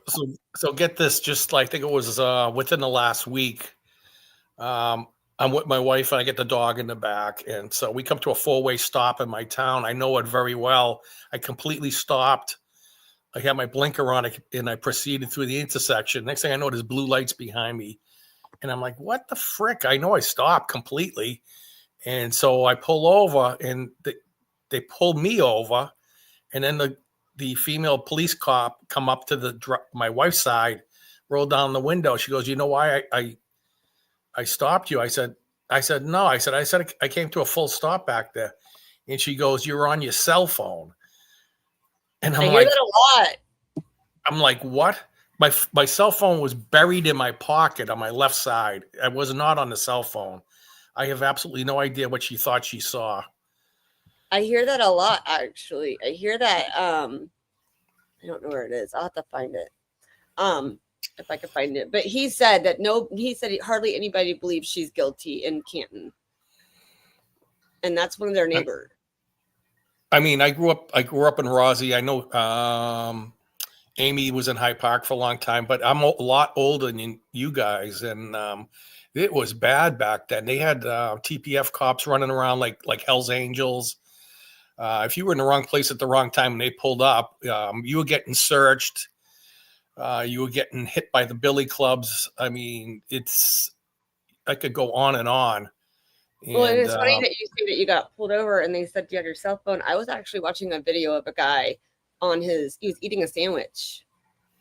He was literally eating the sandwich as he was driving down the road, and he had a dash cam on facing himself. And they pulled him over and they told him he was on a cell phone. They were fighting with him. And he's like, look, it's a sandwich. Like, it's literally right here. I'm eating unbelievable. And so, I mean, it's just that I hear that a lot, though. That happens all the time because of the cell phone law. They can say, oh, you're on it. So that's how I'm going to pull them over. But the other thing is, and I know most people, I've known this because I've known this for a long time, but also my sister's boyfriend is a cop here. But when they pull you over, they touch the back of your car on purpose. Correct. It's habit, yep. Right? They put fingerprints on it. Right. So John getting in a car that's hers is probably habit for him to stick his fingers on the tail light, and leave a fingerprint mark on the tail light. I think Kelly, all that's like BS. All that stuff there. The hair on the tail light. I mean, on the back of the car.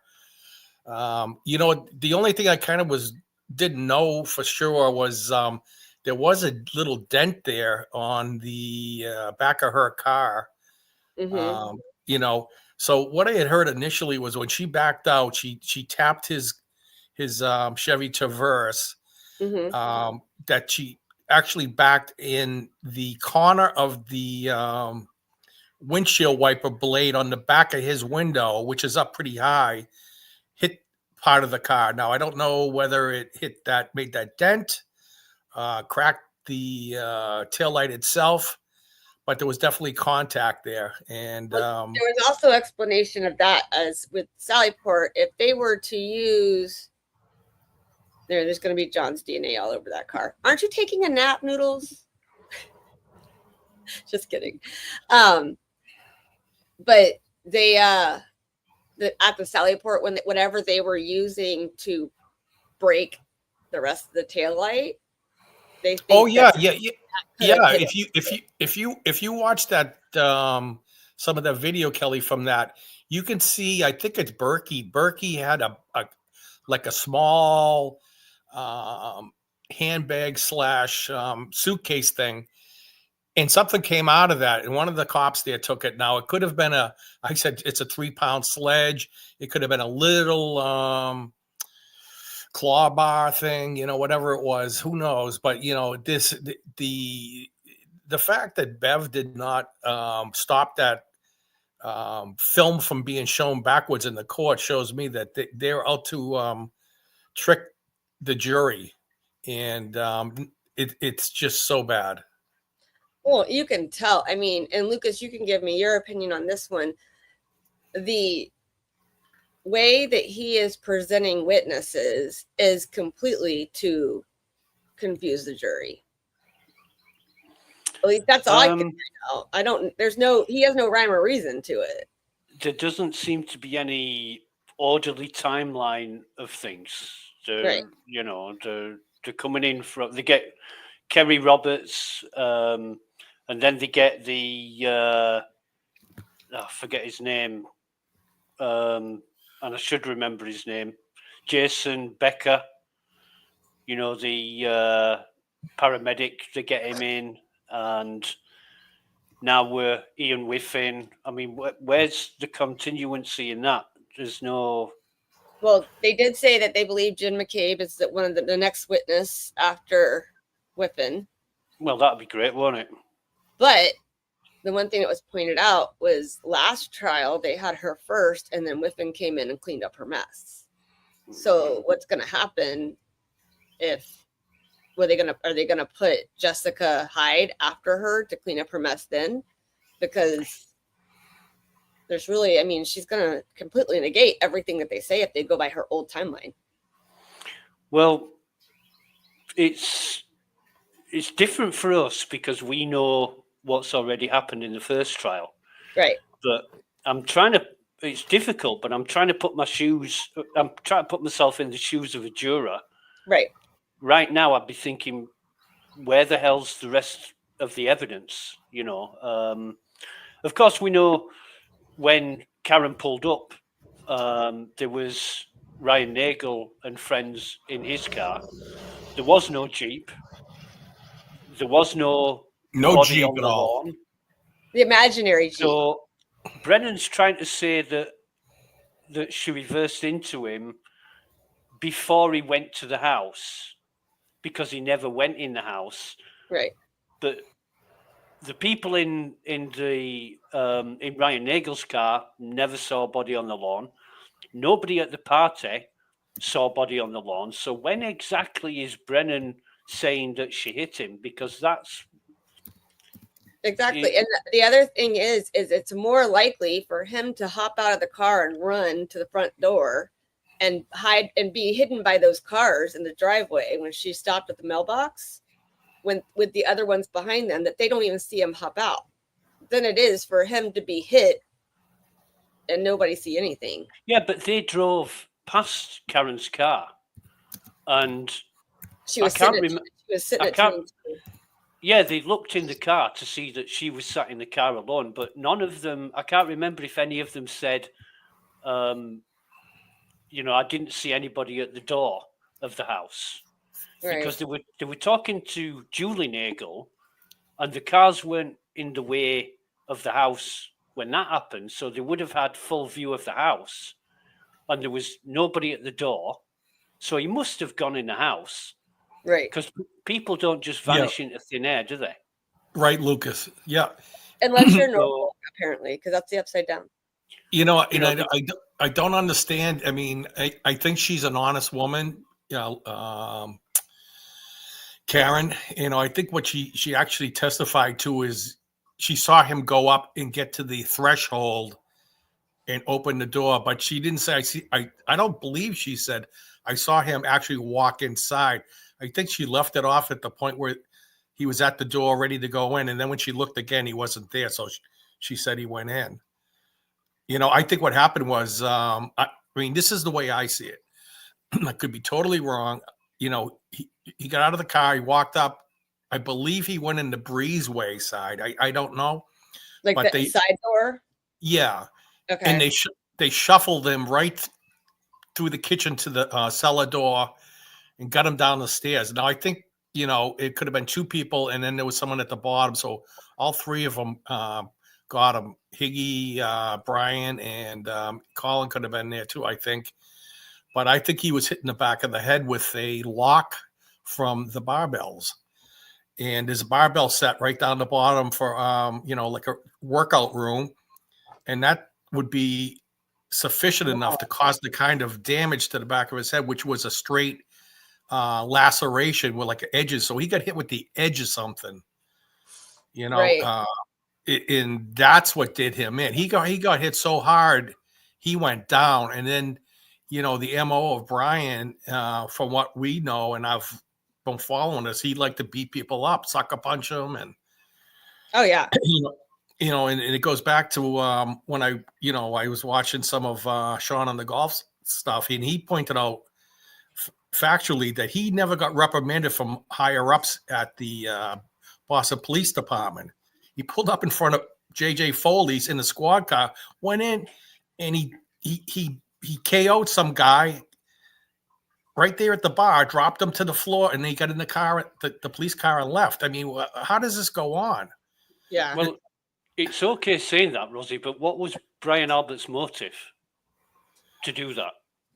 On that particular thing, I think I also heard, he ran that squad, and if you didn't pay tribute to him every Christmas, because he could deal out overtime, so he was expecting an envelope with some cash in it every Christmas from these guys, and if you didn't pony up, you would get the wrath of his stuff. Right. I didn't mean in that situation. I meant with regards to John O'Keefe. What would be Brian Albert's motivation to sucker punch John O'Keefe? If anything, I think he's just standing up like his, it was more Higgins, and then Colin got in there, and he probably just jumped in to back them up, because I believe that Higgins actually took the dog off of him. I don't think it was Albert that did. Albert seems to be the more, he's the one that he has the fighting background. Oh yeah. I myself didn't think Higgy had that in him to do that type of thing. I know he is what he is, but I don't think he's a killer per se. But when you've been drinking freaking Jameson all day, and what else they doing, I don't know, but that's a recipe for disaster. Yeah. I mean that, and you have the fact, Colin and him had they had a checkered, like a rough past together, living next door, like down the road from each other, and cutting through his lawn. He didn't like it. He'd throw beer cans in his lawn, supposedly, stuff like that. I honestly, personally, I don't think that picture that was sent to John of them on his lawn, of Chris and Julie on his lawn, like, ha ha ha, I don't think that was like in jest. And who do we have to say that it was? Because John can't say it was, and Karen isn't speaking about it. So the only people who can say that it was a joke was Julie and Chris. So what are we supposed to believe? I think it was more of a make fun of them, like, hey, we're on your lawn, you don't like it, kind of thing. Because he didn't have Chris didn't have, or he didn't have Chris's number until the day of the 28th. He got it at the pizza place. Yeah, all that stuff that went on, I believe, with Colin and the neighborhood, John seeing stuff going down at the house, some dealing and stuff. And it was said that he called the station itself. I don't know if he called 911, but he talked to someone at the dispatch, and the person that ran over to do the look into it was Kevin Albert, because he knows the house and location, and that's all well and good, but that John wasn't making any friends there, and he's probably the type of guy that's not going to put up with any BS from teenage kids. Right. I mean, and he knows that those kids have no repercussions for doing anything in that town, because they're all connected, so they act like hard asses. Well, and you can tell. Look at the Thanksgiving video with their kids, and Dylan. You got the Thanksgiving video, and the rabbit that passed away because they're kicking it around the house. They put $100,000 damage to someone's house, and that's another thing. They said that it was the guy had failed. He said he didn't want to press charges. What person in their right mind is not going to press charges for $100,000 in damages to a house I'm building for the last year and a half? I don't think that that's correct, honestly. I think someone paid them off, and that's why they weren't going to press charges. Oh, that could be. But that is alleged. That is my personal opinion. But and Dylan was involved because he was not allowed to play the next day in the championship game. He was not dressed out to play the football championship game. He was in regular clothes with his jersey on. So I mean, Yeah, so there was it was that going on. Trying to, I don't know if it was blatant drug dealing. I mean, I grew up in Rosie, and there was a drug dealer across the street. This guy, I had to leave my blinds down on my window because people were pulling up in front of my house, going in there, copping stuff, and then coming out. right. So I didn't want anybody seeing I had a freaking TV in my house.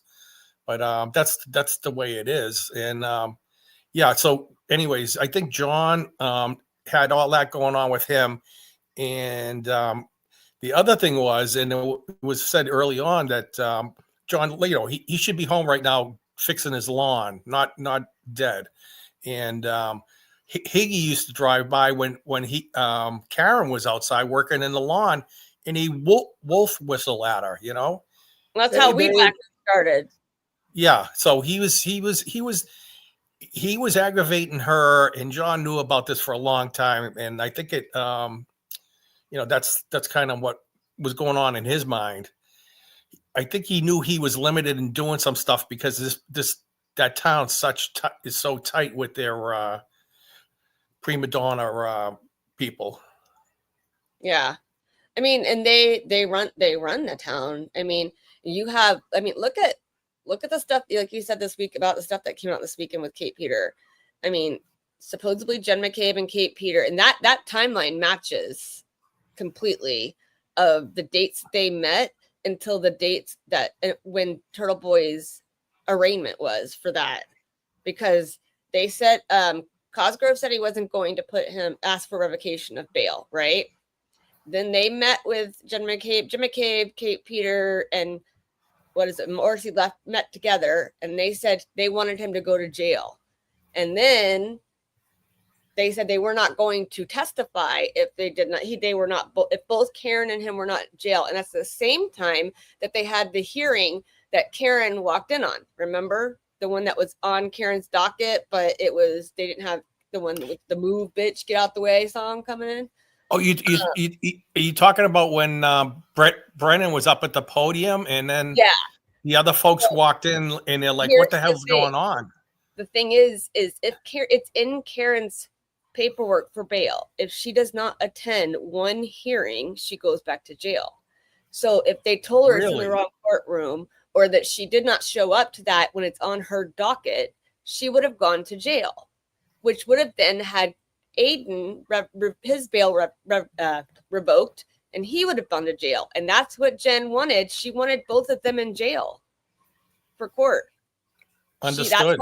That's why she threatened not to actually testify. And then Morrissey told her he would subpoena her, and she said, "Then we won't say what you want us to."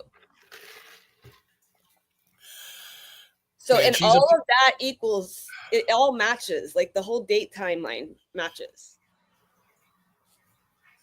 So, and the thing that blows my mind is here's this, I don't want to say poor kid. Here's this kid that was doing the EMS thing at the fire department, or separated from, but he shows up at the scene, and this other kid shows up at the scene. They try to do what they're supposed to do, and then here comes the trial, and he gets up there, and I don't know if he's lying right off the bat, but telling some untruths, to save his town job. I don't think he was lying per se for me. I think what happened is, so they show up with all that happening. They go back, and for like 3 or 4 days, it was that scene and that what they went through was the talk of the station. And it was Katie McLaughlin who started she's the whole support of the I hit him thing. So Katie McLaughlin comes in, and she is she starts saying it, I hit him, and then you got, now they're talking about it, and now it puts it into everybody else's head that maybe they heard it too. You know what I mean? Like you tend to pick, when you're in like situations like that, you tend to pick up on what other people say, and you're gonna say the same thing. I mean, that's my experience, at least. My nose itches. Who's talking about me? My nose is itching. What are you guys saying in chat? I think Bev's got a cooler in her Audi out back with some White Claws. Well, I know that Bev needs to. She only wants half a day, but I mean, she needs to get her some Wolf in today. She got to get her a preview of Mr. Wolf, Dr. Wolf. Knick-knack? Is that what it is? I knew it. I knew it. She's talking crap about me, guys. That's why my nose itches. I knew it. I knew I was going to catch her in the act. She always does it. Noodles, I know you do. I know. I know you guys. There was like a little timeline they were trying to pull off there where they were saying Jen was doing, chest compressions. I don't believe any of that crap. She spent at least 2 or 3 minutes in the vehicle on the phone with the 911 dispatcher at the station. You would have been able to tell if she was outside on that phone call, because as much as she whispered with the wind blowing, there's no way that they would have been able to hear what she was saying.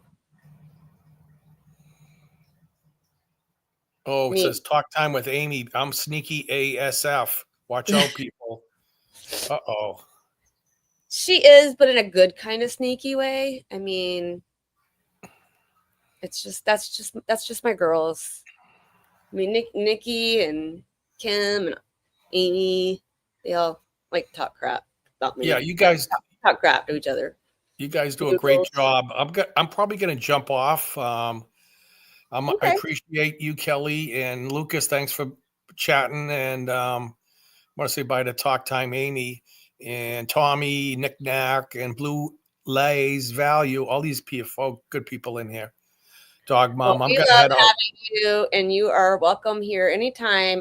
Our chat is welcoming to anybody, and we Thanks, are Zach. no fuss, and we don't. You can do what you want here. You come in, you stay. If you want to go watch someone else, you do that. Come back and say hi. That's all we ask. So yeah, this should be the reasonable doubt case. There's reasonable doubt everywhere, but it's like they come up with all this stuff that's wrong, but it goes nowhere. It's like what it's going to come down to is the jury. That's the bottom line. Can the jury decipher all the BS? And I think Alan Jackson's going to do a hell of a job when he gets up there. Right. And if Arca's allowed in, that'll be great. If she does not let Arca in, that's just more blatant bias from the CW. Right. She's up against it, I mean, I went to a couple standouts, but that was it. But, I just feel bad. I mean, her mom and dad have been through shit. And then, even John's mom, they put her up in the stand. So, Hanky's got no soul. You wouldn't do that.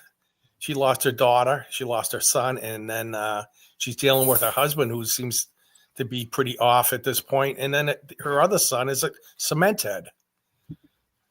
Right. All right. I'm going to fly. All right. We'll talk to you soon. It was good talking to you.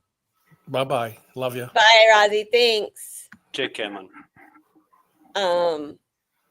I'm just going to put this up so we can just watch it in the background, because I don't have it shared.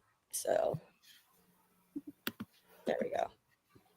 So that way I can at least watch it going on for now, and I'll turn it back to long crime when it's done. I kind of like the long crime, the double screen. And then, but let's see, I'm going to remove him and then remove that one so I can see it in the background.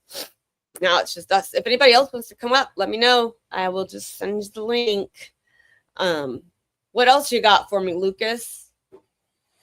Amy, I have at 2:20, just so you know, because I have to go get that one, Liam.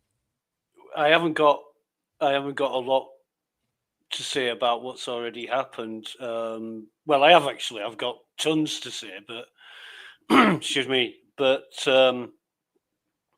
Whiffen is clearly telling the story that he wants the jury to hear. And, you know, unless he's only just started questioning his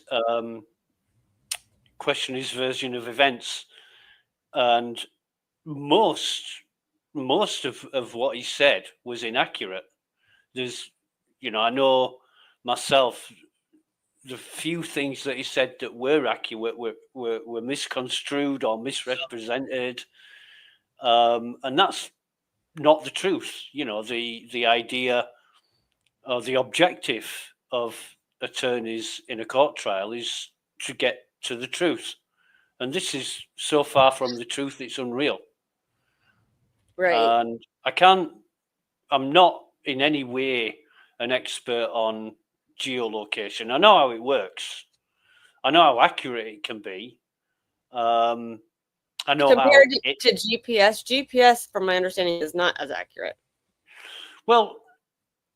GPS is GPS is a different system, Okay. and you're using the satellites that orbit the Earth for GPS. Okay. On a phone, you're not using that. I mean, there are some GPS phones that do that. There's some what do you call it? Oh Jesus, what do you call them? Them screens in cars.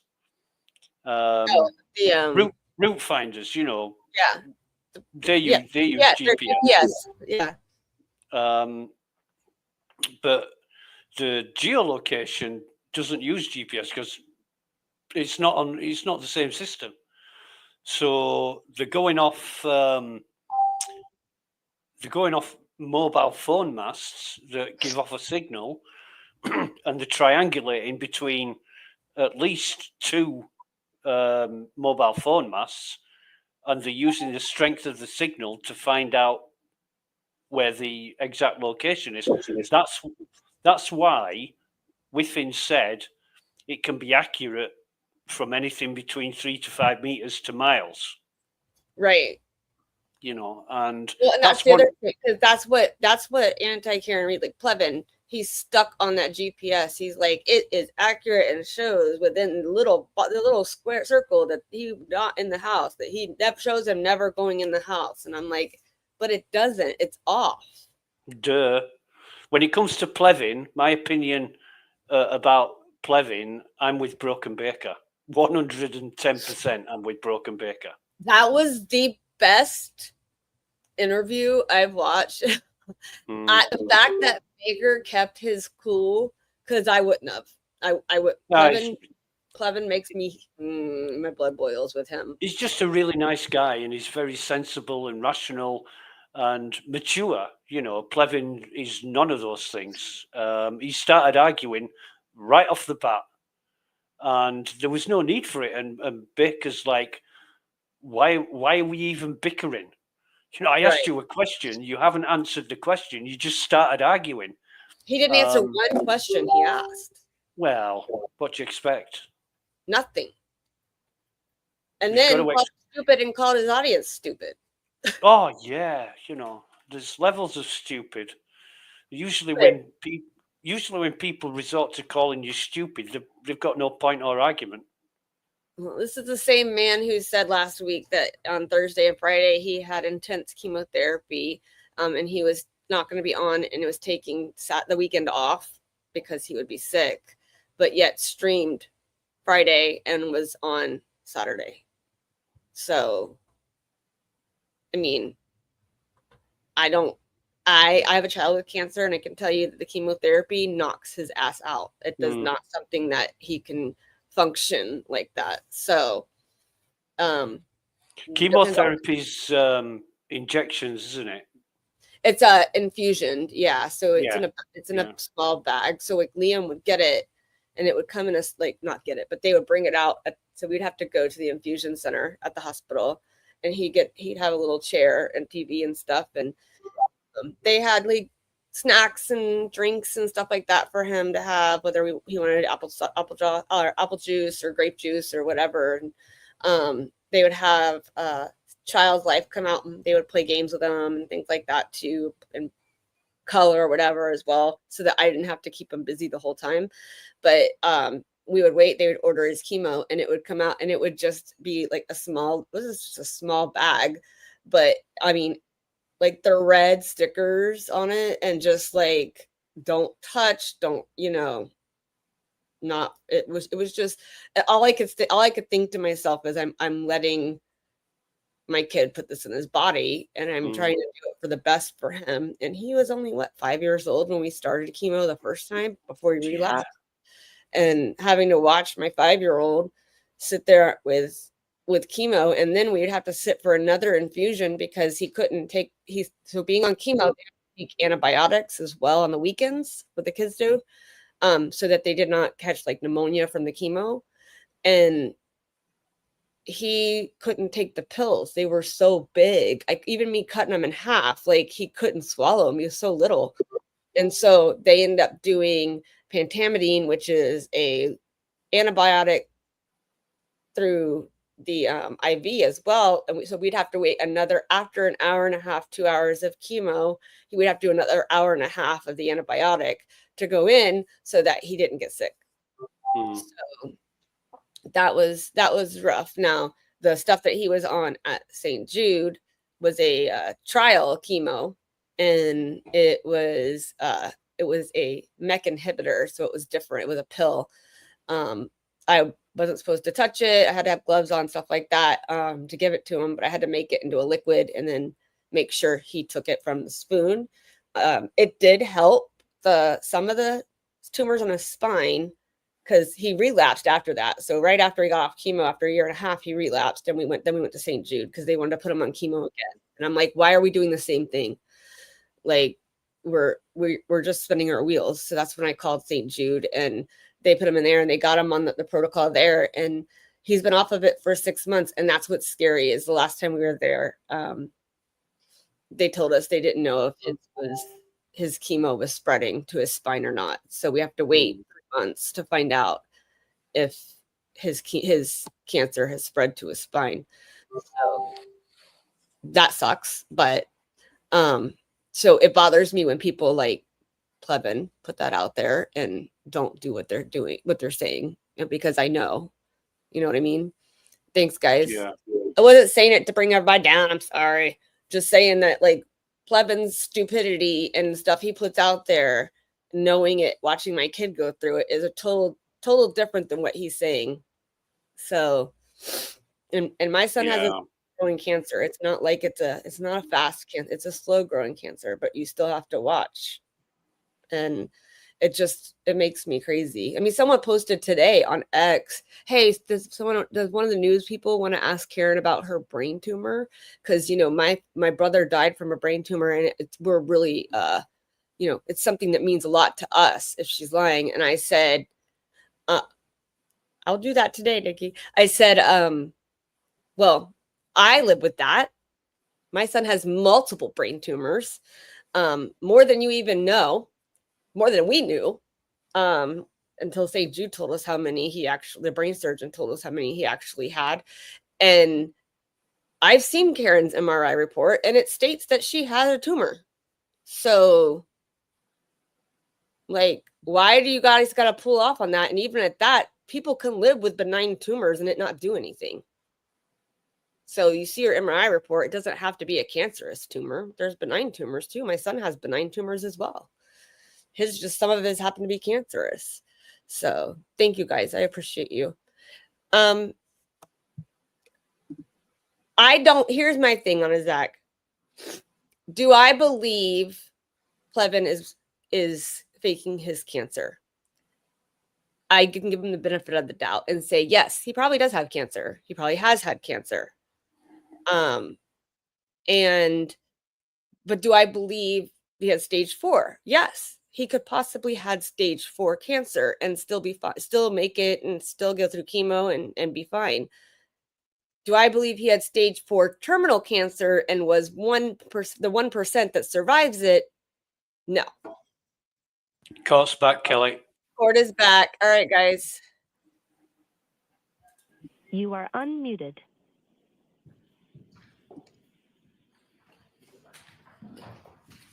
Thank you. We're back in session. You may be seated. Oh, hi, Margaret. For the record, before the court is Commonwealth versus Karen Reed, 22 CR 117. The parties are present, the jury is not present. All right, thank you. All right, so we know that the Commonwealth has filed a few anyway, or repeated motions trying to get the defense to comply with reciprocal discovery regarding the ARCA witnesses. Previously, about a month or so ago, maybe longer, I found that there was a violation of the defendant's obligations for reciprocal discovery, and I found that it was deliberate. The Commonwealth filed additional motion, a motion to compel reciprocal discovery of the ARCA witnesses or to exclude their testimonies. Upon that, I believe, I issued an order last week for certain discovery to be provided and to be provided by ARCA. On the day of opening statements, it was clear to me that there was another violation of the defendant's rules, defendant's obligations under our rules of criminal procedure. And based on that, especially given what the defense has failed to deliver, I would not permit the defense from mentioning ARCA in their opening. So today we're going to have an evidentiary hearing on your motion, Mr. Brennan. So I expect that we will get through both witnesses by the end of today. If not, we'll have to have them back, but I expect we can get through them. So Mr. Brennan, who are we going with first? Dr. Wolf? Please. Okay.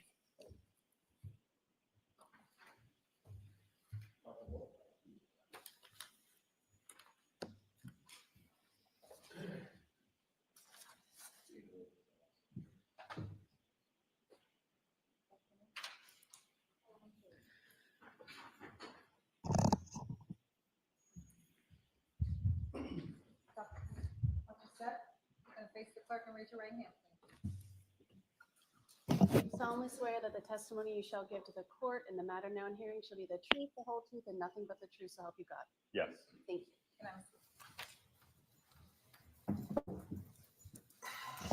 All right, go right ahead, Mr. Thank you. Brennan. Good afternoon, doctor.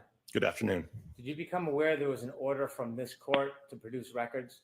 Yes. Did you receive a copy of that order? Yes. Who did you receive a copy of that So we order? need Dr. Wolf to identify himself. Please identify yourself for the record. Spell your last name. Daniel Wolf, last name spelled W-O-L-F-E. Who did you receive that order from? I believe it was in an email forwarded from Miss Little. Did you read it? Yes. Did you understand that there was a request for certain communications? Yes. Did you understand that you were supposed to turn those records over to the Superior Court? Yes. Did you turn records over to the Superior Court? I provided a copy of that production notice to Miss Little. Did you provide the records to the Superior Court? I didn't directly email that to the court, no. Did you indirectly email it to the court? It was my understanding that it would be passed along to the court. So you did not, pursuant to the order, provide the records to the Superior Court, did you? Not directly to the court, no. When you read the order, you understood what the order was requiring you to provide, correct? Correct. It was requiring you to provide all text messages. Yes. Did you provide all text messages? I don't have any in my possession. Did you look for any text messages that are not in your possession about this case? Yes. Okay, did you find any? No, sir. What did you do to look? So I went through the phone that I presently have, and as I informed Miss Little, last year I was under T-Mobile was my carrier. Subsequent to that, I then switched to Verizon in, I believe it was November. So I made an effort to contact T-Mobile as well as get access to my T-Mobile account hub. Unfortunately, I was unable to get access to it or get any records prior to, or at least from my T-Mobile carrier. Then I went through my Verizon records that I have from 2025. I could only go back 3 months, and I provided those records. How about emails? You didn't change email carriers, did you? No, sir. Did you provide all your emails from when you first were contacted by the defense? Yes, sir. And you provided every one of those emails to who? It would have been in the file that I put together for the production. How many emails did you find between you and the defense? I'd have to look at the order, but it was probably 6 to. Are you talking about present day or just from last year? Anytime. It was probably around a dozen or so. Who did you correspond with by email on the defense? Again, can you specify a time frame? At any time, who did you correspond with by email on the defense? It would have been Mr. Jackson. Miss Little might have been on one of those emails. There might have been a couple other members. I don't remember off the top of my head. Well, how about Miss Reed? I don't believe she was on any of those emails. You've never emailed or been on a correspondence with her by email? No, sir. And how about Mr. Yannetti? He may have been on the one of the emails. I don't know as I sit here today. You communicated by phone with the defense, didn't you? Yes. And that began as far back as March 2024? After our report was issued, yes, in March. Back in March of 2024, you spoke on the phone to Mr. Jackson? Yes, sir. A number of times? Yes, sir. And as you spoke, you began to become familiar with him and his role in this case, didn't you? We corresponded about, again, our expected testimony here at trial, yes. I'll ask it again. Did you become familiar with him and his role in this case when you spoke to him? I understood him to be the defense attorney on the case, yes. Did you speak to Miss Little by phone? I don't believe so, no. Did you speak to anybody? Hold on 1 second, please.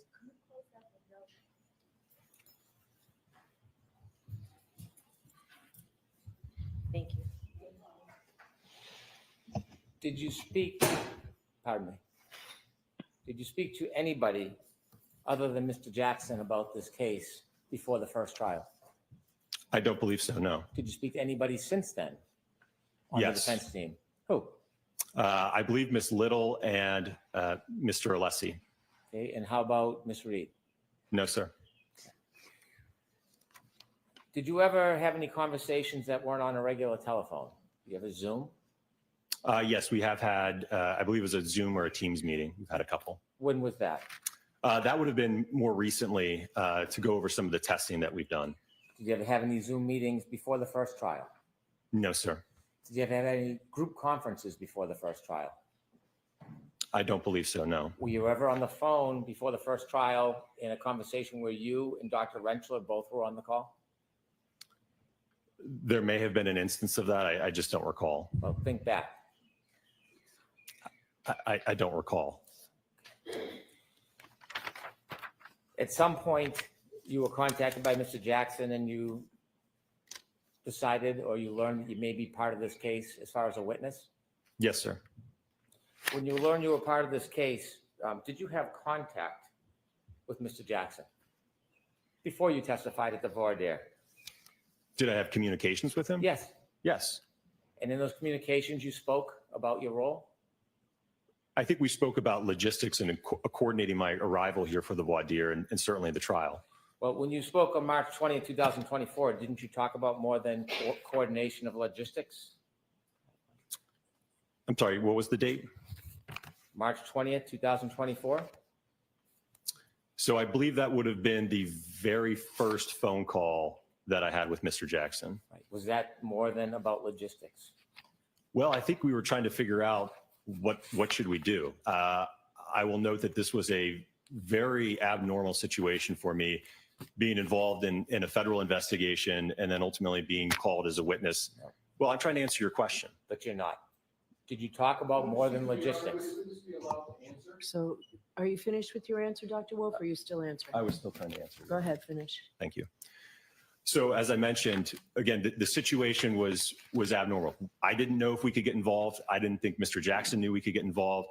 In terms of a path forward, would we be able to do more work? Could we review additional material? How could we work together moving forward? There was a lot of unknowns, so there was a lot of uncertainty. You done? Yes, sir. Did you talk about more than just logistics? No, sir. Did you talk about fees or structures? I described to him our typical procedure when we intake a criminal defense case, right? There's typically a contract and retainer associated with that. So I described our normal procedure that takes place, yes. So you talked about fees and scheduling and costs, what you charge. I did talk about, yes, the contract and the retention letter. When you talked about that contract, there was a discussion, wasn't there, about them hiring you, paying you, or retaining you? Potentially, again, I prescribed our standard procedure. Why was it you were talking about fees and schedules if you didn't think that you were potentially going to get hired? Again, I prescribed our normal operating procedure. I had no idea how it was going to work moving forward, which is why ultimately, immediately after that phone call, I contacted the Department of Justice to get clarification on that. We'll get to that, but I'm asking you specifically, why were you talking about fees and scheduling and being paid at that point? Objection, Your Honor. I'm going to allow it. Again, because Mr. Jackson was interested, I believe, in calling us to testify at trial. So I explained to us the normal process.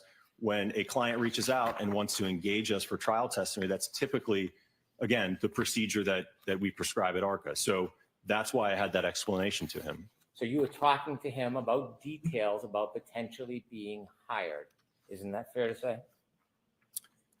I don't know about being hired. I think, again, him utilizing us in the trial as expert witnesses. Well, what's the difference between him utilizing you and paying you for that utilization and him actually hiring you? What's the difference in your mind? Well, I think there is a difference because ultimately, after I got clarification from the Department of Justice, they indicated that they could not, the defense that is, sign any type of contract. There could not be any type of agreement or retainer. I'm not asking what you determined later. I'm talking about the conversation you had on March 20th, 2022, when you were speaking to Attorney Jackson. That's what I'm talking about, okay? Understand? I don't know that I understand your question then. Okay. When you had a conversation on March 20th, 2022 with Attorney Jackson, you discussed potentially being hired, paid, compensated by Attorney Jackson or the defense for this case, didn't you? We did, like I said, I did explain to him our typical operating procedure when a client reaches out for trial testimony. I went over that with him, yes. I'm not talking about a client, I'm talking about this client. Did you talk about them potentially hiring or retaining you for work in this case? That's the question I'm asking you on March 20th, 2022, not the 22nd, not the 24th. March 20th, 2024. Did you speak to Attorney Jackson about them potentially retaining or hiring you for this case? I spoke to him like I speak to any other client that would be interested in calling us as a witness. Okay. And so after you spoke to them, you spoke to representatives of the United States Attorney's Office, and you wrote an email back saying that you were going to put the conversation on hold. Is that fair to say? Correct, until I got clarification from them. And at some point it was on hold, right? At some point it resumed. Yes. When was that? That would have been towards, I believe, the end of April. The end of April. How was this relationship resumed? What was the contact, the conversation between you and anybody on the defense that resumed that relationship? I think that I reached out to Mr. Jackson. Like I said, I think it looks like about a month had passed. And I had let him know that I had spoken to the DOJ and got clarification on moving forward. So in April of 2024, you reached out to the defense and said that you had permission or a green light to move forward in the relationship with the defense in this case. I had clarification from the Department of Justice, yes. And that clarification allowed you then to work with the defense on this case. Not work with, we could be called on the defense's behalf to testify. And for that matter, the Commonwealth could have also contacted us and utilized us at trial as well, if they should please. So when did you become an advocate for the defense? Interesting. Do you feel like you're an advocate for the defense? No, sir. You sure about that? Sir, I'm on the science and the analysis that I've done. That's the side that I'm on. You sure are. Because after that 424 call letting them know that the United States Attorney's Office gave permission for you to be called as a witness, you called them again that day, didn't you? Or they called you on the main line? We may have exchanged a couple calls that day, yes. Well, you did exchange a couple calls that day because we have at least some records. And when you called later that day after telling them that you had permission they could use you as witnesses, what did you talk about? Do you have the records that I could take a look at just so I could see what you're referring to? Do you remember having calls after you called Attorney Jackson and said you had the green light from the U.S. Attorney's Office? Do you remember having further calls that day? I think we had a couple brief conversations, yes. Okay. When you think about it, do you remember them, or are you just saying you think but you don't know? I don't remember. I remember that there was one conversation, I believe in early May, that I had with Mr. Jackson, in which we engaged in a conversation where I gave him more information about my background, who ARCA was as a whole. I think we even got to talk a little bit about my family, my 4 kids and things of that nature, but it was a call about background and qualifications. We're still back in April. You're moving ahead to May when you first started billing. I want to talk about back in April. Do you remember having conversations on April 24th with Mr. Jackson? Do you remember that? I'm going to allow that. I remember that there were conversations, yes. Specifically what they were too. I remember, I think they were brief, but I don't remember the specifics of them, no. Well, in the brief conversation, what do you briefly remember about that brief conversation, Doctor? Well, as I mentioned, I think I had finally received clarification from the DOJ, so I think I was letting him know that I had received that clarification. Well, sir, you said that was the first call. There were more than one call. There was then 2 calls to the main line. What did you discuss with him during those calls? Well, to be honest with you, the call to the ARCA mainline, I don't even know if I spoke with him. That's just to the mainline, not to me directly. So he could have spoken to a receptionist who then tried to get a hold of me, right? So I don't know if that specific call to the mainline was to me or someone else at ARCA. Well, this is a new relationship, right? You were working on a contract with the federal government. You have only spoken to Mr. Jackson, according to you, twice. You don't remember the early conversations with them and what they were about? I'm sorry, are we talking about now at the end of April Yeah, still? I'm still talking at April. April 24, 2024. Yeah, as I just discussed with you, from what I recall, it was relaying to him the clarification that I got from the Department of Justice. Right, but that doesn't take more than one call, does it? I don't know. He may have been in court. There might have been some phone tag. I don't know, sir. Well, there was a 9-minute call on April 24th, and then there's 2 calls to the ARCA main line, 3 minutes and 2 minutes. Do you remember any of those calls? Again, when you say 3 minutes and 2 minutes, that makes it sound like, in all likelihood, he contacted the ARCA main line, got a hold of a receptionist or my project manager, and couldn't get a hold of me. Are you just making that up, or that's what happened? Sir, that is my best guess. I don't recall from a year ago. We're not asking you to guess. I'm asking for your testimony. That's what I recall, sir. Do you recall him calling a secretary on the main line? That's what you recall? He very well could have. I just don't know, sir. But you're making a representation that you recall him using a secretary in the main line. I'm asking what you actually did and actually said. Do you remember speaking to Mr. Jackson, Mr. Jackson or anybody on the defense team after that initial call back on April 24th, 2024? Do you remember those 2 phone calls? Objection, Your Honor. So let's get an answer. I don't remember those phone calls specifically, no, sir. Next Do you question. remember the phone call on April 30th, 2024? Do you remember that one? I don't remember that call, sir. Do you remember the call on May 2024? I don't have the records in front of me, but was that a longer call by any chance? It was 40 minutes long. Okay. Yep. So then, yes, as I just described earlier, that would have been the call in which I went over with Mr. Jackson a little bit more about ARCA, my background, my education, qualification, the kind of casework that I do, things of that nature. And did you discuss issues regarding this case? No, sir. So during the 40 minutes you spoke, you never discussed any of your findings that had already been made? No, sir. You had never discussed any of your testing in this case during that 40-minute conversation? No, sir. And it was all laid out in the report that was issued in I February. understand the report. I'm asking you, did you have any conversations about it with the defense? No, sir. So in that 40-minute conversation, you talked about your family, your pastimes, ARCA, but never, ever talked about this case. Objection, Your Honor. I'm going to allow it. Correct. You billed for that time, didn't you? I believe that I kept track of that time, yes. Okay. When you kept track of the time, did you submit that time and ultimately get money for that time? Again, I routinely keep track of my time when I'm working on a project. So yes, that time was kept track. That's not what I'm asking you.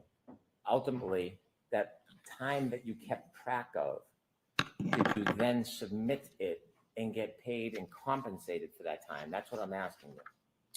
Well, first off, I'm a salaried employee, so I don't get direct compensation when an invoice goes out. That old invoice, when it's sent, ultimately comes back to ARCA. That doesn't come back to Dan Wolf. Okay. So in order to get paid for that, you would have had to submit that time through ARCA to then forward it, wouldn't you? Objection, Your Honor. Going to allow it. Is that true? Yes. I keep track of my time so that my boss knows what I'm doing. Yes. Okay. Who asked me that? Yes. Come on over.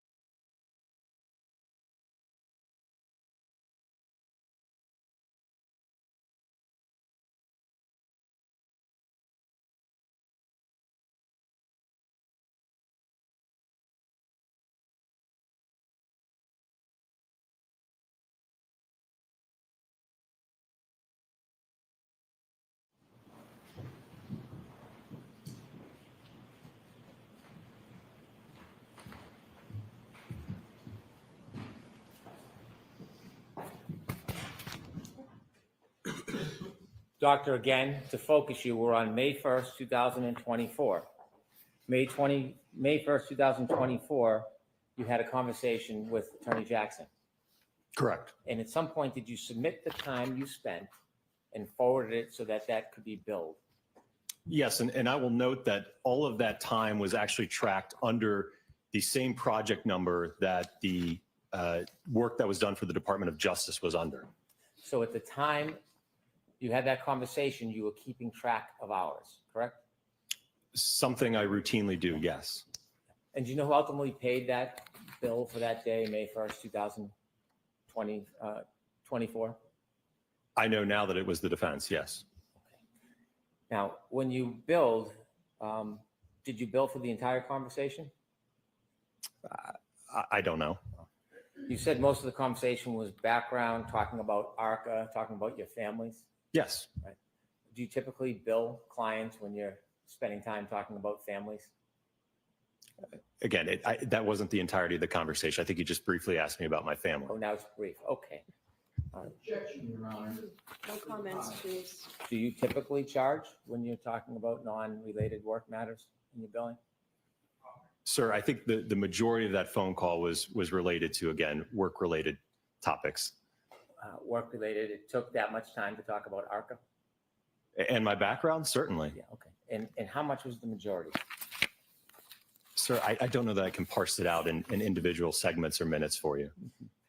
And so after that May 1st conversation, did you communicate with the defense before June 9, 2024? I don't believe so. I think from what I recall, next up was, I think, the voir dire. Either Alan, I think Alan contacted me, letting me know that the court wanted to do a voir dire of myself and Dr. Rentschler. And you mean Alan, you mean Attorney Jackson? Yes, sir. Okay, so you became friendly. I guess first name basis, is that what you're referring No, to? I'm saying, did you become friendly? No, I wouldn't say that we were friends. I didn't ask if you're friends. I said, did you become friendly? I talked to him like I talked to all of the attorneys that I work with, sir.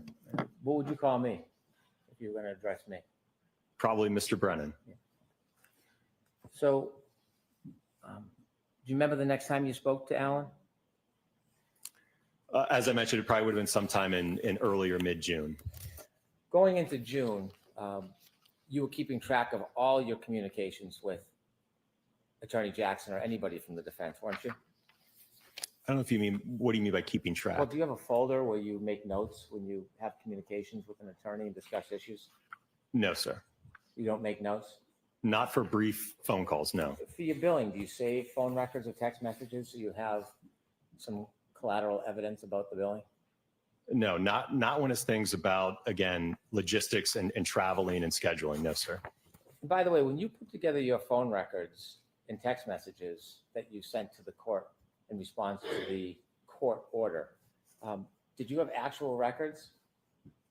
What do you mean in terms of actual records? Well, I see like a summary chart that was developed. Who developed that summary chart? So that was, again, as I mentioned earlier, I was unfortunately unable to pull anything from T-Mobile. I just could not get access.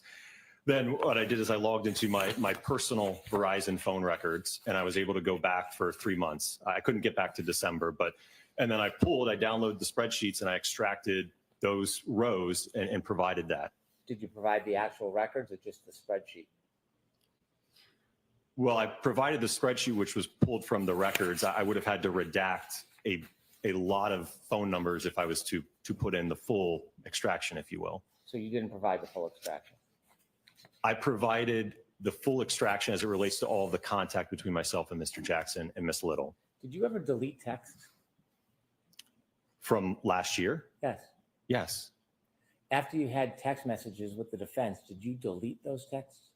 Yeah, after the trial concluded, I mean, that's something I routinely do. I'm not going to keep texts from Mr. Jackson, especially now that we're past a year. I would have no reason to keep those, sir. I'm not asking for the excuse. I'm asking if you did it. Did you delete texts?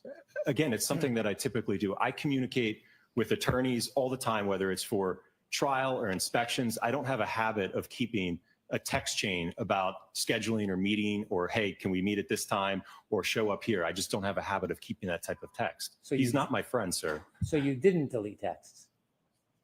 I think I just told you that, yes, I did delete the text. No, you didn't tell me, but you just did now. Thank you. So next question, no Okay. comments, Mr. Moore. How many texts did you delete in communications with the defense? I don't know the number, sir. You don't know the numbers? I don't have the text. So you're asking me over a year ago almost about text messages. I don't recall how many there were. All right. Was it 10, 100, 1,000? How many were there?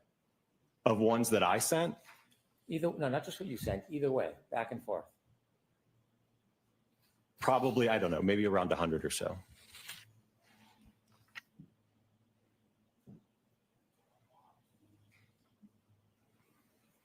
And when did you delete those over 100 texts between you and the defense? As I mentioned, I think the last text that I remember was Mr. Jackson texting me, just thanking me for my time coming up here after the trial. Again, that was at the end of June. And then I didn't hear from him. And at some point, I don't know specifically when, it would have been last year, but I deleted those texts. There was no reason for me to keep those, sir. Do you remember about when you made the affirmative intentional effort to delete around 100 text messages between you and the defense? It would have been sometime after the trial, probably before I got my new phone in November, but it would have been probably in the month or two after the trial. Sir. Where were you when you were deleting this text? Were you at your office, at home? Do you remember sitting down and deciding intentionally you were going to delete over 100 texts? Where did that decision happen? I have no idea, sir. You can't remember deleting over 100 texts where you Sir, were? I just said I delete text routinely. You're asking me to specifically give you a location and a time when I deleted those. I don't recall that. You said it was after the trial. Yes. And out of the 100 texts or so, who were you texting on the defense team? I believe it would have just been Mr. Jackson on that. Did you ever communicate by any other means, like Signal or an application? During the time of the trial? Anytime. Yes, sir. With the defense? Yes. Is it typical for a biomechanical engineer to use an application like Signal to talk to an attorney on a case? Sure. You know the benefit of Signal, don't you? I mean, it's a messaging platform, yes. Well, encrypted app, isn't it? What was that? Encrypted? I don't know, sir. It keeps no record of the communication when you use an application like Signal, does it? I don't know, sir. Well, you used it. Did you have it on your phone that you were using it with other people? No, I don't believe so. So the only time that you use Signal in your career is when you were dealing with this defense team? Yes, it was earlier this year. Mr. Jackson had communicated with me, indicating that it was his preferred method of communication. So yes, we did exchange some messages on Signal. But this was at no point in time during the first trial. Using the Signal app, was that your suggestion? No, again, I think it was Mr. Jackson that said it was his preferred method. Is that standard in your industry to use Signal when you're talking to clients? I don't know that there's a standard out there, sir. I'm asking about your standard. Is it your standard to use an encrypted app when you're talking to attorneys? If the client has that preference, I don't have a problem with it, sir. How many times have you done it other than this defense team? Again, as I just mentioned, it was the first time. How many conversations did you think you had with the defense team by Signal? Again, it would have been just Mr. Jackson. And like I said, it was really, I think, just in the month of March of this year, but it was brief. I know that I think we exchanged a couple phone calls, and I remember the call quality was terrible. So we really didn't use it that much. Okay, you're saying a lot of things. You're saying you think. I want to know your best memory. I don't want you to think. If you don't know, you don't know. How many times did you use Signal with the defense to talk about this case? Going to allow it. From what I recall, it was probably a handful of times. When you say if what you recall, are you purposely being vague in case there's records, or do you not remember? I don't remember, sir. As you mentioned, it doesn't keep a log of it, so I just don't recall. Well, you don't have to rely on a log. You can rely on your actual memory. Right. I'm telling you that I didn't keep track of it, so I don't know the specific number. How many times do you think you talked by Signal? As I just mentioned, I think it was a handful of times. I don't know what a handful means. Probably 4 to 5. Well, was it 4 or was it 5? It was probably 4 to 5. It's the best estimate I can give you. How long were the conversations on Signal? The 4 to 5 times? I think they were pretty brief. I'd say probably around 5 minutes or so. You think each one was 5 minutes? Probably 5 minutes, Were you yes. putting it on a timer? Each one had to be a maximum of 5 minutes? No, I'm just giving you my best estimate, sir. How certain are you that the Signal calls were 4 to 5 minutes? Again, I just told you I'm providing my best estimate. How confident are you the times were between 4 and 5 minutes? That's the best answer I can give you, sir. I'm giving you my best estimate. I'm asking you how confident you are. Can you answer that? How confident are you, Dr. Wolf? I can't answer that anymore. Okay. When Next you were question. required by court order to provide all of the records to your honor, you knew that one of the important things you need to respond to were communications between you and the defense for her honor to consider, right? Yes, And Signal is a communication, isn't it? certainly. You looked at all your records and knew it listed the text messages and the phone calls. You knew that, right? Yes, You knew that was going to be a representation that you were making to the court about your communications with the defense. You understood that, didn't you?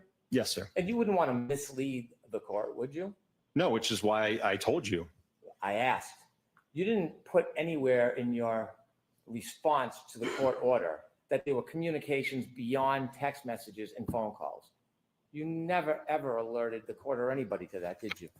Again, because I have no record of it. I That's- have no way of being able to tell when those took place or how many there were. The question I asked you is when you responded to the court order to provide all communications, and you responded by offering text messages and you responded by listing phone calls, you knew that your Signal calls were communications, didn't you? I provide everything that I had in my possession, sir. That's not what I'm asking you. You knew the Signal calls were communications, didn't you? Yes, Okay. And you never informed in your response that there were phone calls through Signal as part of your communications, did you?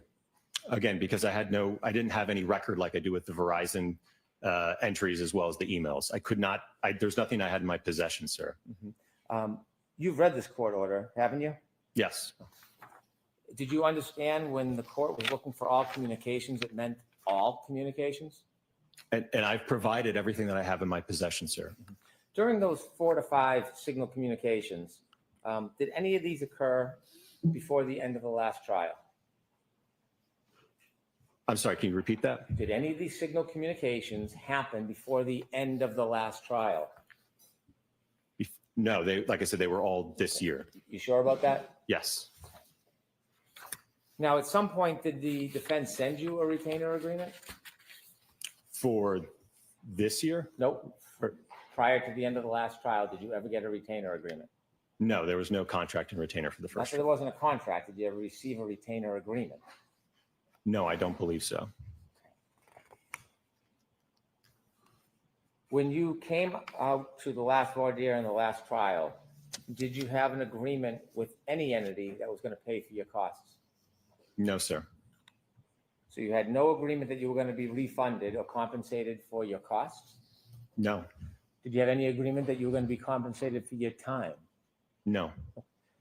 So when you were asked to come out and testify in this case, tell me, did you think that the defense was going to compensate you for the costs of you coming out here? I had no idea who was ultimately going to pay the invoice, if an invoice was even sent. Did you think that you were coming out here to testify for free? Again, I don't know who was going to pay the bill. I'm not. That's not what I'm asking you. I want to know, after having these conversations with the defense, and they asked you to come out here, did you expect to be compensated for your time? Again, I'm a salaried employee, so it doesn't matter to me. I'm sure my boss would like us to get paid, but no, I did not know ultimately who would pay an invoice if an invoice was sent after the trial. Well, you were keeping track of your billing, weren't you? I was keeping track of my time, yes. And you kept track of your costs, didn't you? The company does that, yes. Did you? Again, I enter my time so that the company can keep track of my time, yes. When you came out here and made travel arrangements, did you have any conversations with anybody from the defense? About the travel arrangements? Yes. Yes. And as far as the travel arrangements, who on the defense was trying to help you with travel arrangements? I believe it was Mr. Jackson. Was there other people, associates, colleagues that were helping you as well?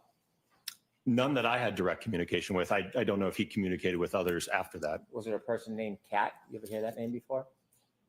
I believe that, yeah, she may have escorted me into the courtroom, I think. Well, you don't believe, because that's a pretty particular name. So when you use words like you believe, you know. So did you meet a person by the name of Kat? I'll allow it. I think when I arrived here, yes. Well, without the qualification, the simple question is, you've met Kat, haven't you? I think I met her. It was either at the voir dire day or the trial day, yes. Now, does Kat work for the defense? I have no idea who she is. Well, how did you know who she was? How was the introduction? How did that go down? I just mentioned, I think she escorted me here to the courtroom. Escorted you from where? I think I drove here and I arrived, I believe, in the church parking lot across the street. And I think she walked me over. And then ultimately when I was done, I think she walked me back to the lot. Do you have conversations with anybody for the defense about how you'd get here and why it is in particular you would park at the church parking lot? Because I had no idea where to go. But who told you where to go? Like I mentioned, I communicated with Mr. Jackson, who provided that information to me. And did you have any significance about the church parking lot? Did that mean anything to you? No, he had just indicated, I think, that they had reserved it and it was a spot that I could park my vehicle. Okay. And when you got there, did you meet with anybody from the defense? I can't recall if they were standing out there and we walked in together. I don't recall. I'm asking if you've met them, not whether you walked in together. I'll ask it again. When you arrived after these plans were made, did you meet with the defense before you came into court? On the voir dire day, I can't recall if the defense was out there. I think on the day of trial, I think I met Mr. Jackson and maybe a couple of other members of the defense team. Well, when you say you think, this was a pretty remarkable event coming to this trial, wasn't it? I'll allow it. Pretty remarkable event, this trial, wasn't it? It's unique, yes. Yeah, it's unique. And so when you came here, having had all these conversations with Attorney Jackson, you don't remember if you met him before you came in for voir dire or came in for trial? You don't remember if you met him? Well, like I said, I think for the voir dire, I think he was already, I believe, in the courthouse. So I think the first time I actually shook his hand and met him was the day of the trial, if I'm not mistaken. Okay. And tell me, is that near the church parking lot that you met with them? I'm sorry, what was your question? Was it near the church parking lot where you met with them? Yes. Okay. You shook his hand. This is meeting face to face, Yes. right? Yes? Yes. Did you have a conversation about the case? I don't believe so, no. When you say you don't believe so, do you think you had a conversation about the case? At that point in time, no. I was getting ready to take the stand, so I don't think we had a conversation about it. You were speaking to the defense or Attorney Jackson on June 10th, 2024. That was before your voir dire testimony, correct? I believe so, yes. And do you remember what those conversations were about? I presume it was about the logistics of when we were needed. And then I know that ultimately I served as kind of the primary point of contact where I think Alan would reach out to me. He would give me some information about the scheduling and kind of when we would be needed. Then I would check in with Dr. Rentschler, and then I would get back to Mr. Jackson. So there was kind of that channel of communication to try to figure out when we were to arrive and where we're supposed to go. You're not saying that all your conversations with Alan were just logistics, were you? I believe for the most part, yes. So it took hundreds of texts, 100 texts for logistics? Absolutely. I could certainly go into the day before my trial testimony, which was a very extensive travel day where I don't even think I left the Philadelphia airport. We're going to get there, but there's a lot more communications before we get even close to that. Okay. Do you remember on June 10th having conversations with Attorney Jackson? I do remember that there was conversations, Okay. yes. Now, June 10th is 8 days before your testimony. Did you ever talk about an outline of your testimony or what your testimony would be? No, sir. You ultimately have more conversations on June 16th. Do you remember those conversations on June 16th? Not specifically, no. You don't remember them specifically? Do you remember whether or not you talked about the case with Attorney Jackson on June 16th? We did not talk about the case, no. Did you ever email with Attorney Jackson around that time? In June 10th? Before your voir dire? I don't believe so, no. So everything from your mind was just logistics at that point? Yes, sir. Okay. And then you came in for June 17th? I believe the voir dire was the 18th. Okay. Do you remember having phone calls on the 18th with Attorney Jackson? The day of the voir dire? Yes. I could have to let him know that I arrived. So you check in with a client, tell them you're on their way, even though you're not going to meet them? To let them know that I'm coming to court? Okay. And so when you testified in the voir dire, then did you have further conversations with Attorney Jackson? After the voir dire? Yeah. Yes. And did you talk about the case? No, sir. You had to testify, or you came and you testified on the 24th? That sounds right. You had a number of phone calls before the 24th. You had a series of phone calls on the 17th, 2 on the 18th, 2 on the 19th. Do you know what any of those were about? I think it was about the logistics of arriving here because I know that I was going to, as opposed to driving, I know I was going to fly in this time. Okay, how about the 21st and 23rd? There's a call on the 21st and 2 on the 23rd. Did you talk about the case? No. And so when you came into trial to testify, you were just relying on the opinions you had already provided in the past? That were written in the February 12th report of 2024? Yeah. Yes. And you had not talked about the case with Attorney Jackson or any member of this team? No, it was all in the report, and that's ultimately what I testified exactly to at the time of trial in the voir dire, sir. And you did not talk to Attorney Jackson or anybody else about the case? No, sir. May I approach? Yes.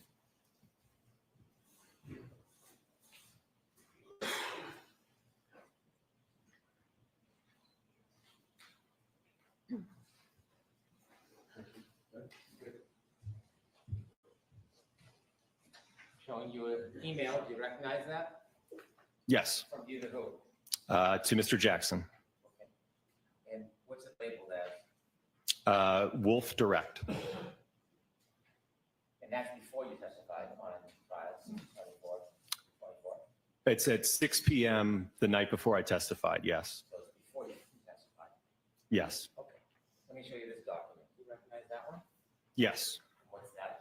That is the attachment to the email. You recognize reading that? Yes. Do you recognize discussing the case before you testified on June 24th, 2024? I never discussed this with him. This is something that I sent to him, that I did on my own, and that I sent to him. But he never asked this of me, and we never discussed it. So you sent him what you thought would be the best questions and answers for him to ask you when you testified. So this is something I routinely do when I work with attorneys, okay? I prepare this on my own to prep myself and prepare for trial. Can I get that, please? There's an email with a document I'd like to attach this as an exhibit. Okay. Exhibit 1. 1.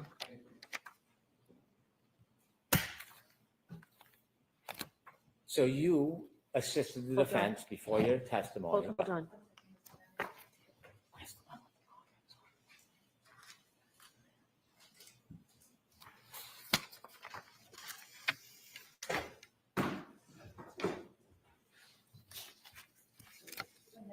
Thank you. So you assisted the defense in anticipation of your testimony by sharing with them the questions and answers you thought would be most helpful. Again, as I mentioned, this is something that I do internally to prepare. I sent that to him the evening before I testified at 6 p.m. I presume that he already had his direct examination done at that point. So I sent that to him, yes.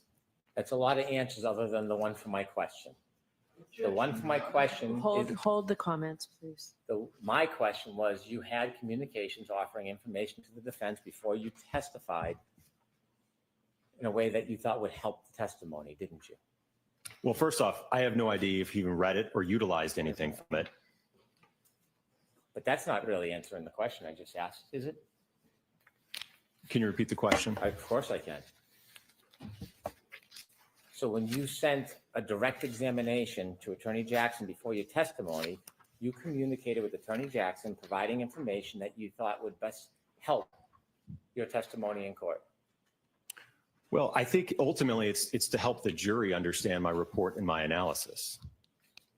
Do you think it's helpful not answering the question and just diverting every time I ask you something? Do you think that's helpful?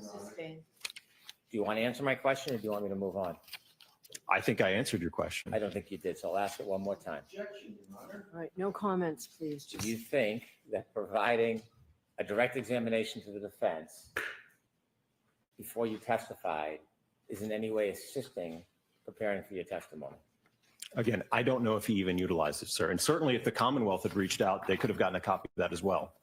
It would have been the same exact outline whether I testified on behalf of the defense or behalf of the Commonwealth. You don't want to answer my question? Did you ever make any comments or discuss the outline that you provided to the defense to help better the testimony for the defense? I did put comments, yes.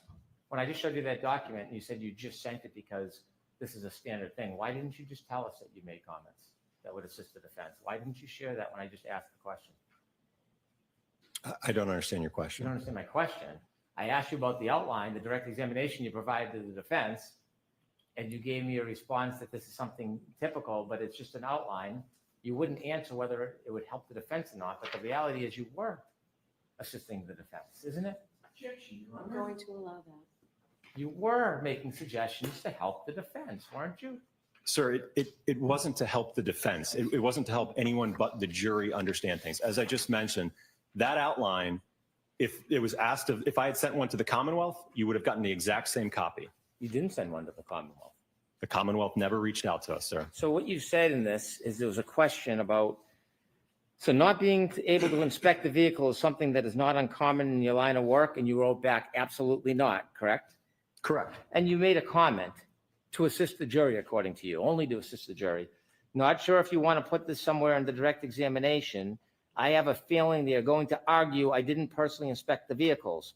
I had enough information from the material I reviewed, so it wasn't necessary. Need to show jury it doesn't matter in this case. Were those your comments to the defense before your testimony? Absolutely. And it would have been the same argument probably from the defense if you had called me a witness about not being able to inspect the vehicle. I wanted the jury to have an understand that for the analysis I undertook, it did not matter that I did not physically inspect the vehicle, sir.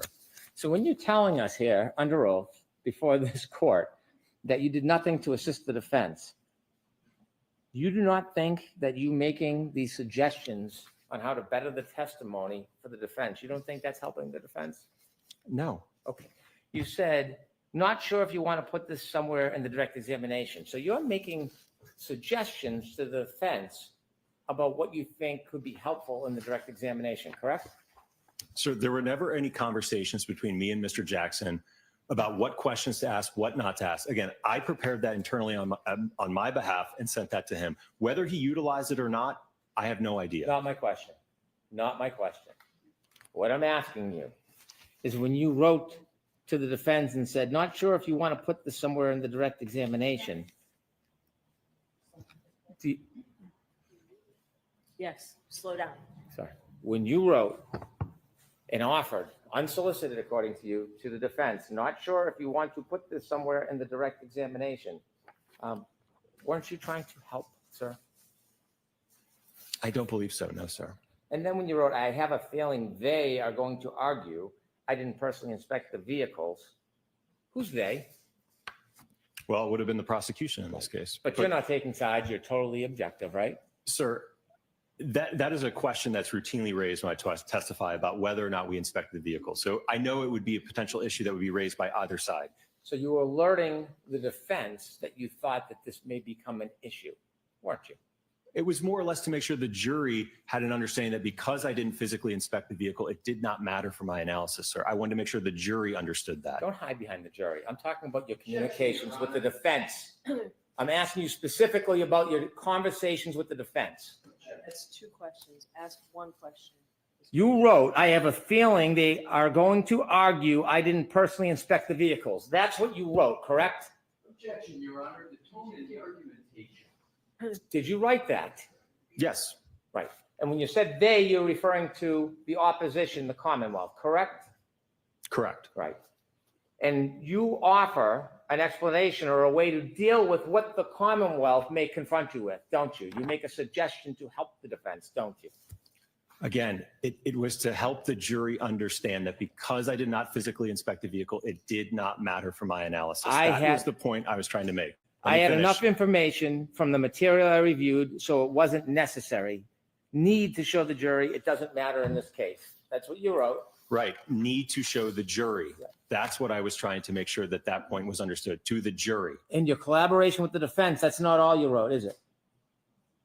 You gave them discretion about things that you should or shouldn't say in front of that jury who you say you want to hear everything. Didn't you? There were other comments, yes. If you want the jury to hear everything, you wouldn't be relying on the defense to tell you what to say and not say, would you? I don't know if I understand your question. Okay, you'll understand if I read this. Number 19. Would it be fair to say that because you do a lot of nighttime visibility work, your cases frequently involve pedestrians? You remember that one? Yes. And then you wrote back, yes, unfortunately, there is a direct correlation between the time of day and pedestrian fatalities. You remember that? Yes. Statistically speaking, most pedestrian fatalities occur during the evening and night hours. You remember that? Yes, sir. So my specialty in the area of lighting and human factors results in a lot of my cases involving pedestrians. Yes? Yes.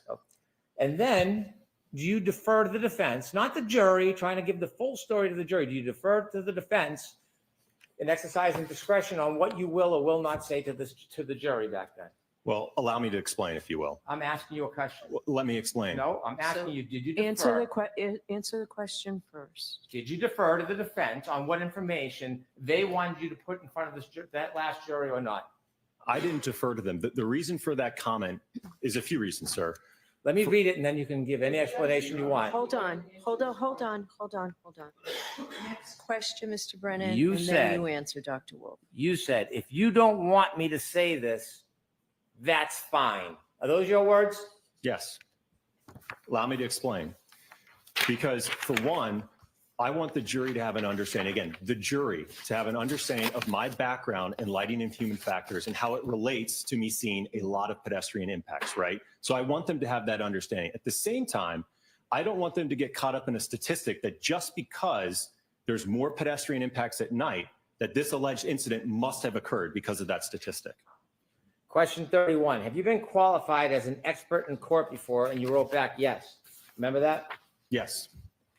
And then you made another comment. Do you remember that? Yes. I realized in my testimony I said about 20 times when you asked how many times I've been qualified.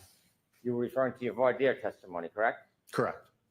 I misinterpreted your questions, which was my fault, but in looking at my D&T lists, it's 11 trials and 7 depositions, 18 testimonies total, correct? Correct. Not sure if you want me to clear this up or just leave it. Wouldn't you want to clear up a misstatement when you realize you had made a mistake? Wouldn't you want to inform the court, I stated qualifications I didn't have, it was unintentional, but it was a mistake? Well, that's exactly why I put the comment in there, Well, sir. You put the comment, you didn't put the comment to the Commonwealth, did you? Again, you all never contacted us, sir. Did you comment to the court who you made the representations in front of? Did you let the court know that you made a representation that was inaccurate? Again, that's why I put the comment in there to. Did you inform the court about your misrepresentation? No, I did not inform the court. You relied on the defense and gave them the discretion whether they were going to clarify the record or not, correct? But I provided the clarification, yes. Mr. Brennan, could you move along, please?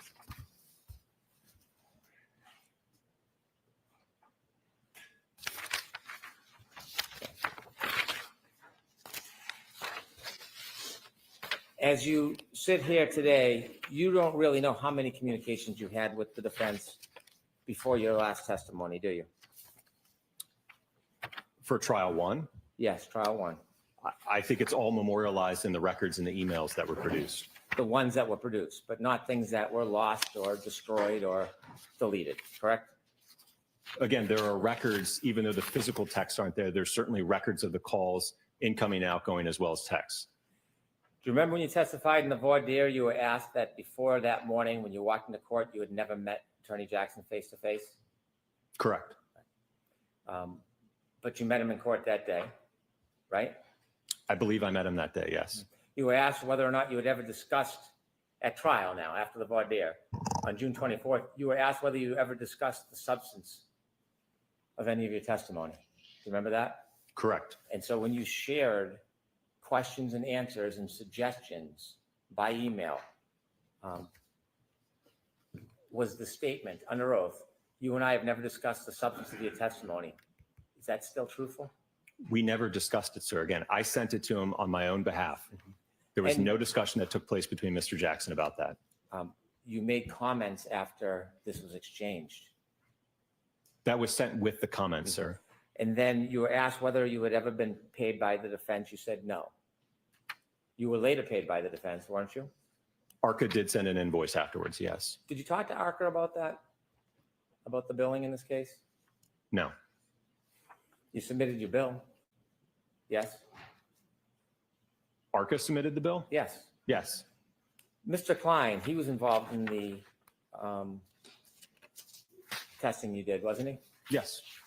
Why is it that Mr. Klein didn't come in and join you? Who made that decision for trial?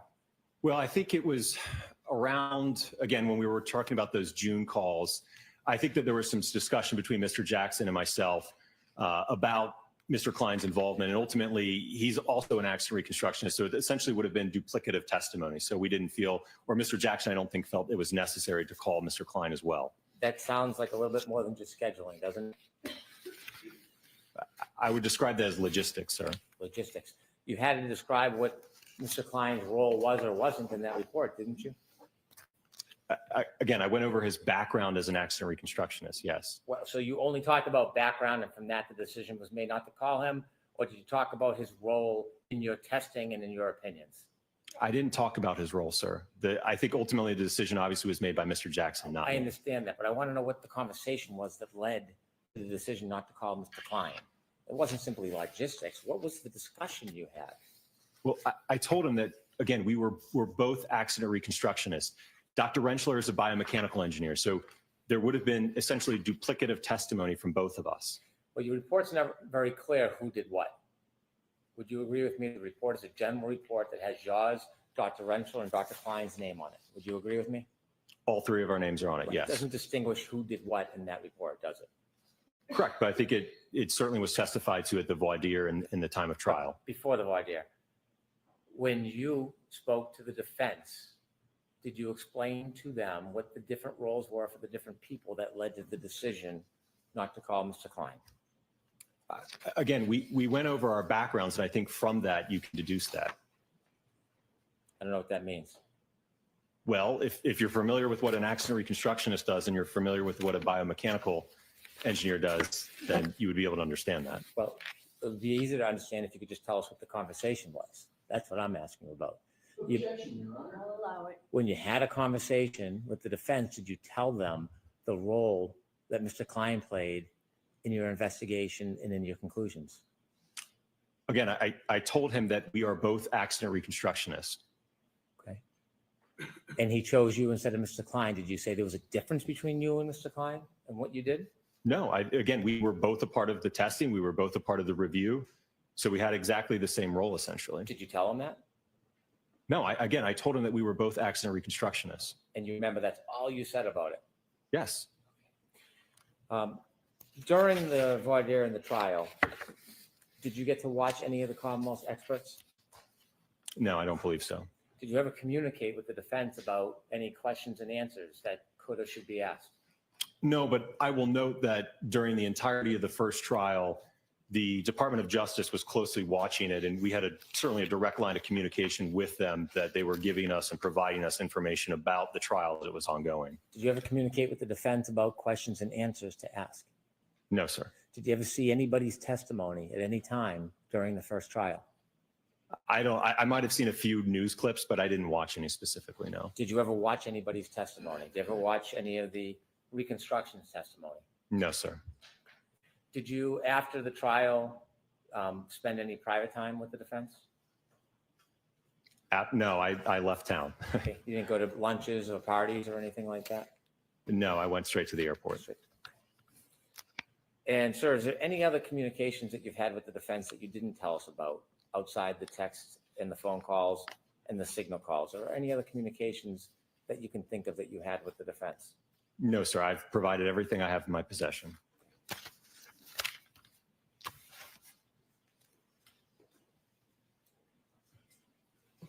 I have no further questions. Mr. Lessie, do you have anything? I can do, Your Honor. Thank you. Are we going to get to Dr. Rentschler today or not? Well, we know how much time Mr. Brennan's. I'm just asking you. I hope so, Your Honor. Okay. May I approach the witness? Yes.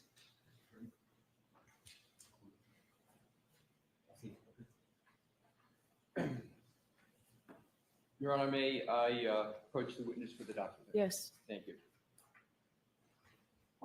Dr. Wolf, I am providing you with a document. Do you recognize it? Yes. What is it? It is the order for production of records. And is that an order from this court? Yes, sir. And is this the order that you were provided with in response to recent matters with regard to this court and what you should or should not be keeping in terms of records and what you should be producing with regard to records? Yes. Could you please read the, excuse me, at this time, Your Honor? I have it in front of me. Okay, well, I understand. So if Your Honor has it, I would like it to be part of the hearing record. We can mark it. Yeah, that's exactly, thank you. Exhibit 2.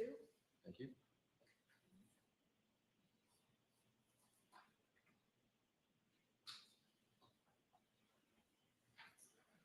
I offered it into evidence, Your Honor. Okay. May I allow the witness to have that, please? Yes. Thank you. Take that.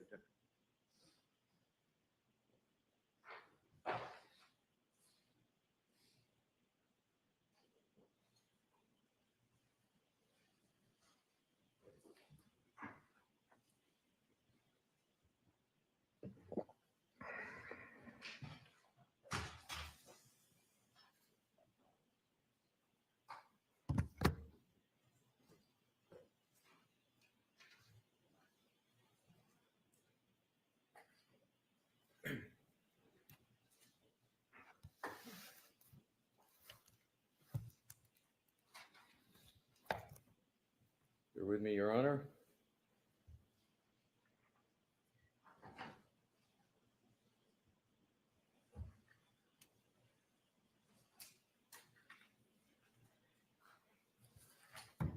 Dr. Wolf, I realize that the court has a copy of this, but I'd like you to please read the first sentence in the indentation at the top after following. Okay. All records within ARCA's or its owners, partners, employees, or representatives' possession, custody, or control in whatever format kept that reflect or in any way relate to work performed or contemplated and related in any way to billing, payment, compensation, and or reimbursement of any kind in connection with Commonwealth versus Karen Reed. Did you, and to the best of your knowledge, everyone associated with ARCA comply completely with this order with regard to the records that are requested in it? Yes, everything I had in my possession and that ARCA had in our possession, we produced.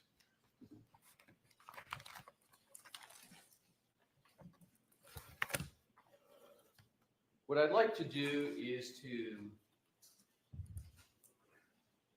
go back in time with regard to your interactions with the United States Department of Justice in February of 2024. Was ARCA under a contract with the United States Department of Justice? Yes, sir. Was there a contract number assigned to that contract? Yes. Was there an internal number at ARCA for which all time was billed for your work on that matter in February of 2024? Yes. Did that contract number that began in February of 2024 ever change in ARCA? Let me just clarify something real quick. So the original case when it came in from the Department of Justice was in the year of 2023. So when that project was opened with the Department of Justice, we assigned a project number to it. That project number from the original case with the Department of Justice remained the same all the way through the trial. And now let's go from in the trial in June of 2024, correct? Correct, yes. From June of 2024 to the end of December of 2024, did that contract number ever change? No. To your knowledge, when you were entering time under that contract number for your work, did you understand that that time was going to be billed to that contract number with the U.S. government? That was my assumption, yes. Did you have from any time in 2024 any understanding that any of your time that you were entering was to be billed to the defense team in this case? No, sir. Let's now go to your first interactions with the defense. As I understand it, well, why don't you tell me what was the first date of your understanding of interactions with the defense? I believe it was sometime in mid to end of March of 2024.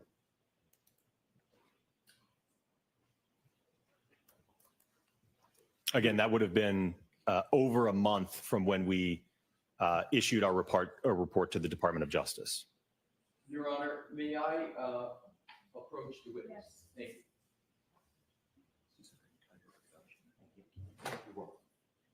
Your Honor, what I have is the entire production that ARCA made. I think it would ease in terms of the. Sure, he can have it. Thank you. Use that pursuant to the subject of the Honor's permission to answer any of my questions if you need to. Okay. Now, in March of 2024,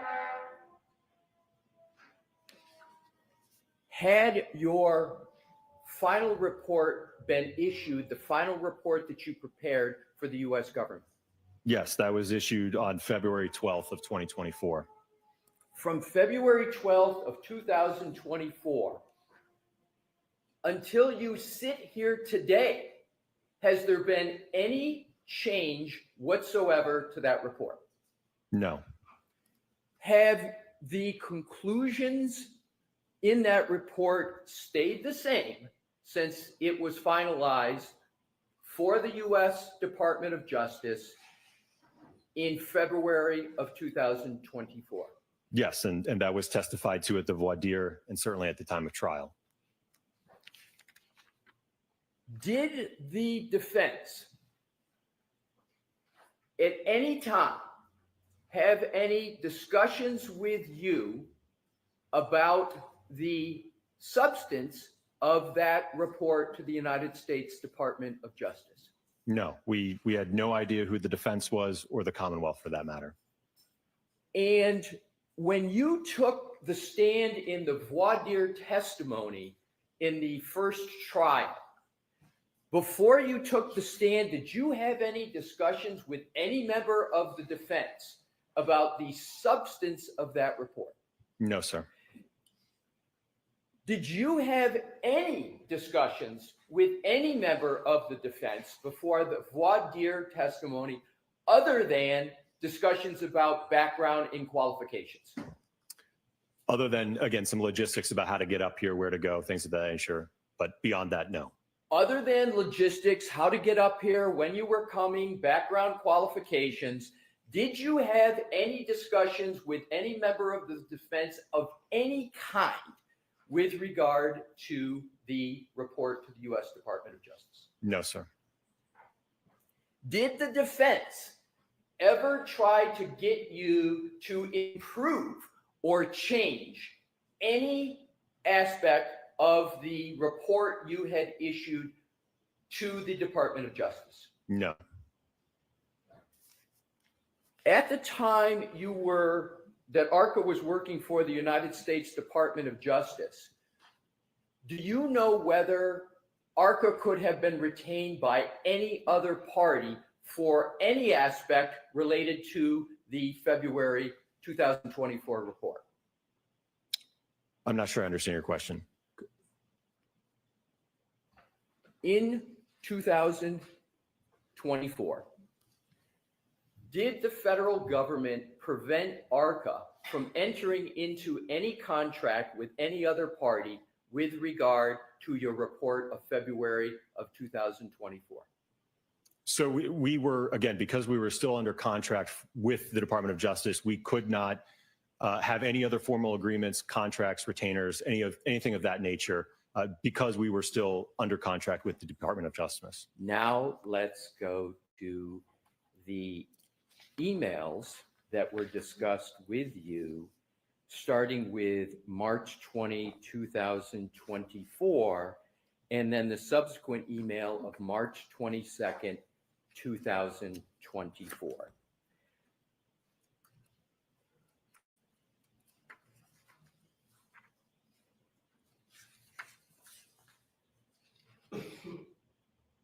Okay. Are you there, sir? Yes, I think so.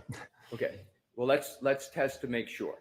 March 20, 2024, 10:49 a.m. from Alan Jackson to Daniel Wolf. Do you have that? Yes. And that email states in substance, thank you so much for taking the time to get on with the phone this morning. Pursuant to our conversation, please feel free to forward an engagement letter to this email address. I will get that countersigned and returned to you forthwith along with your retainer as required. As of March 20th, 2024, was there any understanding that ARCA would be compensated by the defense for any aspect of current or future work? No. Was there any understanding or discussion that ARCA would receive any reward or payment or compensation for any contemplated work with the defense? No. The discussions that you had with Mr. Jackson that are the subject of this March 2024 email, were there any inducements to ARCA from the defense? No, sir.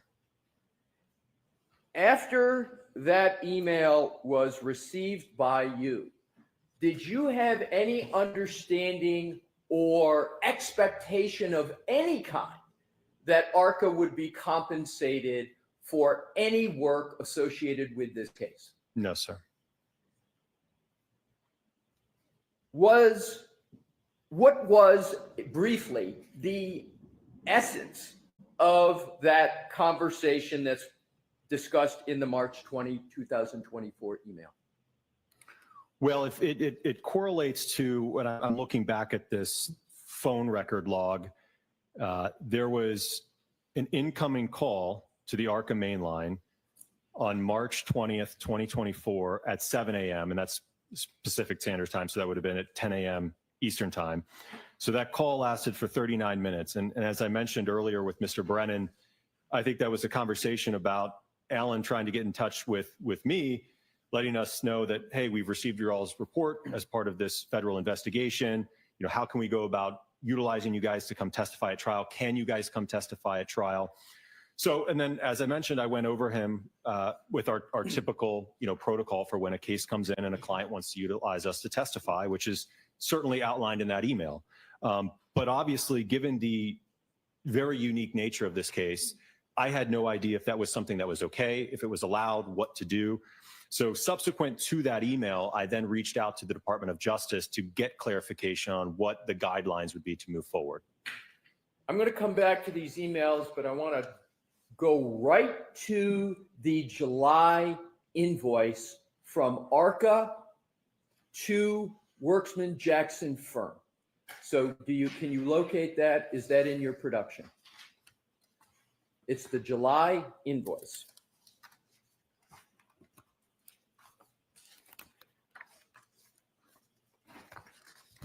Yes.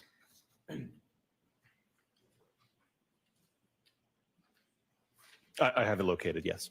Did you ever have any discussion of any kind with any member of the defense team about that invoice before July 12th of 2024?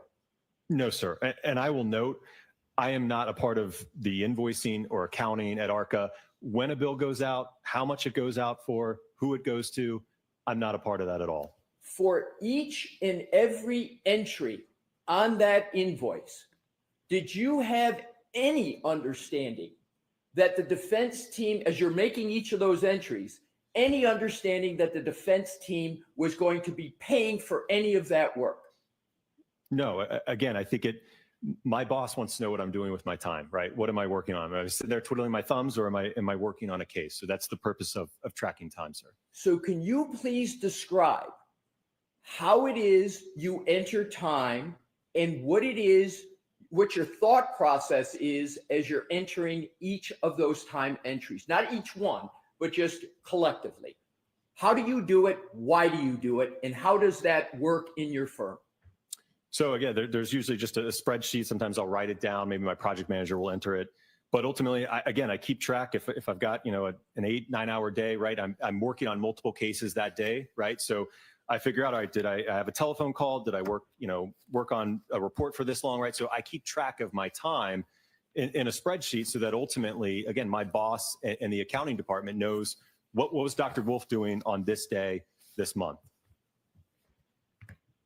Let's take the first entry on May 1st, 2024. You see that?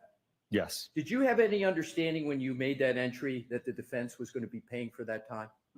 No. 6/9/2024. Did you have any understanding when you made that entry that the defense was going to be paying for that time? No. For any entry on this invoice, did you have any understanding that the defense was going to be paying for this time? No, sir. When you're entering this time, if you had any understanding, was your understanding that this time was under the contract with the U.S. government? Yes, because that's the project number that I put that time towards. So at the time you're making each one of these entries on this entire invoice, what project number are you billing to, and which one do you have in mind at that time? I don't recall it off the top of my head. I know it was the project number for the Department of Justice case, though. Right. I'm sorry. I wasn't asking about the specific number, Right. but the ultimate client, when you're making each of these entry, who is it? It's the Department of Justice.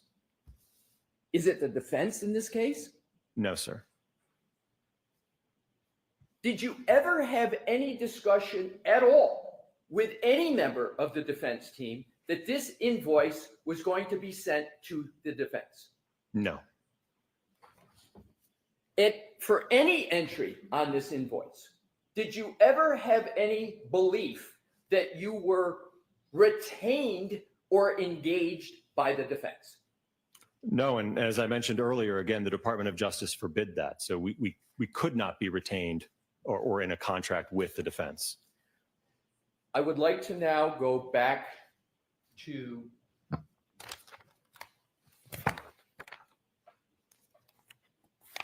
the emails we were talking about. Specifically, we left off with the March 20, 2024. I want to now go to the March 22nd, 2024 email. I'm just going to shorthand that, refer to it as the pause email. What had happened between March 20th, 2024 and March 22nd, 2024? Do you have the tab for that, the email that you're looking at? Sorry. Tab 1, please. Tab.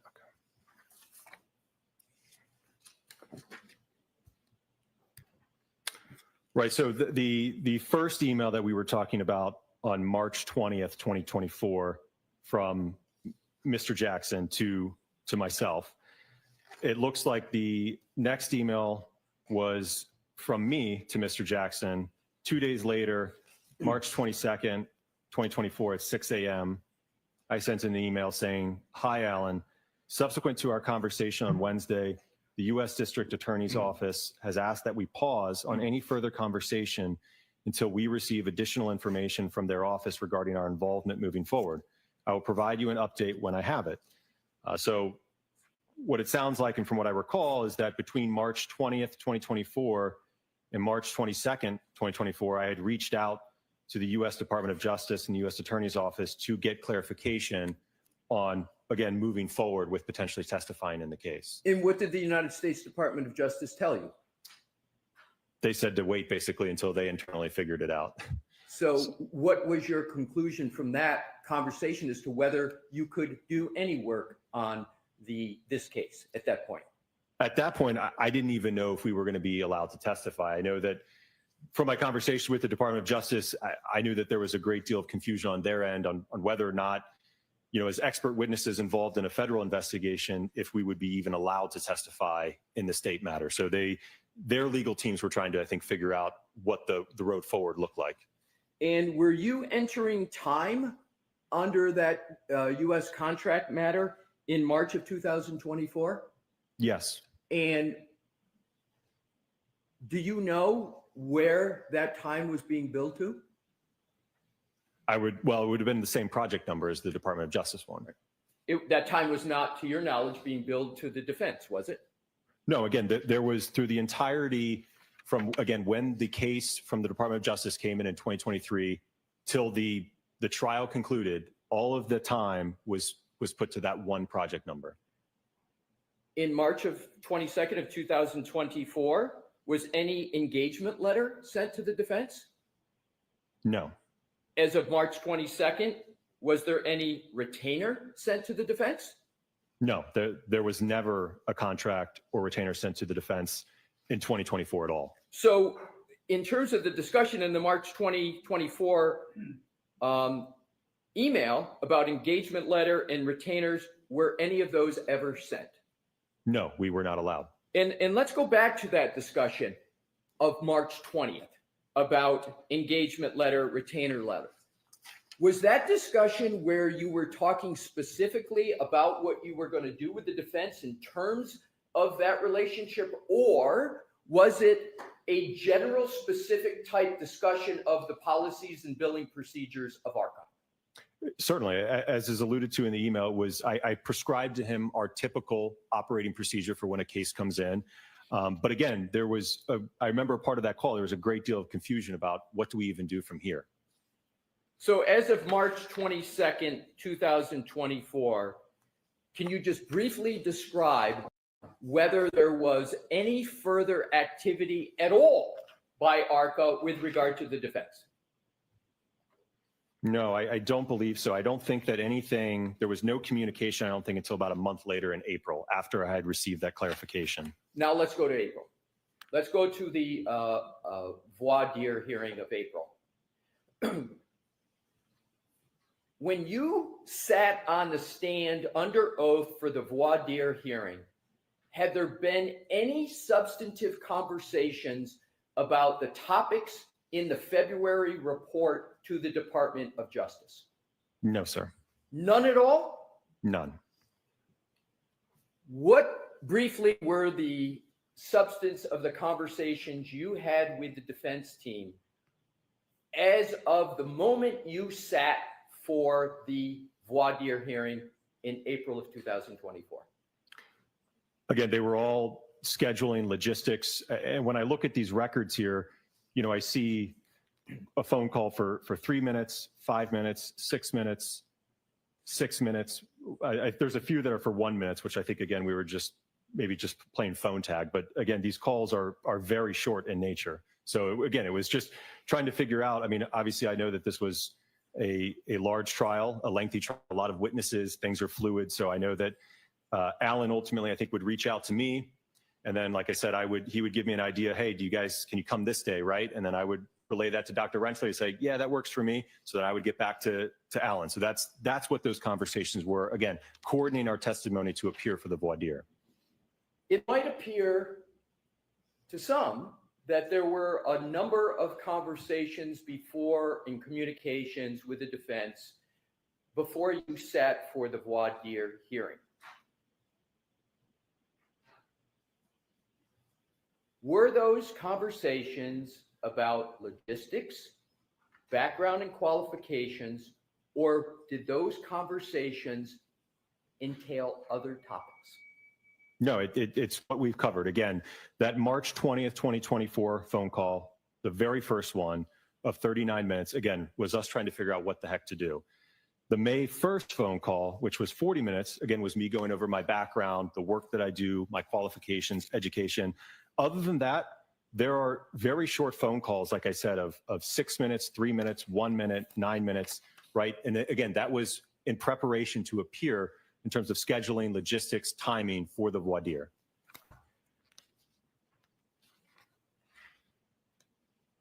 At the voir dire hearing, do you recall the Commonwealth asking you any questions at all about whether you were being compensated by the defense? I don't recall a single question by the Commonwealth on that, no.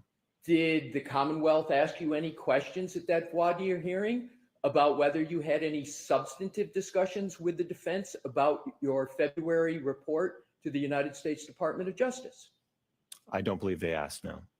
Did the Commonwealth at that voir dire hearing ask you any questions about whether you had any promises or inducements from the defense before you sat down for that voir dire hearing? No.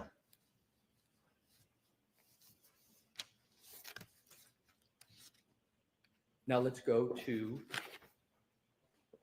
the next tab with regard to the outlines that you were asked on direct examination by Attorney Brennan.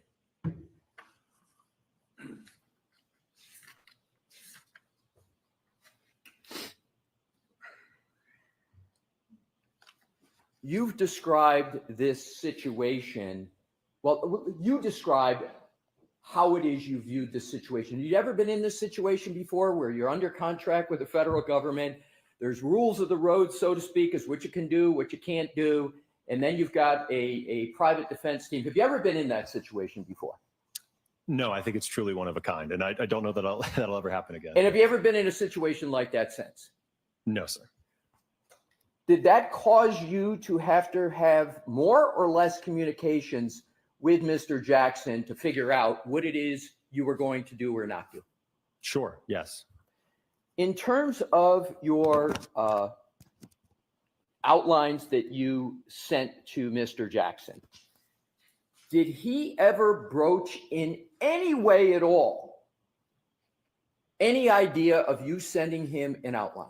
He never asked, no. Was there even any discussions that you might send an outline?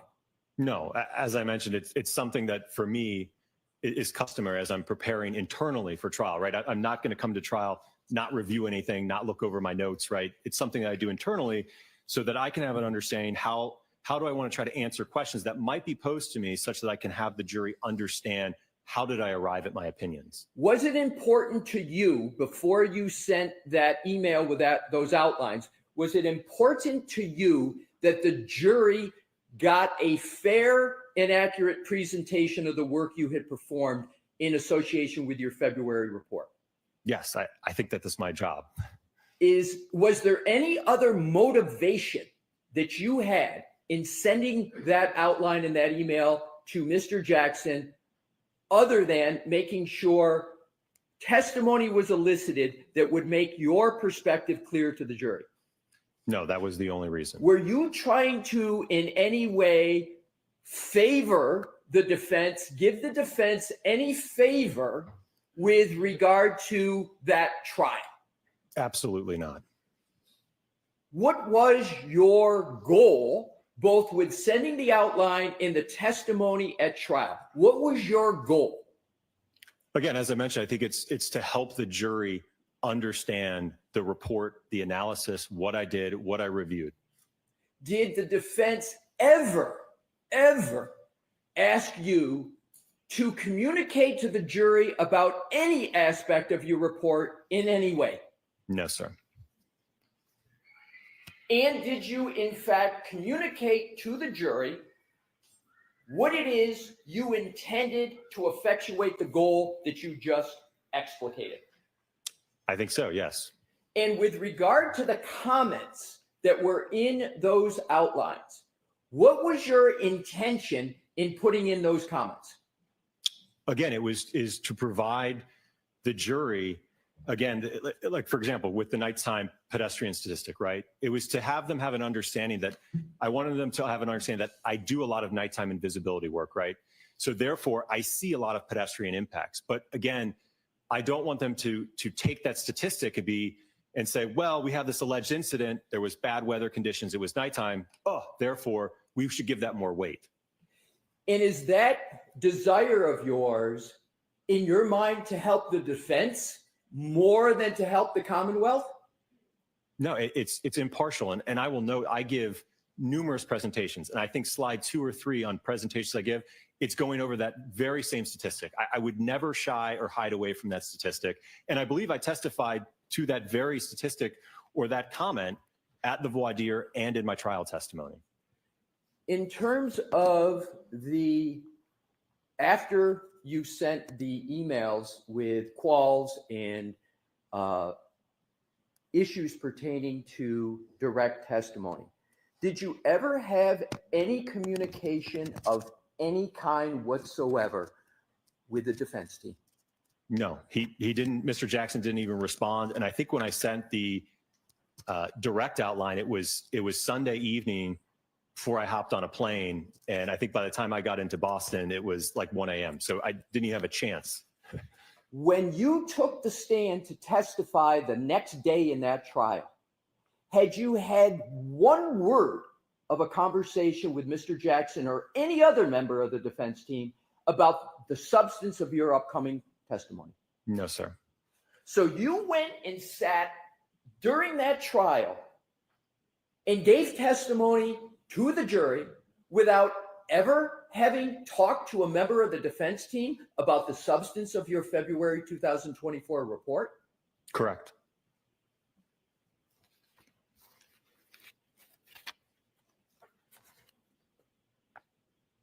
Do you recall any member of the Commonwealth asking any questions at all during your trial testimony about whether you had been compensated by the defense? No. Do you recall the Commonwealth ever asking any questions at all whether you had communicated with any member of the defense with regard to your testimony while during your trial testimony? I don't think that was asked. No. Do you recall any questions from the Commonwealth about whether back in March or any other time you had been promised or induced by the defense? You remember any of those questions? No. Do you remember any questions by the Commonwealth at either the voir dire or the direct testimony about whether you had had conversations with the defense? No. Do you remember any questions of the Commonwealth at all before you sat down and after you sat down for trial about whether you had any text communications with any members of the defense? No. At the end of the trial, did you have any understanding whatsoever that ARCA was going to be compensated by the defense? No. At the end of the trial, did any member of the defense ever say to you, we're now going to compensate you for any of your work up to the time of your trial testimony? No, and the records certainly reflect that I never spoke to Mr. Jackson after the trial in 2024. There was no conversations between us. Well, let's go beyond Mr. Jackson. Let's go to any human being. Did you have any discussions with any human being as to whether the defense was going to compensate you for any work, travel, expenses, disbursements that you had or incurred up to and through your trial testimony? No. And at that time, were you still under contract with the United States Department of Justice? Yes.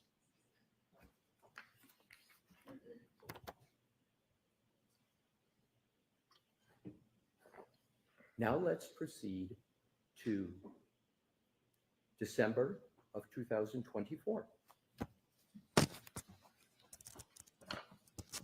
Were there any conversations from the end of the trial until December of 2024 other than logistics?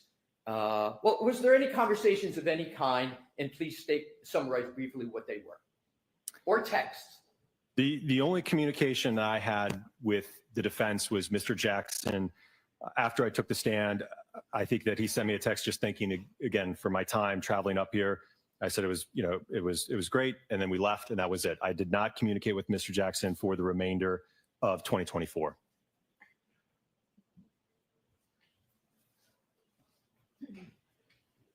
Now let's go to recent communications. In 2025, did you have any communications with any member of the defense with regard to the potential? Well, let me go backwards. Let me go to the invoice. Let me go to the July invoice. Okay. How did you learn that that invoice was paid? If you learned at all, how did you learn that that invoice was paid? I didn't learn. I didn't know that it was paid. I didn't even know it was sent.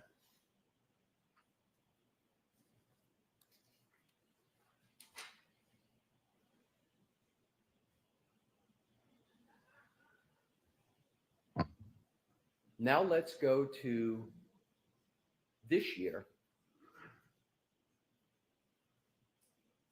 Did the defense approach ARCA to see if they might be able to testify in this trial that's currently pending? Well, I think that the first communication of 2025 that happened between myself and Mr. Jackson was in February 13th of 2025. There was two calls, 25 minutes and 5 minutes, but it looks like just because there was a disconnect. So it was about a 30-minute call with him in February of this year. And what was the substance of that call? Well, I think back to that time frame, I became aware that I think that there was a motion or two regarding ARCA and potentially excluding our testimony for the upcoming trial. I also know that around that time, unfortunately, I ended up getting a significant amount of harassment through emails, and unfortunately even spread into my personal life where My wife was affected. They were posting pictures of my 4 kids all over the internet. So it was somewhat of a difficult time on my end. And I think what prompted me to reach out to Mr. Jackson was to figure out what's going on. Why is my family all over the internet? You know, why are they talking about me? Why am I getting all these hate emails? So it was, I think, a conversation to figure out, hey, you know, there's been several months that have passed. It looks like there's some motions pending against us. I'm getting a bunch of harassment. What's going on? Do you have an understanding of why you were getting hate mails, hate emails, hate communications, your wife, your children? What did you conclude was the reason why you were receiving that? I honestly don't know. I presume it was about comments made to me in court or that were represented about ARCA or myself. So just so I'm clear on that, it was, you believe, regarding comments about ARCA and whether and what? Can you be a little more specific what your understanding was? Well, I know that I received several emails that, you know, insinuated that I perjured myself on the stand. Like I said, and a lot of hateful comments just about me and the work that I do. So I received several emails with respect to that. Sir, do you believe you have ever made an untruthful statement at all with regard to this matter? No, sir. Have you done your best to try to provide accurate and truthful information in this matter? Yes. Now to the last part, which is, did the defense contact you with regard to potential further work? I want to separate out now and move on from the work that you did with regard to the U.S. Department of Justice, your February 2024 report. We went all the way through the trial in that matter. We went to the end of 2024. Now I want to come to 2025 in a different subject matter, which is communications with the defense about doing further work for this trial. Yes. What was the nature of the communication? And so we can move through this rather quickly, but importantly, I want to get it complete and accurate. Just describe what the communications were on a timeline basis, subject matter, and with regard to your understanding of why you were contacted. So subsequent to that February 13th call, as I mentioned, Mr. Jackson had indicated that he preferred to utilize Signal to communicate. So we exchanged a few messages and phone calls on that. Like I said, they were rather short. I'm going to interrupt you for a bit. Was there any discussion about the reason for Signal because the prosecution had been subpoenaing the phones of Mrs. and Dr. Reed, subpoenaing and seizing the phone of Miss Reed, that phones of defense attorneys had been requested to be looked at? Was there any understanding in your mind that there was a need to go to Signal to protect the defense and the integrity of the defense? I didn't know that was happening, but like I said, I did not have a problem with communicating. To me, it was just another messaging app. I know people use all different types of applications, so I didn't have a problem with it. Was there anything in your mind nefarious or underhanded about using Signal? No. And my understanding is this is the first time you used a Signal app with regard to a matter professionally. Is that correct? Correct, yes. Did you get any understanding from communications with the defense that there was anything at all untoward about communicating through Signal? No, I was not aware of any issue with using that communication. Was there any communication whatsoever that you can recall on Signal that you have any concern about as you sit here today? No. And what were the majority of the communications, as best you recall, with the defense on Signal? Well, as I described, I know that at that point, and like I said, it was primarily confined to a pretty short window in March, but Mr. Jackson had indicated that around that time, I think ARCA was being litigated by this court in terms of our involvement in the case. I know that they had started to, I think, receive discovery as it relates to the Commonwealth's accident reconstructionist and biomechanist. So they were, I think, interested in utilizing us potentially in the second trial. So I think that they had submitted a letter to the U.S. Attorney's Office to try to be able to work with us. I said that on my end, I could reach out to them because I hadn't heard from them in months. So I think it was around mid-March, I had reached out to the U.S. Attorney's Office to try to get my own clarification on whether or not we could move forward. All right, so I want to stop you there. I apologize for interrupting you, sir. But what was the date that you reached out to the U.S. Department of Justice to see if you could participate in the second trial? Probably around mid-March, maybe March 18th, March 15th. Did you have an understanding at that time that the Commonwealth had retained an entirely new firm and expert in the area of accident reconstruction? I think Mr. Jackson had indicated that there had been some material disclosed, but I think it was just a simple report or something of that nature at that point in time. Was it a report, just like a page and a quarter or so of findings and conclusions and then a slide presentation? Is that what it was? Yes, that sounds right. Was any of that information at all helpful or meaningful to you in your ability to respond to that and to determine what was done and what ARCA might want to do in response? Well, certainly not the report. The report was very, very brief. The PowerPoint, somewhat hard to follow, but again, it really didn't provide a complete picture. And in terms of scans, electronic data, etc., do you recall when you finally got that information? Well, I think that would have been after the defense officially retained us on March 26th. I think that's when we received that information. So in terms of the information that you received, those scans, etc., did that allow you to proceed with any meaningful work? Well, it gave us, again, a better insight into the foundation or the basis for the analysis, yes. Could you have proceeded with a contract with anybody, not just the defense, but anybody, with the level of information you had before you got the scans and the data? I think it would be very difficult to do so. Could you have even created a scope of work based upon that report and that PowerPoint presentation? Most likely not, just because some of the areas that Dr. Rentschler and myself are particularly interested in are extremely vague in that report in PowerPoint.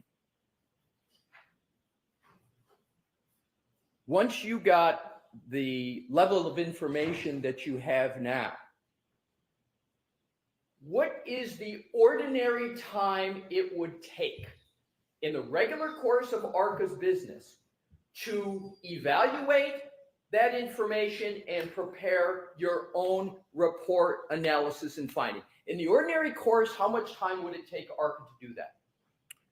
Well, certainly for the nature of this case, as I mentioned, we were officially retained by the defense on March 26, 2025. As I mentioned, I myself just got word from the Department of Justice just a day or two, I think, prior to that we could move forward. So immediately, once Mr. Jackson, I indicated to him on the 26th that we did have authorization to move forward, he immediately asked that I send over, again, our typical procedure with the contract and retainer. And I think that same day, the 26th or the 27th, his office sent over, I believe, links to notices of discovery, I believe 1 through 62, which I think encompassed about 800 gigabytes worth of information and data. How much in relative term, 800 gigabytes? Is that a little data, medium amount of data, or a lot of data? Voluminous, a lot of data. So we immediately started to review that. And again, I feel like maybe I speak for most experts. One thing we always want is more time, right? So in a case like this, I mean, ideally we would be talking months to be able to sift through all of that information, be able to do analysis, be able to do testing, be able to write a report, right? So I think certainly we are on the order of months, not weeks. What did you do, however, if anything, to try to expedite the work and get it done as quickly as you could once you got the level of information you had from Aperture? Certainly. So I certainly understood that the trial was imminent.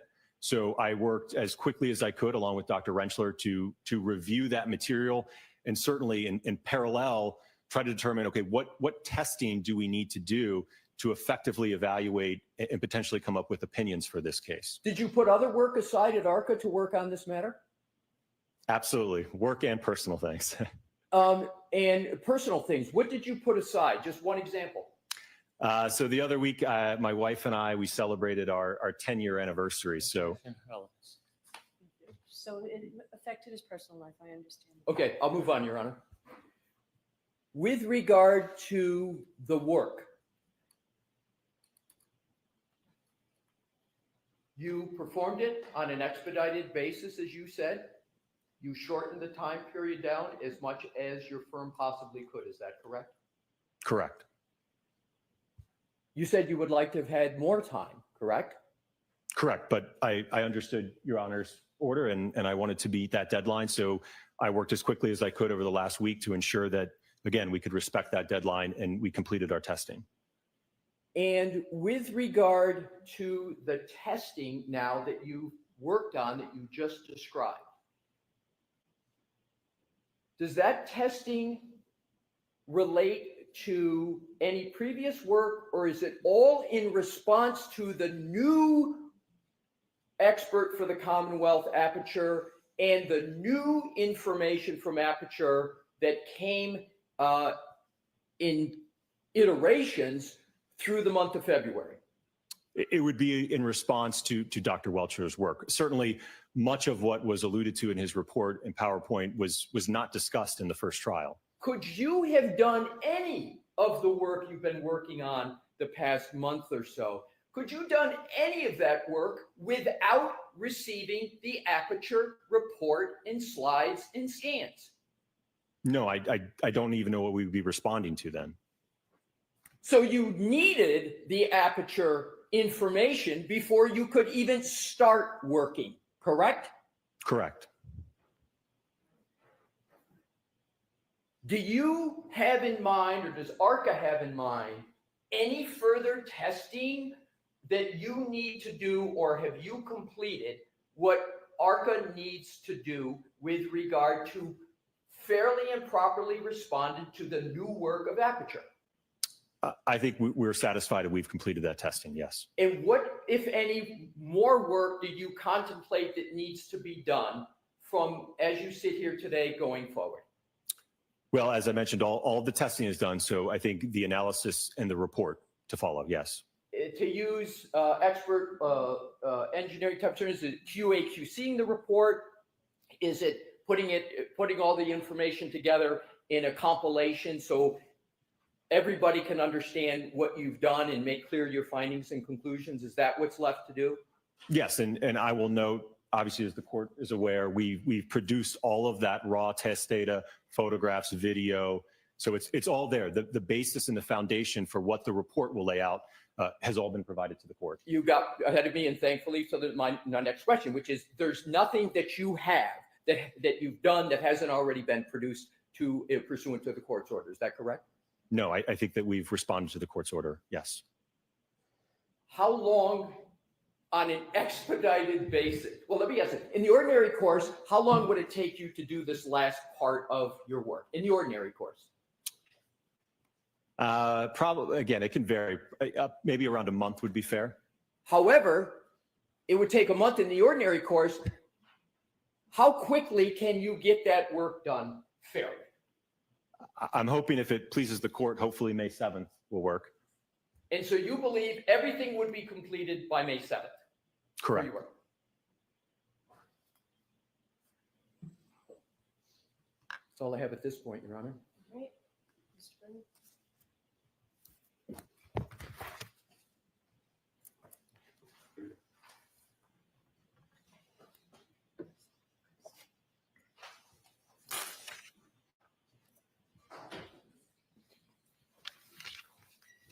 Doctor, you're suggesting that it's going to take until May 7th for you to complete your reports in this case? And the analysis, yes. Do you know when this trial started? I think like a week or so ago. You provided raw data last Friday, Yes. but you would agree you still have not provided any reports. Correct. You said if you were notified or received information, you could have your testing and opinions done within a month, correct?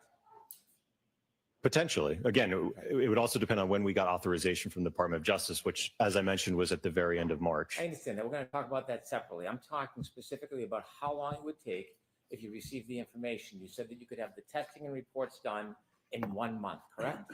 I don't know. I said the testing, the reports, and everything. Would it take longer than a month? Ideally, I think it depends on what kind of a report that we're talking about. I think if it's something along the lines that Dr. Welcher produced, I think it could be pretty quick. You said March 26th is when you received authorization, and you're going to have things done by May 7th. So that's a month and a week? Sounds about right. Okay. Do you know when the Commonwealth in this case turned over Dr. Welcher's information to the defense? Do you know? I don't know, no. Did you know that it was turned over in a report on January 30th? Just the report? Yes. I didn't know that. And No. the file in its entirety was turned over by February 5th? Did you know that? Objection, Your Honor. Do you know that? I don't, Your Honor.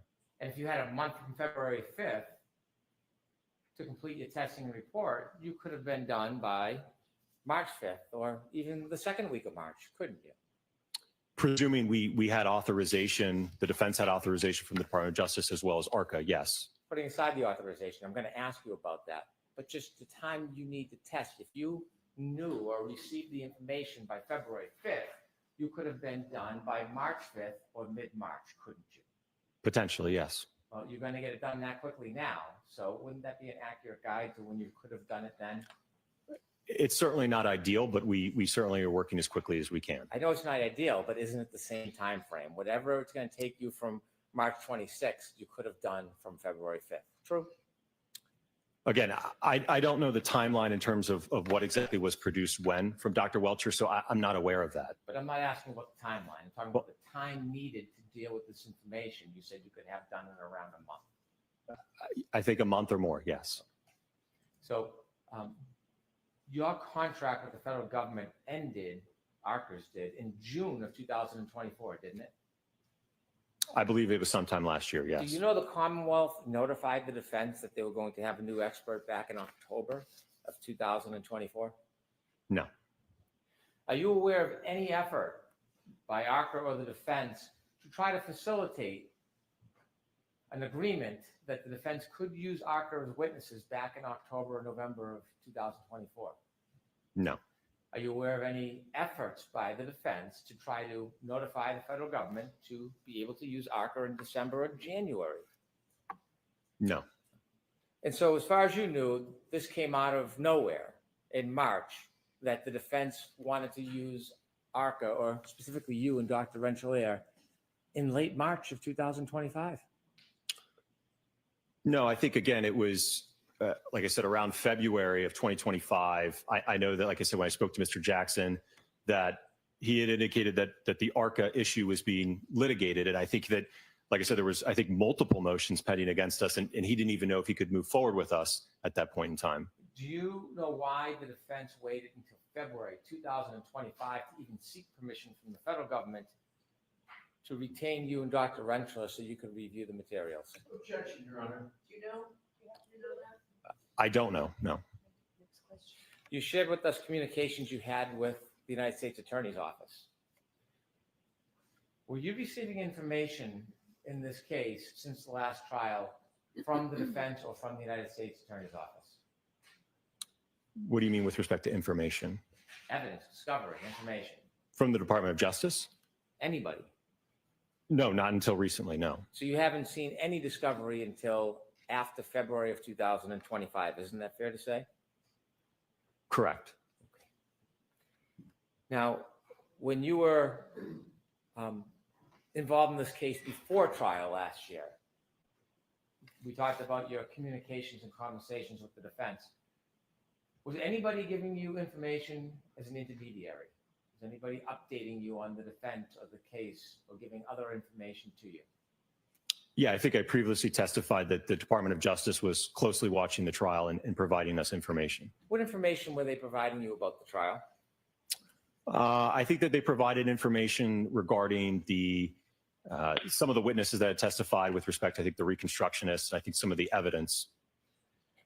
So when the Department of Justice was giving you information during the trial about witnesses, what witnesses do you remember they were giving you information about? One that comes to mind was, and I don't even recall his name, it would have been the accident reconstructionist.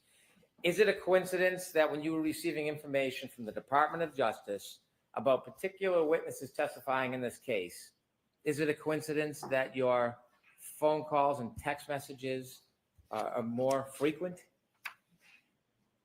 Is it a coincidence? Yes. I presume so. Well, when you were receiving information from the Department of Justice about witness testimony in this case, was that part of the catalyst for you to either call or text the defense and ask questions? No. Did you ever share any of the information you received from the Department of Justice with the defense? No. When you were receiving information from the Department of Justice about witness testimony, that was before you testified, correct? Correct. And part of that, when they were giving you information, did they ever give you any live video? No. It was Yep. just verbal And communication. they were giving you updates and summaries of testimony? I wouldn't say summaries. They just pointed out some key things I think that came out. What were the key things they were talking about with the reconstructionist testimony? What were they telling you? I think it was as it relates to the arm being outstretched, and I think some of the kinematics of the pedestrian. I also think there was some mention of potentially some DNA evidence. And is that how at trial, even though you had no evidence that was produced as part of your report or to consider for your report, that you knew that there was DNA evidence because of the intermediary? Because of the Department of Justice? Yes. Yes. Did you know there was a sequestration order in this case that you were not supposed to consider or review other witnesses' testimony or information? Did you know that? I was never made aware of that. No. Nobody made you aware about a sequestration order in this case? No.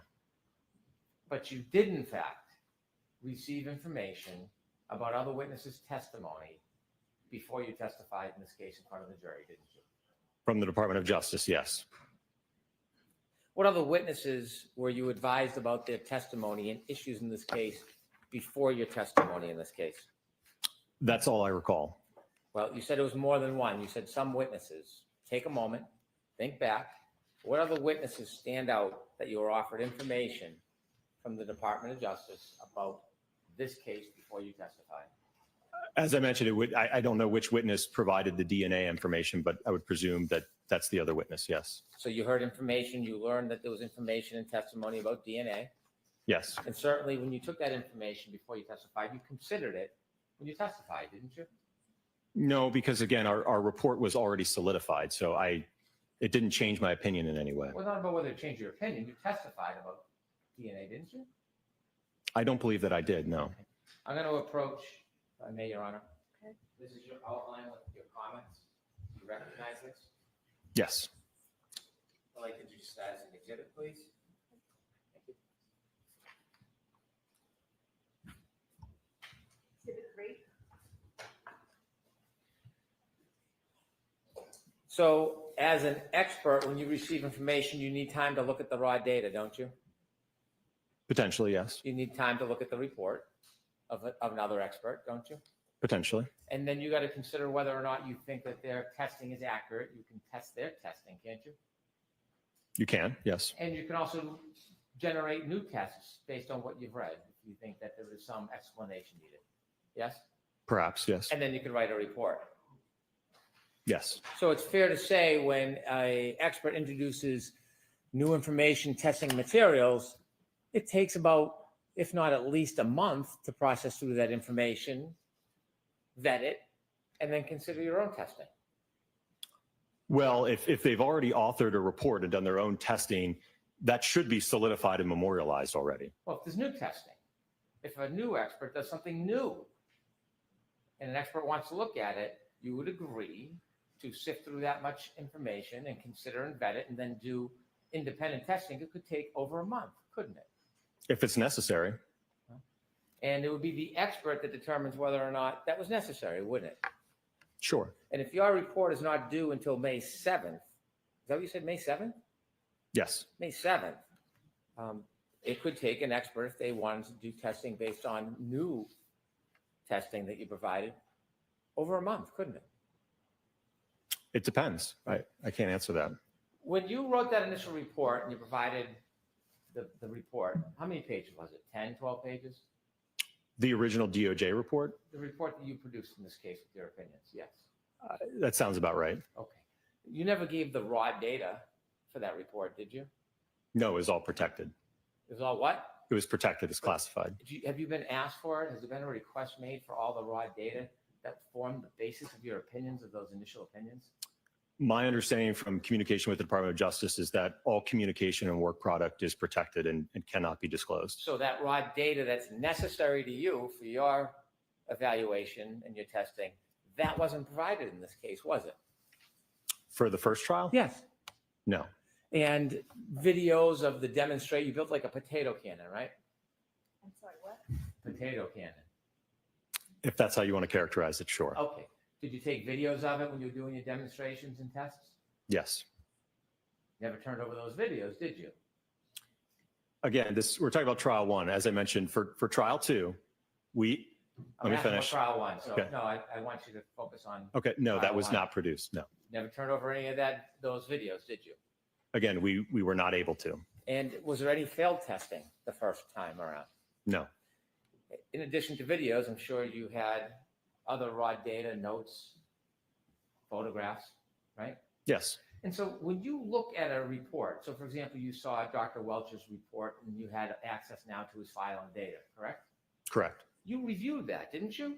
Yes. Because to be fair, you need to review not just the report, that's just someone's opinion. You need to review the raw data, don't you, to get an accurate understanding of an opinion? Right, which we have already provided Right, in so- response to Dr. Welcher. Without video and without the raw data, as an expert, there's no ability to really vet the reliability of your first experiments that led to your testimony in trial one, is there?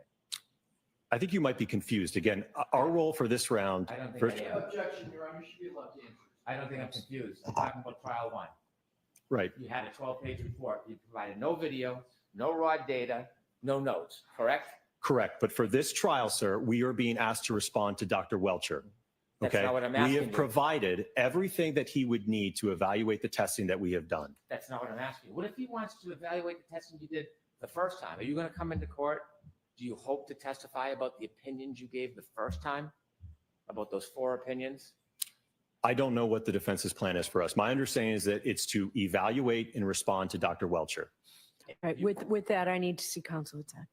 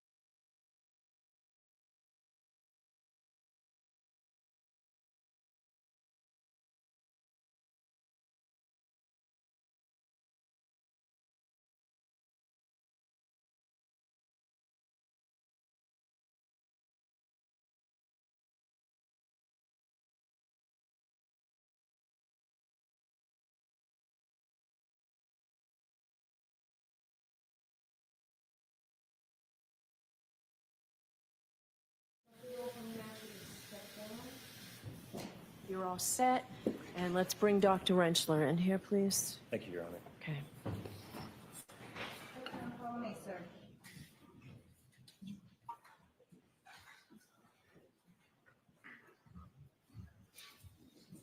Thank you.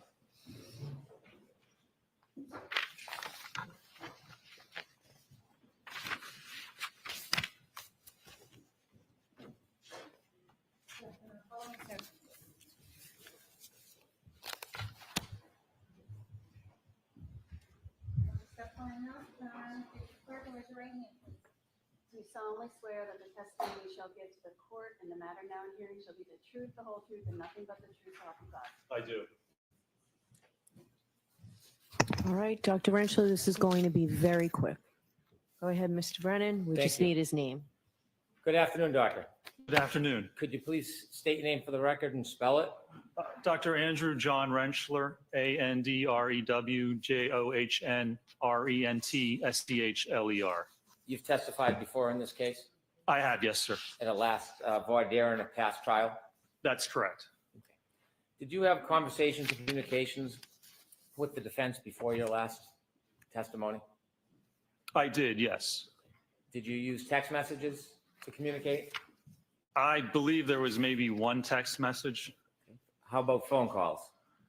There was maybe one or two phone calls, I believe. Okay. Would it be fair to say there was 6 text messages for you? Yeah, I believe I sent one and then there were 5 sent to me. And were there 23 phone calls? No, I don't believe so. Have you looked at the records outlining the phone calls that supposedly you made to the defense? I looked at the records from the defense, but then I looked at my own records, which indicate a different number, only 3 phone calls, I believe. Okay, so the 23 phone calls that are summarized, you don't think you made those phone calls? No, if you look at them, it's like 1 minute, 2 minute, 3 minute. And in that time period, according to my phone records, I have like a 21-minute phone call that encompasses most of that time. Did you discuss with the defense before your testimony anything about this case? I don't believe so, no. When you say you don't believe so, do you remember speaking to them about this case at all? I remember speaking about my qualifications and my background, and I believe that's it. Did you ever use any other medium to have conversations with the defense other than text or emails or phone calls? No, sir. Did you ever communicate with them on Signal? No, sir. Why not? There was no reason to. As an expert, when you communicate with clients, there's no concern about having it in writing, is there?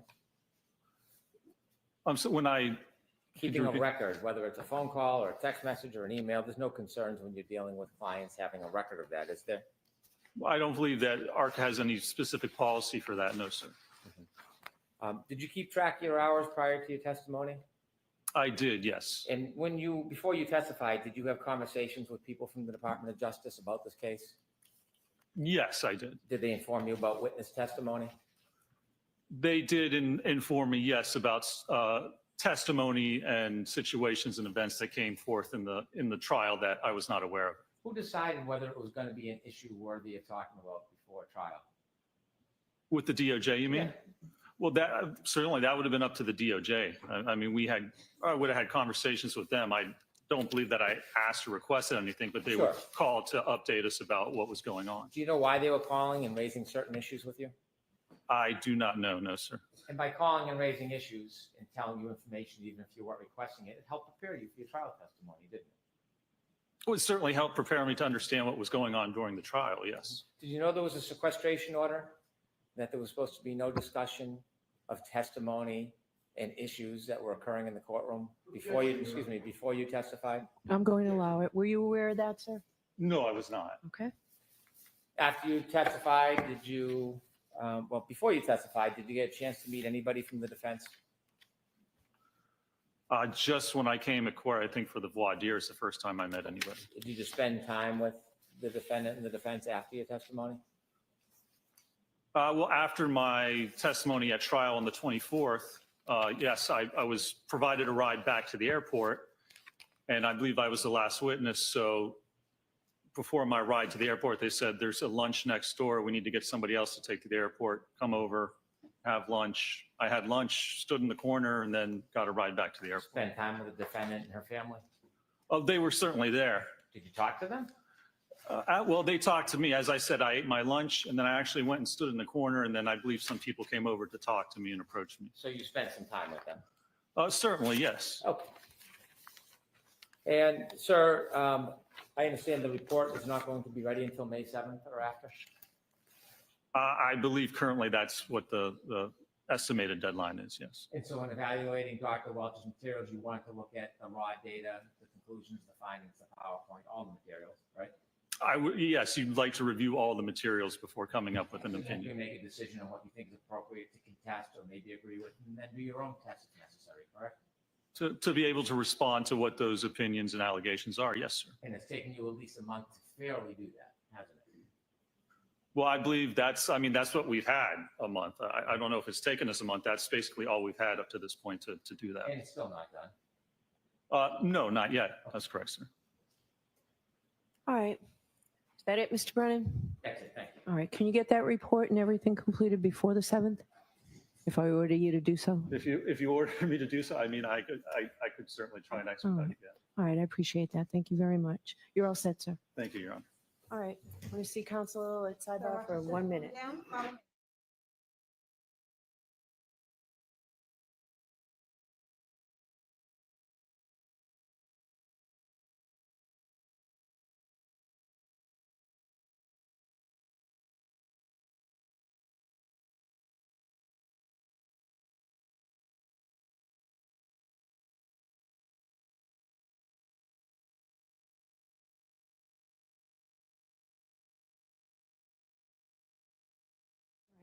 That's it. Thank you. All rise to the court, please. Goodbye.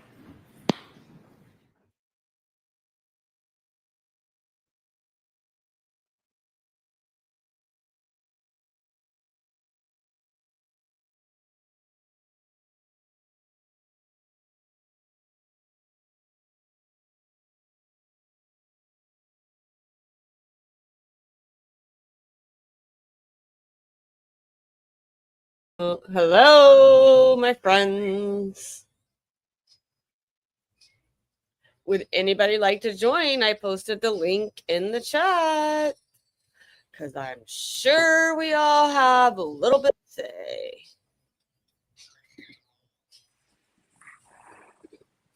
I knew you'd have something to say. Oh, we got the dog mom. Yep. Woo! That was wild. Like I have never seen anything like that. the way Hold he on. twists Somebody shit wants is. to say hi. Hi, Nick Nack the Parrot Act. Hi, Declan. Hey, Declan. I can, remember that? Are you being good for mom? Yes. Attaboy. Yeah, because he went outside. I don't have to deal with him. Yeah. So Lucas, what do you think? Oh, guys, God. anybody is welcome to come up on this panel and talk. That's in chat. You have don't be afraid of anything. Don't be scared. We don't bet. Maybe a I little. mean, I do, but Nikki definitely does. Nikki, she has a habit of it. We're trying to control it. Okay, it's bad. It's kind of bad. But yeah. So go ahead, there, Lucas. Tell us about the battery. I don't think I need to say anything. We've all witnessed what Brennan's trying to do. Right. It's shockingly bad bullying of the witness. Mm-hmm.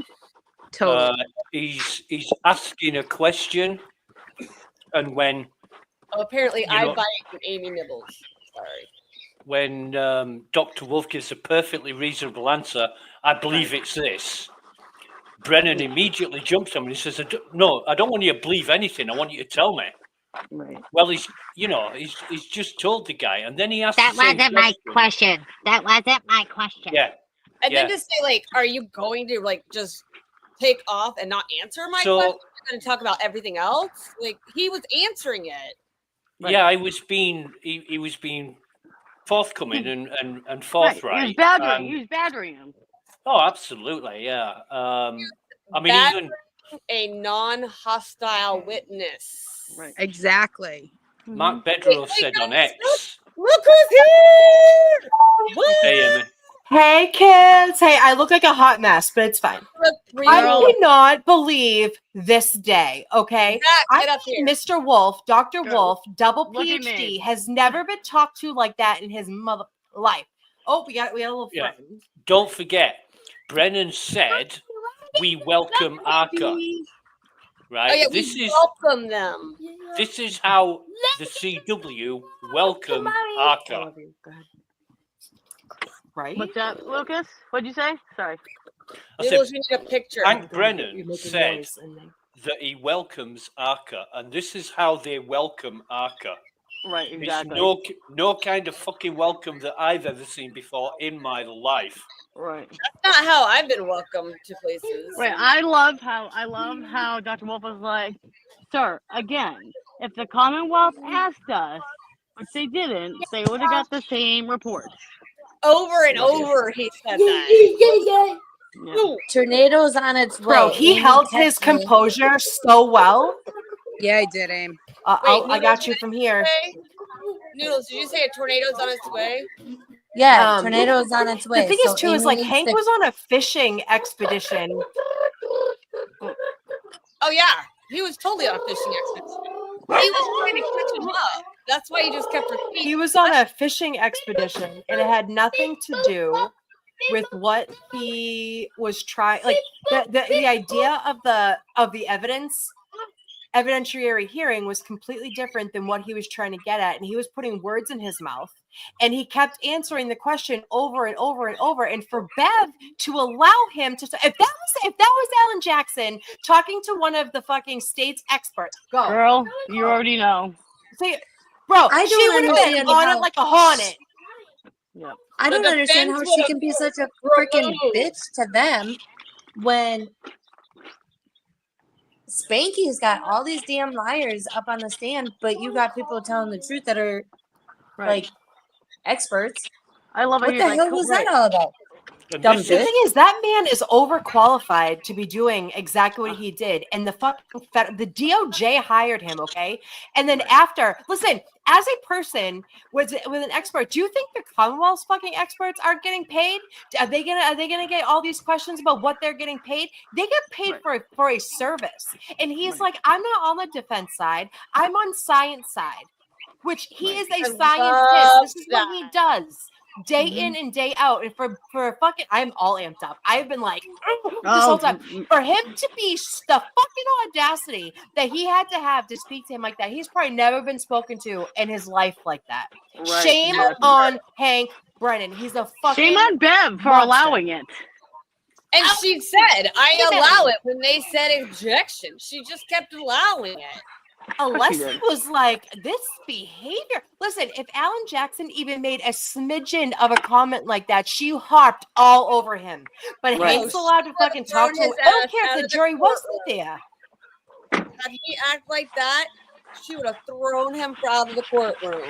Right. Bro, exactly. she would have been like, That was double your standards. Prohawk Viche is out of here. Yeah. The double That was all a standard bunch is of wild. bullshit. Although That was I wrong. do believe Wolf handled his own. There was Yeah, he did. times when he was laughing. Like he was like, "Are you fucking serious right now? Really? Did you not hear me 8 times just answer your question that you're trying to like change?" He said the same question 18 different ways, and he's like, I already answered that. And there were two like saying like, yeah, I believe I did. It's like not like, do you remember what you had for cereal this day 2 years ago? Amen. I don't even know what I had to show yesterday. Sorry, Lucas. That go should have ahead. taken a half an hour, not 2 hours. Right. Go ahead, Lucas. Amen. Amen. Half an hour, max. You're a parent, right? You catch your kid. Am I a parent? Look at this kid. You catch your kid with his hand in the cookie jar, and you say, "Where are all the cookies? Right. Where have they all gone?" The kid lies through his teeth to you. He was there. You know the cookies aren't there, so you keep on asking the same question. But not if you don't know the answer. You just keep on asking and asking because you're not getting the answer you want. So you just keep on asking the same question. Yeah. Well said, Lucas. That's a good point. Good point, Lucas. Dog Mom, what did you think about the whole thing? I thought it was in Oh, 30 you said we read that years. on earlier. 30 years of watching this shit, I have never seen a lawyer raise his voice at an expert witness like that. Right, never. It was Never. disgusting. He was Not in a treating her like not a child. Yeah. not It in a was voir like dire. it Not was in a like voir Dr. dire. Jury Wolf. wasn't even there. It was like Dr. Wolf And was not on for trial. nothing. It's right. Right? And then for him to like, for him to insinuate that the Dr. Wolf is not I loved when Dr. Wolf was like, you could have hired me too. You could have had to go through this process too. But what I said based on science doesn't align with your theory, and now you're gonna say this to me? Good for him for sticking up for himself. Right. Horrified. I mean, absolutely fucking horrified the whole day.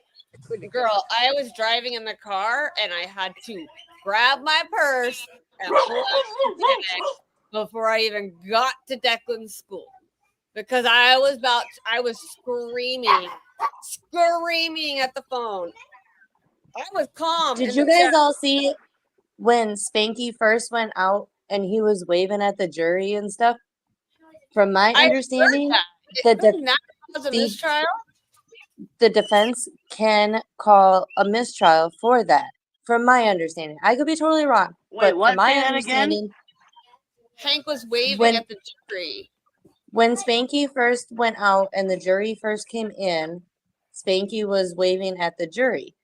Where, from my understanding, they can ask for a mistrial due to the fact of him doing that interaction with the jury. Who said that they were doing it?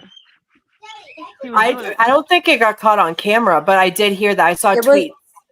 It was on camera. If you go back to the if you go back to the very beginning of today's hearing, you can see Spanky on there waving at the jury Waving. as they're walking in.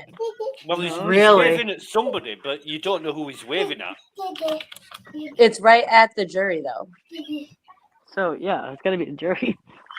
So I mean, if he's facing the jury and he's waving at the jury, because you see the court officer walking right in front, and then right at that moment, Spanky is waving at the jury as they're walking in.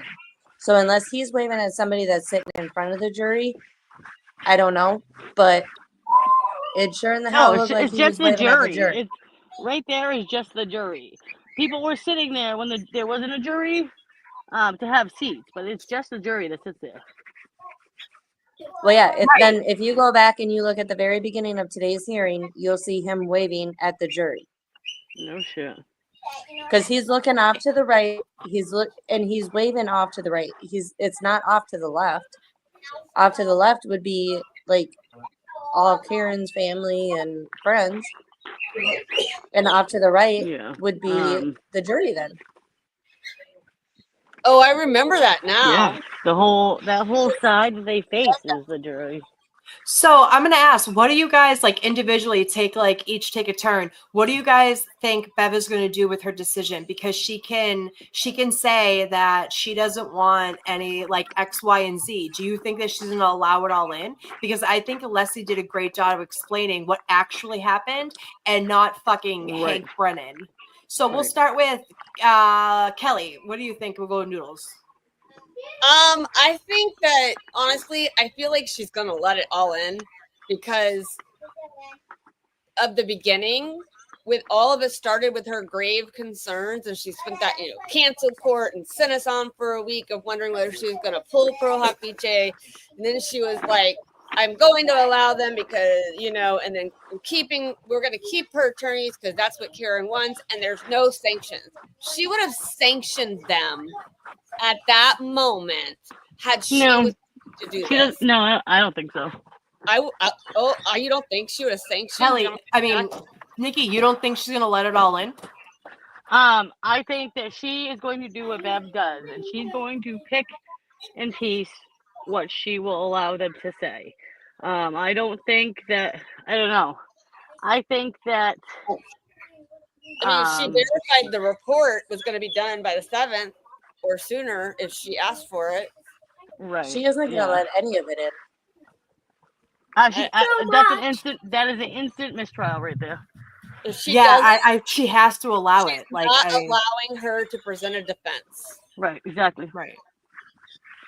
And I you don't too. I It's like don't I think love she'll how let he put on the record, like you could have obtained us as well, but Right. because we're saying that she's innocent based on facts of science, you don't want us. You had the ability to retain us. Right, but Numerous it didn't go with the narrative, so.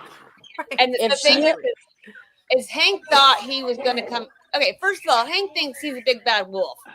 We all know what happens to big bad wolves in fairy tales. Okay, they never win.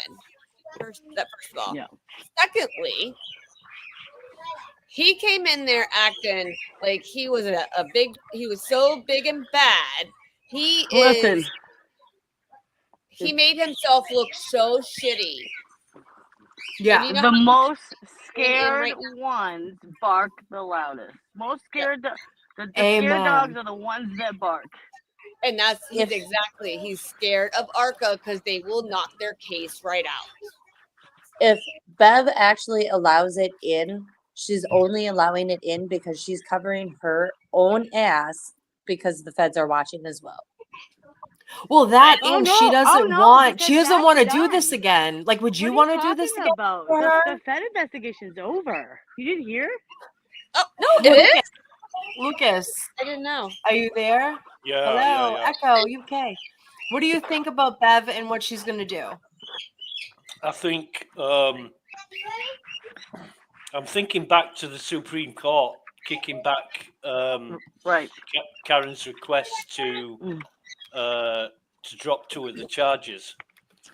And I'm thinking they're not going to overrule Bev because Bev's been touted as the next chair of the Supreme Court Criminal Committee or whatever it is.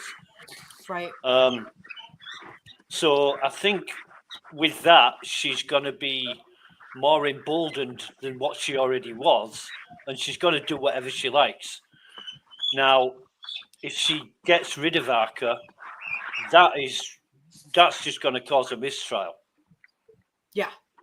You know, I don't think she'll get away with that. So she's got to allow him Yeah, in. because she's a defendant without a defense. She's not allowed a defense.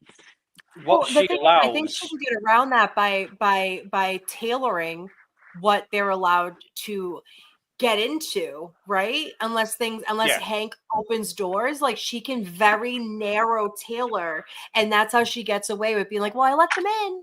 But if Vulture comes in and Hank lets him testify to all of the stuff that he tested, that opens the door to what they did to see what to verify or things like that. He can't have him testify to everything he tested on if they're going to limit ARCA, because that opens the door to ARCA saying it. Right. And what did you guys think about them using Signal? I didn't think it was that big of a deal when you are defending a high profile trial like the Karen Reed trial.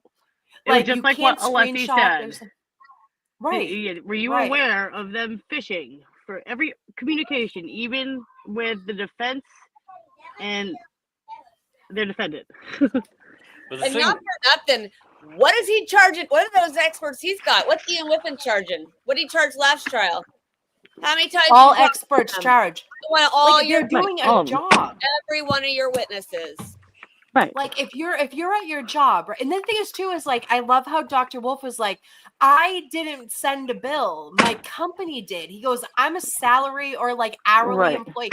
He's like, I didn't send a bill. My company sent a bill. I did the service. No. Right. So Brennan was making it out like it was him himself or it was Dr. Wrench. No, he works for a company and he has salary. Either way, he's getting paid. Right. So you have to pay the. Do you think the DOJ didn't pay them? They paid them like $500,000 for what they did. The dude made a cannon. Right, a fucking cannon. He made a cannon. I love when Hank goes. I love when My Hank goes. So you made a potato gun? He's like, if that's what you wanted to call it. He said that. I didn't catch that. Yeah. The thing, he said a potato gun. Yeah, he did. He said a potato cannon. What a fucking childish thing to say. But the thing about That's all Signal, he is. Nikki, the thing about Signal is it's an encrypted app, end-to-end encryption. So it's been used for a lot of criminal and nefarious Oh yeah. activity. All the pedophiles are on there. Yep. Yeah. And Brennan is using that image to try and Right, that they're being discredit. sneaky. Yeah. And you guys don't think Brennan's using Signal to contact KP and all the other people he's talking to? He might be, but he's got anonymity as the prosecutor, hasn't he? So they're not going to hold him to account. But he's just as guilty as everybody else. It's just Oh like my really God. gross that you're taking this man that's probably like, he's a family man, he's just doing his job, and because you're a maggot, you're gonna bring him up there and try to publicly embarrass him. Like that, Yeah. half of the shit that he said had nothing to do with anything. He came, he did a service, and because Hank doesn't like his fucking conclusion, he had to do. And then Bev having them voir dire anyway. So Whiffen, who's sitting there, all he was doing was like an infomercial for his fucking company. That's all it was. And not for nothing, this man is disparaging Celebrite, that is the gold standard with law enforcement in the US, and it is extremely, listen, Celebrite might miss things and it not be presented. It might miss a line, it might miss some data, but it doesn't add data that's not there. Correct. And Ian Whiffen didn't have to voir dire, sorry. but he's sitting here like, I'm my own fucking company, come hire me. No! These people were hired by the government because they are good at what they do. And then to accuse them of, well, did the DOJ tell you about testimony? Well, yeah, because they're the fucking DOJ. You can't control what they do. The defense can't control what they do. They tell them what they want to tell them. And they were still on contract until July. And notice how Brennan, he tried to pin Wolf down as though it was Wolf that was receiving this compensation reward, when it was actually Arca that was dealing with all the financial side of it. But Brennan was trying to make out that it was Wolf who was personally benefiting from being paid. You know why? Because all of that is going on the record. So he can. Hi, Anthony. It's good to see you, honey. Brennan is terrified of Arca and the feds. Terrified. Exactly. And he should be. And he should be, because they are fucking professionals that did a service that's like Karen Reed. It is not consistent with a vehicle strike. These people, do you know that Dr. Rentschler is the man who revamped the Boston Garden for the NHL to make it safer for the players and head injuries? Does everybody know that? These men are professionals. And for fucking Hank Brennan, someone who defended Whitey Bulger, who was a fucking maggot, to go up there and to insinuate that Wolf had any bad things to do with Alan Jackson. No, Alan Jackson was trying to save his ass so that no one could fucking screenshot him. We all know about screenshots. You can't fucking text them.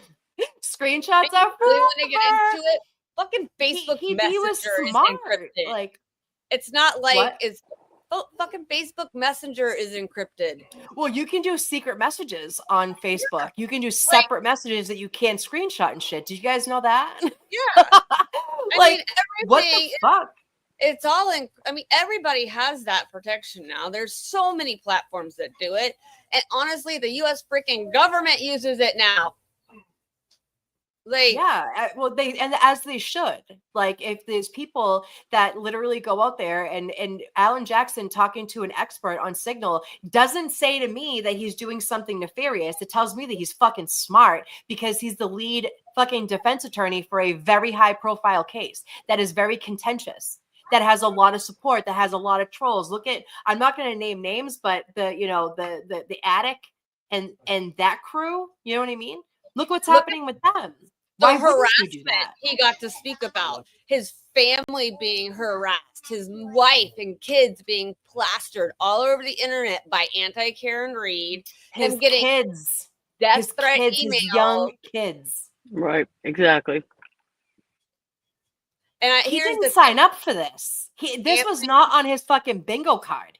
He think that did a No, fucking search. he was a Several- neutral party working for the government, the DOJ, that saw the evidence for what it is and told the truth. Unbiasedly. Yeah. And Correct. He then had no idea. He didn't know who fucking Karen Reed was.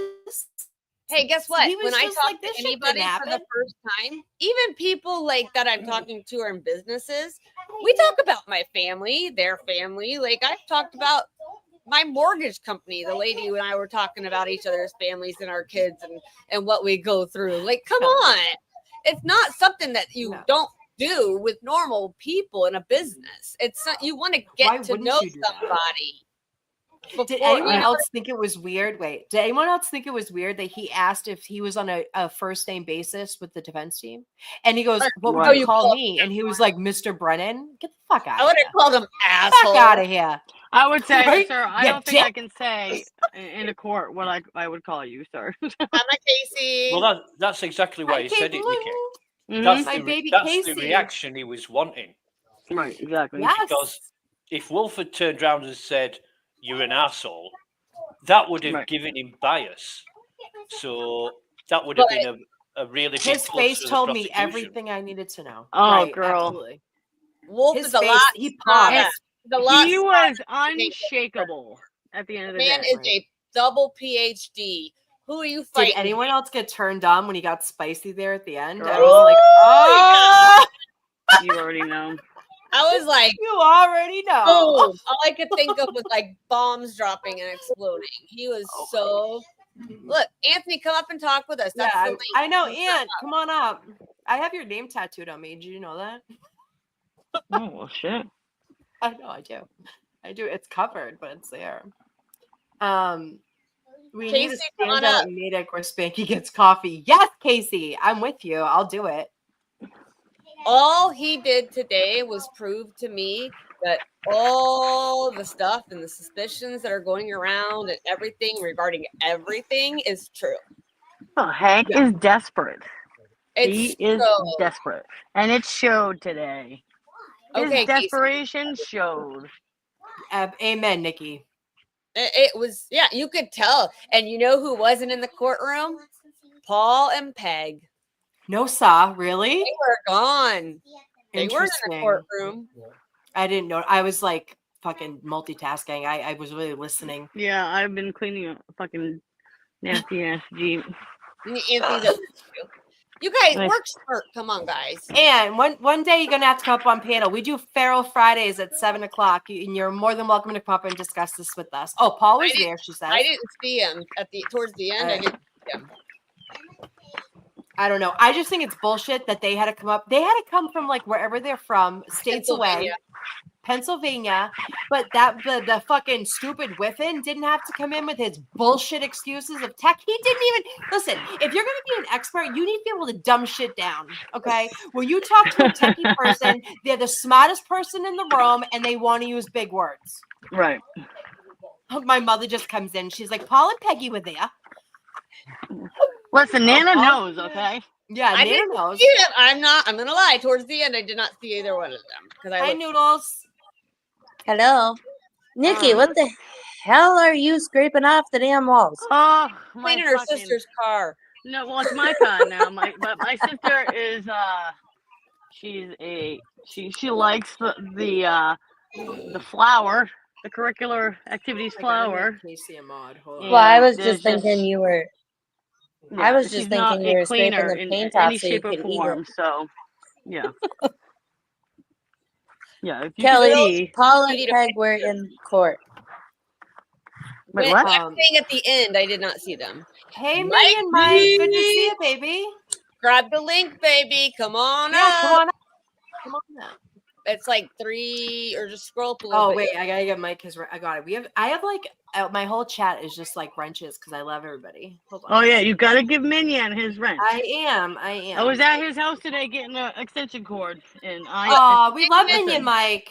Minion Mike, you're the blue best. again. Yay! I was being emotional and I was being. She took everybody out. Hunty. Yeah. I did. I took everybody out but us. She was like, Kelly, how do I unblock people? So, when you Kelly- find out someone's as bad as they you don't get it was Yeah. Anyway. warranted. Yeah. Kelly, it you was- should it- pull I had a up moment. Turtle Boy's tweets. Oh yeah, go Well, ahead. hey, Pull 'em Noodles, up. you should put a picture. Dude, someone sent. First of all, as far as I know, Aiden like said that he doesn't live in Holden anymore. I think like, his family does. People sent fucking someone to Holden and said that he was suicidal. Yeah, they said What the fuck is wrong with people? Right? After he's like vividly right there on the news, court Look at TV, law and crime, he's right there. People can see him, but yeah, he gets a phone call saying that he was Yeah, he was suicidal. swatted. You know how fucking illegal that is? Like what the? Dude, I hope they get arrested. Are they that Fucking stupid? maggots, right? Hey, you're on TV, but you're suicidal.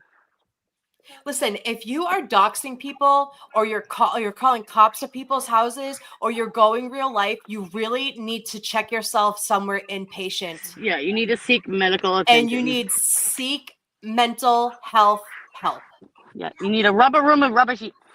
You need a fucking rubber room of rubber sheets and a dirty duster. I commented on. Can you guys hear me scrubbing? Yeah. Yeah. Oh fuck. All right. So Aiden said, Hank Brennan is the fakest tough guy I've ever seen. Just a huge nerd who's never been in a fight in his life. Taking out his anger, he still feels from getting stuffed into lockers in high school by people who looked like Dr. Wolf. Dude, Who said I that? don't know. Dr. Wolf is my God. He's something else. Dude, he's Lucas. It's all Are you fun and still games here? if someone gets punched in the mouth, you know? It's all fun and games till someone makes a cannon. Mm-hmm. Howdy ho, Minion Mike. Is he still here?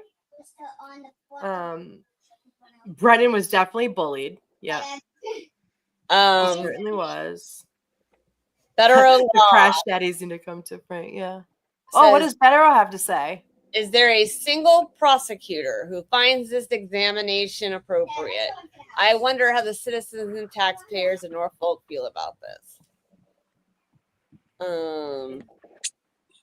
We feel bad, Mark Betterow. We feel terrible. Yeah. I pay taxes here. Same. And I know Exactly. that my boyfriend, Pita, all he posted was manners. That's all it said. Yeah. Manners, ...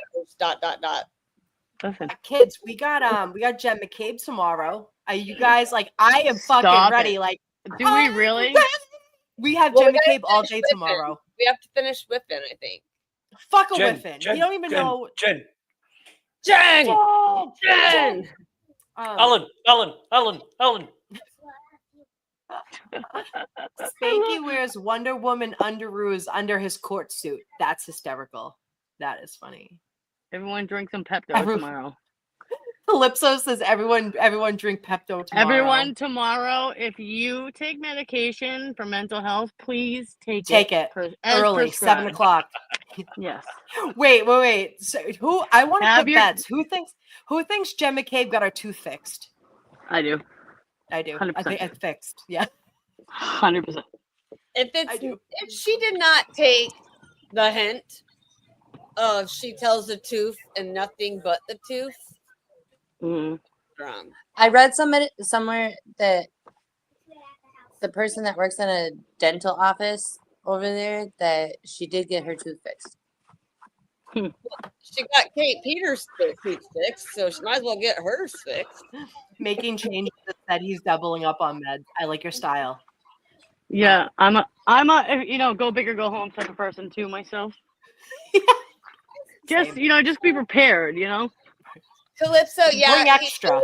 She did Yeah, cut him bring off extra. for lunch, but at least they went home with Alessi already poking holes in Ian's stuff, because I didn't want them going home with just Hank and what he said, because that's what I felt like was going to happen. Anthony Well, the just said jury's that not they there. won't fix the tooth in prison. The jury's not there for the voir dire. No, they'll just knock the other side out. What did you say, Nikki? All the guff is just gone. Oh no, I'm talking about this morning when she said that Bev cutting off Alessi to finish with Ian Whiffen finishing with Ian Whiffen was rude, and it was, but they took lunch, and the way she did it was rude. But at least the jury left with the holes poked in his story from Alessi, and not just with what Hank was trying to be like, oh, la, la, la, la, la. And this is John O'Keefe driving in the car. Apparently, he's digging out. You know, right, uphills and downhills. Zach, yes, I totally think she does. Hey. That's awesome. Zach, I love you. You're so funny. I fucking love Zach. Now I know what he looks like. Oh my god. I know. I saw when he popped up, I was like, well, Zach, hello. I Who are think you? McCabe went for sweet easy on the eyes. things. What do you Zach, say? you were- His Brad Pitt filter on earlier. Zach was doing that to Amy earlier in chat. Dang. What was he doing? Orgasms. He came up. Oh god. KP and Jen can be BFFs in jail. Yeah, fuck a KP too. Listen, I don't want to talk about her because she's kind of litigious and she comes after people. But like, She is, yeah. allegedly. Allegedly. Allegedly. I listen. I was watching. I can't remember. I watch a lot of people. Maybe it was Jerks, and they were going over the affidavit of the person who rolled on them, and I believe like 85% of it. Oh yeah. I know Oh, that like okay, I'm I'll biased. match it up. I believe that she thinks that Karen's innocent. She just fucking. She's Turtle Boy her. bad. Right. Did Turtle you Boy see derangement. her tweet from today? No. I don't Okay. pay attention to anything she says. Me either. She said I'd Jennifer rather McCabe- staple my tits to a carpet than to I'd rather read fucking chew anything on rocks. KP says, yeah. Okay, guys, I have a picture for you. Ready? Do it. Oh boy. You guys are gonna like it. I look like a boy right now. I look like my brother. Oh, Why yeah. do you guys See, tell me he's I look good in dreamy. a hat? Look Look at the Hank. dimples. Look at Hank and look at Dr. Wolf. That's when he was laughing at him. He's so Yeah. dreamy. He's smart really and hot. is. Like, Yeah, his wife is a lucky gal. it's a lucky woman. Yep. Mhm. Nikki, Give no me- wait, staples. Have you seen the video of these people recording Jen in her driveway while they were driving by? No, is it on X, Anthony? Yeah, I know. Jen McCabe chews on rocks. I had my teeth fucking overhauled. No chewing on rocks for this girl. My dog's getting in trouble right now. But yeah, the other thing, I was looking for what Young Jerks had said about let me take this off. He had said something to Kate about it wasn't Aiden. Casey just said it's on TikTok. What's on Casey, TikTok? come up. Are you at work? I don't do TikTok. Me either. I don't do TikTok or X. The only thing I see about X Yeah. and TikTok is when Kelly sends it to me or whoever. Yeah, you know. same. Yeah, I This is really better don't. Anthony just said he can send it. This is Bettero. They will be testifying. Denial on this tricky tack basis would be an egregious violation of Karen's due process and fundamental right to present a defense. You don't preclude exculpatory witnesses over this nonsense. The judge knows this. Right. And I think that she had enough. First of all, I can't believe she went before 30. That bitch is usually like on point or before. Yeah. Because she didn't want this voir dire again. No. And they shouldn't have been voir dire to fucking begin with. They did nothing Exactly. wrong. Like, Exactly. even if this was the Commonwealth, I would have been like, no harm, no foul, right? I have never in my life seen a prosecutor pretty much be the defense in any case. He's Like, a defense lawyer. That's what he but does. just this whole case, even Lally, like all the witnesses, like all the Commonwealth, it's weird. It's so opposite. All the witnesses, they all are like guilty, and it's like they all like have to like get like defensive about the stupid shit that they did, because they hid shit, they deleted shit, they broke shit, and Fabricated shit. I've never seen like Commonwealth, like Commonwealth. The prosecution has the facts, and it's their job to prove it. I have Right. never seen such an Amen. argument. Yeah, all they do is argue about everything. It's like, well, I mean, we can't let her get away with this. She's gonna get her off. Right. Maybe Microdot's if I really turn my volume up and yell, I'll try to. Oh yeah, Richie just put something out. You said microdots. I haven't checked my notifications all day, but I saw that he posted something. I think it might be on Patreon though. but he sent it. It's out. Young Jerks. Talk posted. about Correct, a Zach. good Correct. looking It's only guy. a minute 18 seconds long, but it's all Let's about do it. Mr. Whiffen.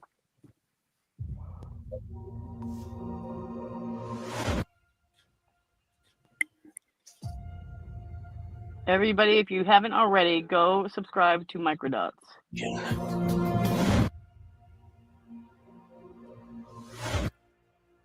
His Patreon is banging. Go to Patreon and subscribe. The extraordinary gift that set him apart. I One can't. man's journey to the greatest discovery of all.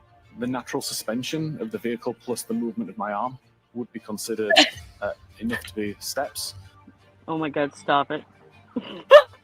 And I think it was 9 flights of stairs climbed Bollocks. while I was 9 driving up the flights. same hill. As he falls off.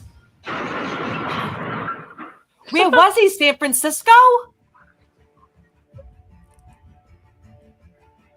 Coming I cannot soon. wait for that. Wow. I love him so much. Yes. You guys so go funny. subscribe to Microdots and to Microdot Clips. Yes. And he has a Patreon that he puts out content early and he interacts with us and it's wonderful. And he definitely deserves to be supported. He's wonderful. Richie is amazing. Yeah. But there was, I'm trying to find, let's see. There was another thing that he put out.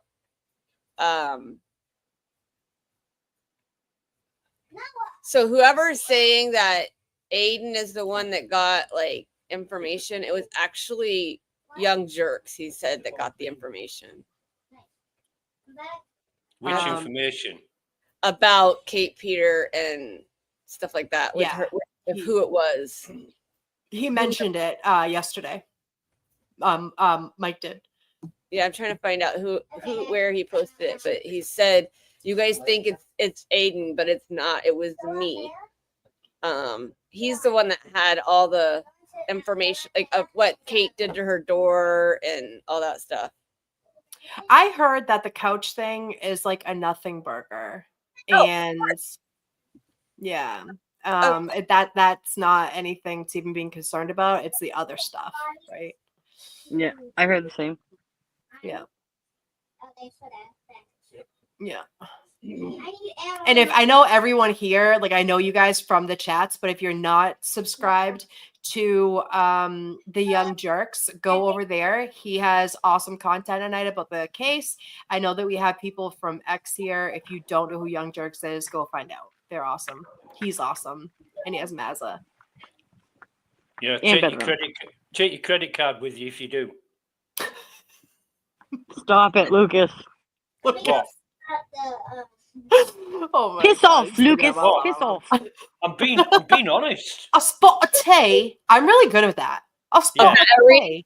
Yeah, I you want are a battery. It's a really good accent. Thanks. I practice. I watch a lot of UK stuff. Bettero tonight. Oh shoot, Bettero's gonna be on tonight. I would listen to him 24 hours a day. Yeah, that'd be good. Max. Yeah.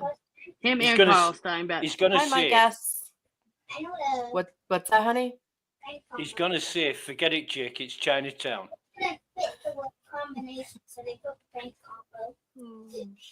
So Aiden said that, I don't know, you guys, Kate Peter denies the damning allegations against her on the affidavit, which someone said, oh, wait, you're so stupid. You don't know it's an affidavit and not affidavit. And I was like, they must be new here. I'm like, I will stand by my affidavit. After David, no way. Well, that's what he says, because there's a video of a guy that says, I will stand by my after David. And that's why he posts after David and all his stuff. And somebody was like, you're so stupid. You can't even say affidavit. You get it wrong. And I'm like, I yeah, would you not want to be a newbie coming into this case at No, all. you couldn't be. I mean, how would you even catch up? Right. And often I like when people say motions and lemonade. It's because that's what the Mel Little says that. that's Yeah, what she the does. closed caption says. Yeah. Yeah. So it says, Kay Peter denies the damning allegations against her in an affidavit signed by a source she trusted for almost a year. One of the things she is denying is having influence with the DA's office and meeting Michael Morrissey and Jen McCabe on March 16th, 2 days before Robert Cosgrove filed a motion to revoke my bail. Cosgrove had assured us on March 14th that he was not going to revoke my bail. And then March 16th meeting happened. And in the new text messages, Miss Peter brags to the source that she sent a lot of emails to Cosgrove that day. She knew that my bail was going to be revoked more than an hour before I did. And at the hearing, Cosgrove all but admitted that he changed his mind about revoking my bail after becoming aware of a new video sent to him by Miss Peters. That's wild. I mean, we're all well aware of their collusion, but Yeah. It's You not know what I mean? shocking, but at the same time, the more information that comes out, you're just like, this is where I live. This is happening under our nose. And how many Right. other times has this happened to somebody? Right. Scary. And they basically, Nala, be nice. Is that the hairless cat? No, it's my friend. Oh. She's biting the puppy. He's being a punk. I love the hairless one. I don't know. I love Does it. anyone know why Plevin is crickets? Oh, I mean, because what is he going to say? I mean, Plevin at this point is just fucking sticking with the story. I don't think that he believes what he says either. There's no conviction of what he says. He has no evidence. And you know what? He's the first one to call like Mark Betterow a grifter, even though I applaud him for not going on shows who monetize anymore because good for him. But you wrote a book before the trial was even over, Plevin. Who the fuck's a grifter, sir? Yeah, buying on Amazon, $14.99. Yeah, on Amazon before the trial. $14.99, Lucas. $14.99, yeah. Holy shit. $14.99 and with a spot of cheese. Where do I you get sound that like from? you? I should have been an actor. Brennan and Plevin should write a fairy tale. He did write a fairy tale book. It's almost like that OJ book, If I Did It or whatever. You know what I mean? It's like fucking bogus. And whoever bought it and read it, fucking shame on you. Listen, I would find the bootleg copy before I paid a fucking dime to Plevin. Right? Look at this, guys. And I believe this. Look at this. Oh my God. So Baker just posted this I think, I don't remember when, but I just found it on his page. Oh, that is nighttime. It's fine. We can This was sent to him by a source. A sauce? Last night. A sauce. He has sauces. It says Making changes just said that that's expensive toilet paper. I think that was funny. Sorry, go ahead. He said influencer payment request application. Confidential Norfolk SOC operations. Form 108B. Applicants must complete all sections of this form. Incomplete applications may result in immediate disqualification. Harassment by SOC accounts or both. You put all your information in there. And then it says, by signing this, I affirm to fully understand and agree to the terms and conditions of employment with the district attorney's SOC division. Have you seen the preferred method of contact? Encrypted DM, anonymous burner account, carrier Signal. pigeon. Signal. A carrier pigeon. It's Yeah. Hedwig. Hedwig is taking it. But like as this case, this case could get any fucking crazier. It gets crazier by the day, even though things don't necessarily like surprise me anymore. Because I don't put anything past these people. Every day it's something new, and you're like, what in the actual fuck is happening? Who are 56 these minutes people? ago, lawyer said this seems wildly unnecessary. Yeah. And then Yellow Cottage Jack Tails, Mr. Smoke signal. Clevin posted 3 hours ago that the question facing Free Karen Reed now is, can you handle the truth? That's really the only question. Once a person invests a lot of emotion and time into a cause, it's very hard to face the truth if it doesn't fit what you believed. It takes courage and integrity and intelligence. Karen No, Reed is because they doubled down. Double Yeah, down. because they thought it was going to be a small town case that nobody was going to hear about, and she's going to take a plea deal, and it'll all be put away nice and quietly. They didn't bank on this. Not in a million fucking years. Not in a million years do they think that they were going to get here. Mm. And now they're being exposed. Listen, every dirty deed goes exposed at some point. What does Karen Reed say about disinfectant? Sunshine is the best disinfectant. Disinfectant, that's right. Sunlight is the best disinfectant. Yeah. That's right. And I truly believe that. Mhm. Everyone gets exposed for who exactly they are. And the Commonwealth of Massachusetts and the Norfolk DA's office are being exposed. And I cannot wait for Michael Proctor to get on that stand and be exposed for the shitbag he is. Facts. Watch this. All right, I'm getting real hyped today, guys. I'm getting real hyped. A examination to Attorney Jackson before your testimony, you communicated with Attorney Jackson, providing information that you thought would best help your testimony in court. Well, I think ultimately it's to help the jury understand my report and my analysis. Do you think it's helpful not answering the question and just diverting every time I ask you something? Do you think that's helpful? Do you want to answer my question, or do you want me to move on? I think I answered your question. I don't think you did, so I'll ask it one more time. All right, no comments. Such a please. piece of Do you shit. think that providing a direct examination to the defense before you testified is in any way assisting preparing for your testimony? Again, I don't know if he even utilized it, sir. And certainly if the Commonwealth had reached out, they could have gotten a copy of that as well. It would have been the same Boom. exact outline, whether I testified on behalf of the defense Boom. or behalf of the Commonwealth. There's your answer, You don't want to motherfucker. answer my question? You're going to answer my question. Did you ever make any comments or discuss the outline? That was on X. I thought it was Dude, he's a G. He's a G for that. Listen, that is the 100% truth. I would have testified either way. You could have retained me, but I don't have the answer that you want. Yeah, So now you're trying to keep me out. That's all it is. He doesn't have the answer that they want. It's like fighting with. I feel like it's almost like fighting with my husband, saying you did this, and he's like, I didn't say that. No, you said it. No, I didn't say that. I never came out of my mouth. But you said that. That's what you said. No, I didn't say that. He's just like, and then he's like, you made this call. Do you remember this call? It was three minutes long. He's like, Yeah. again, that was Yeah. a 3-minute call to the main line. But this is the thing. So, like, this behavior to Hank is not acceptable whatsoever. He's like, you had a 10-second call. You had a 40-minute call. What about Brian Higgins and Brian Albert?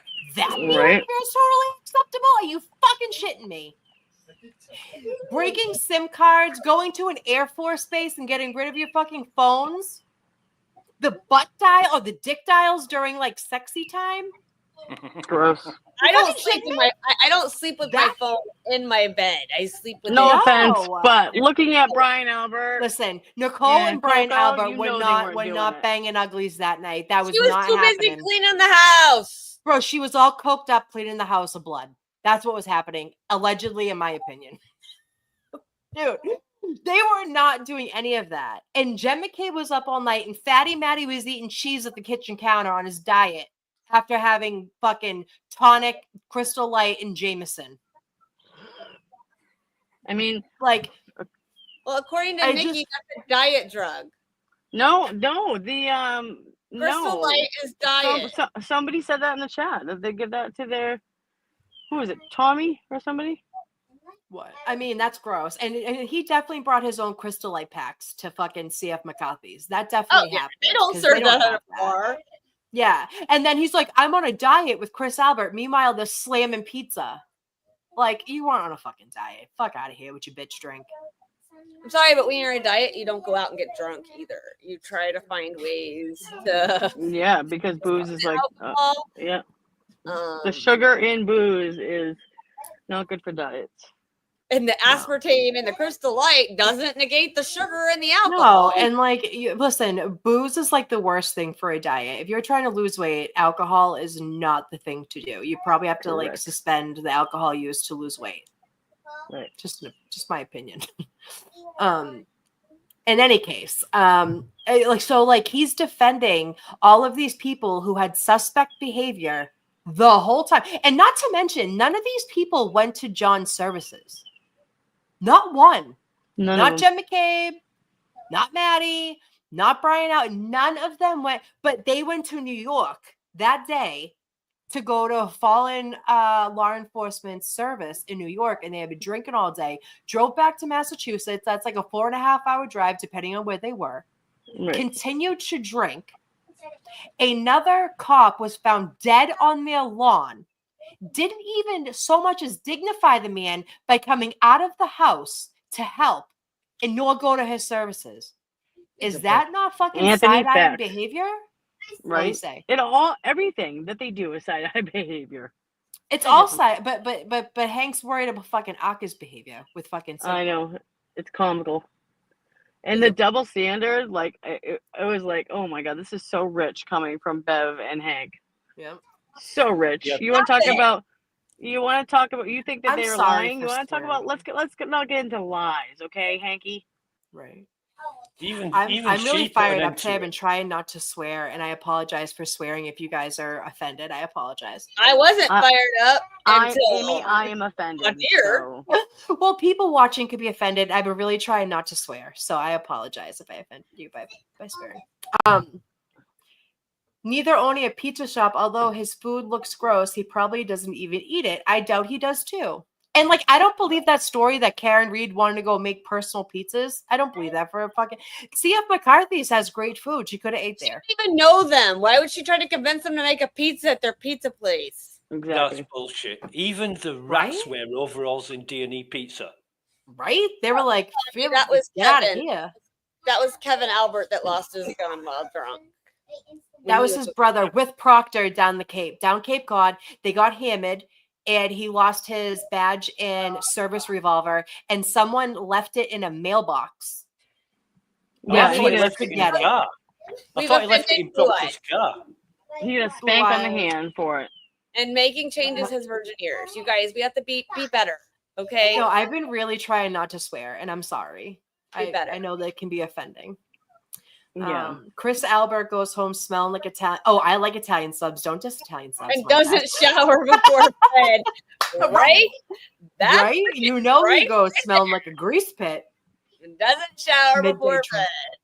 Because we all. But Colin comes home and kisses his mommy and daddy goodnight and says, "I love Which you." you know is a lie. That is a lie. Absolutely. That is a lie. Right? You know that I Colin don't was- even, my kids don't even kiss me on the cheek anymore. My older ones, they give me a hug and like will hug me for a long time. That's it. Like there's no. My son's name. I get called bruh all the time now. Yeah, the Bruh. Kaden calls me bro. Yeah. At least yours didn't call you a gold digger. What? Declan called me a gold digger last night. That's Yep, he did.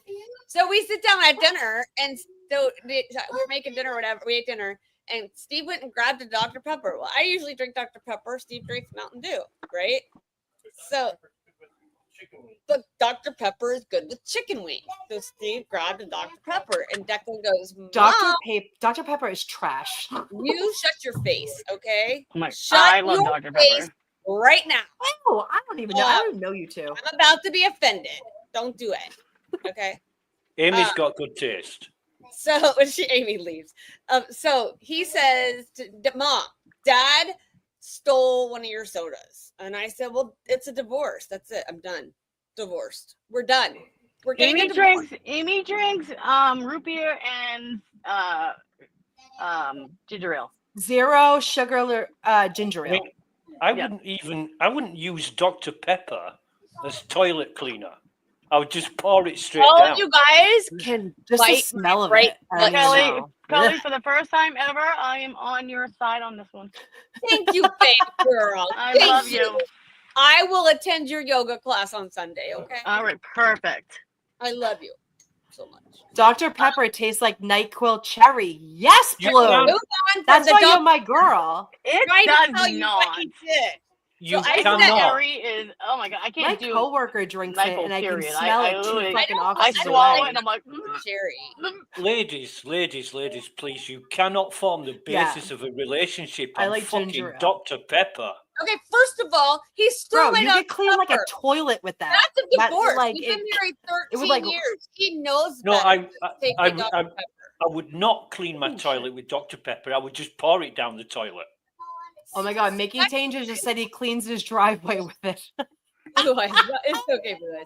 And so secondly, I looked at that. Steve goes, she'll be back.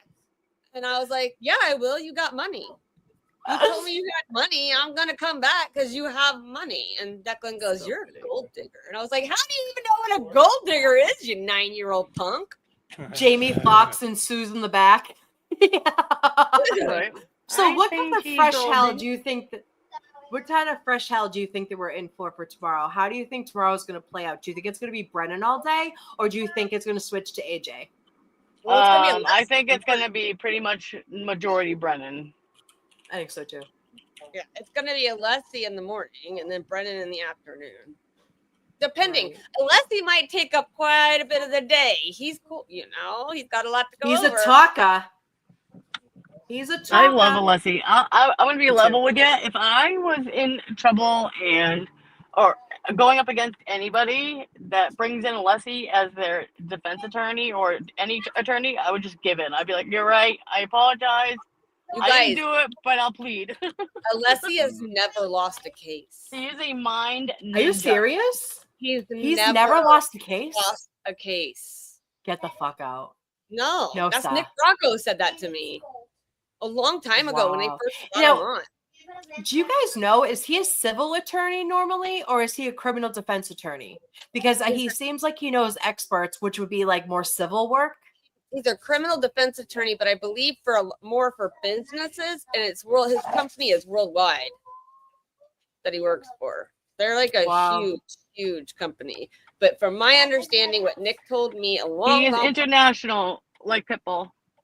Yeah, and he's never lost a case. Wow, my man, he is good. I mean, he's another one that I he's could so listen good. to. He's so smart. He breaks it down to where you could understand it. Well, and Yeah, he's like perfect the across. Rain Man of law.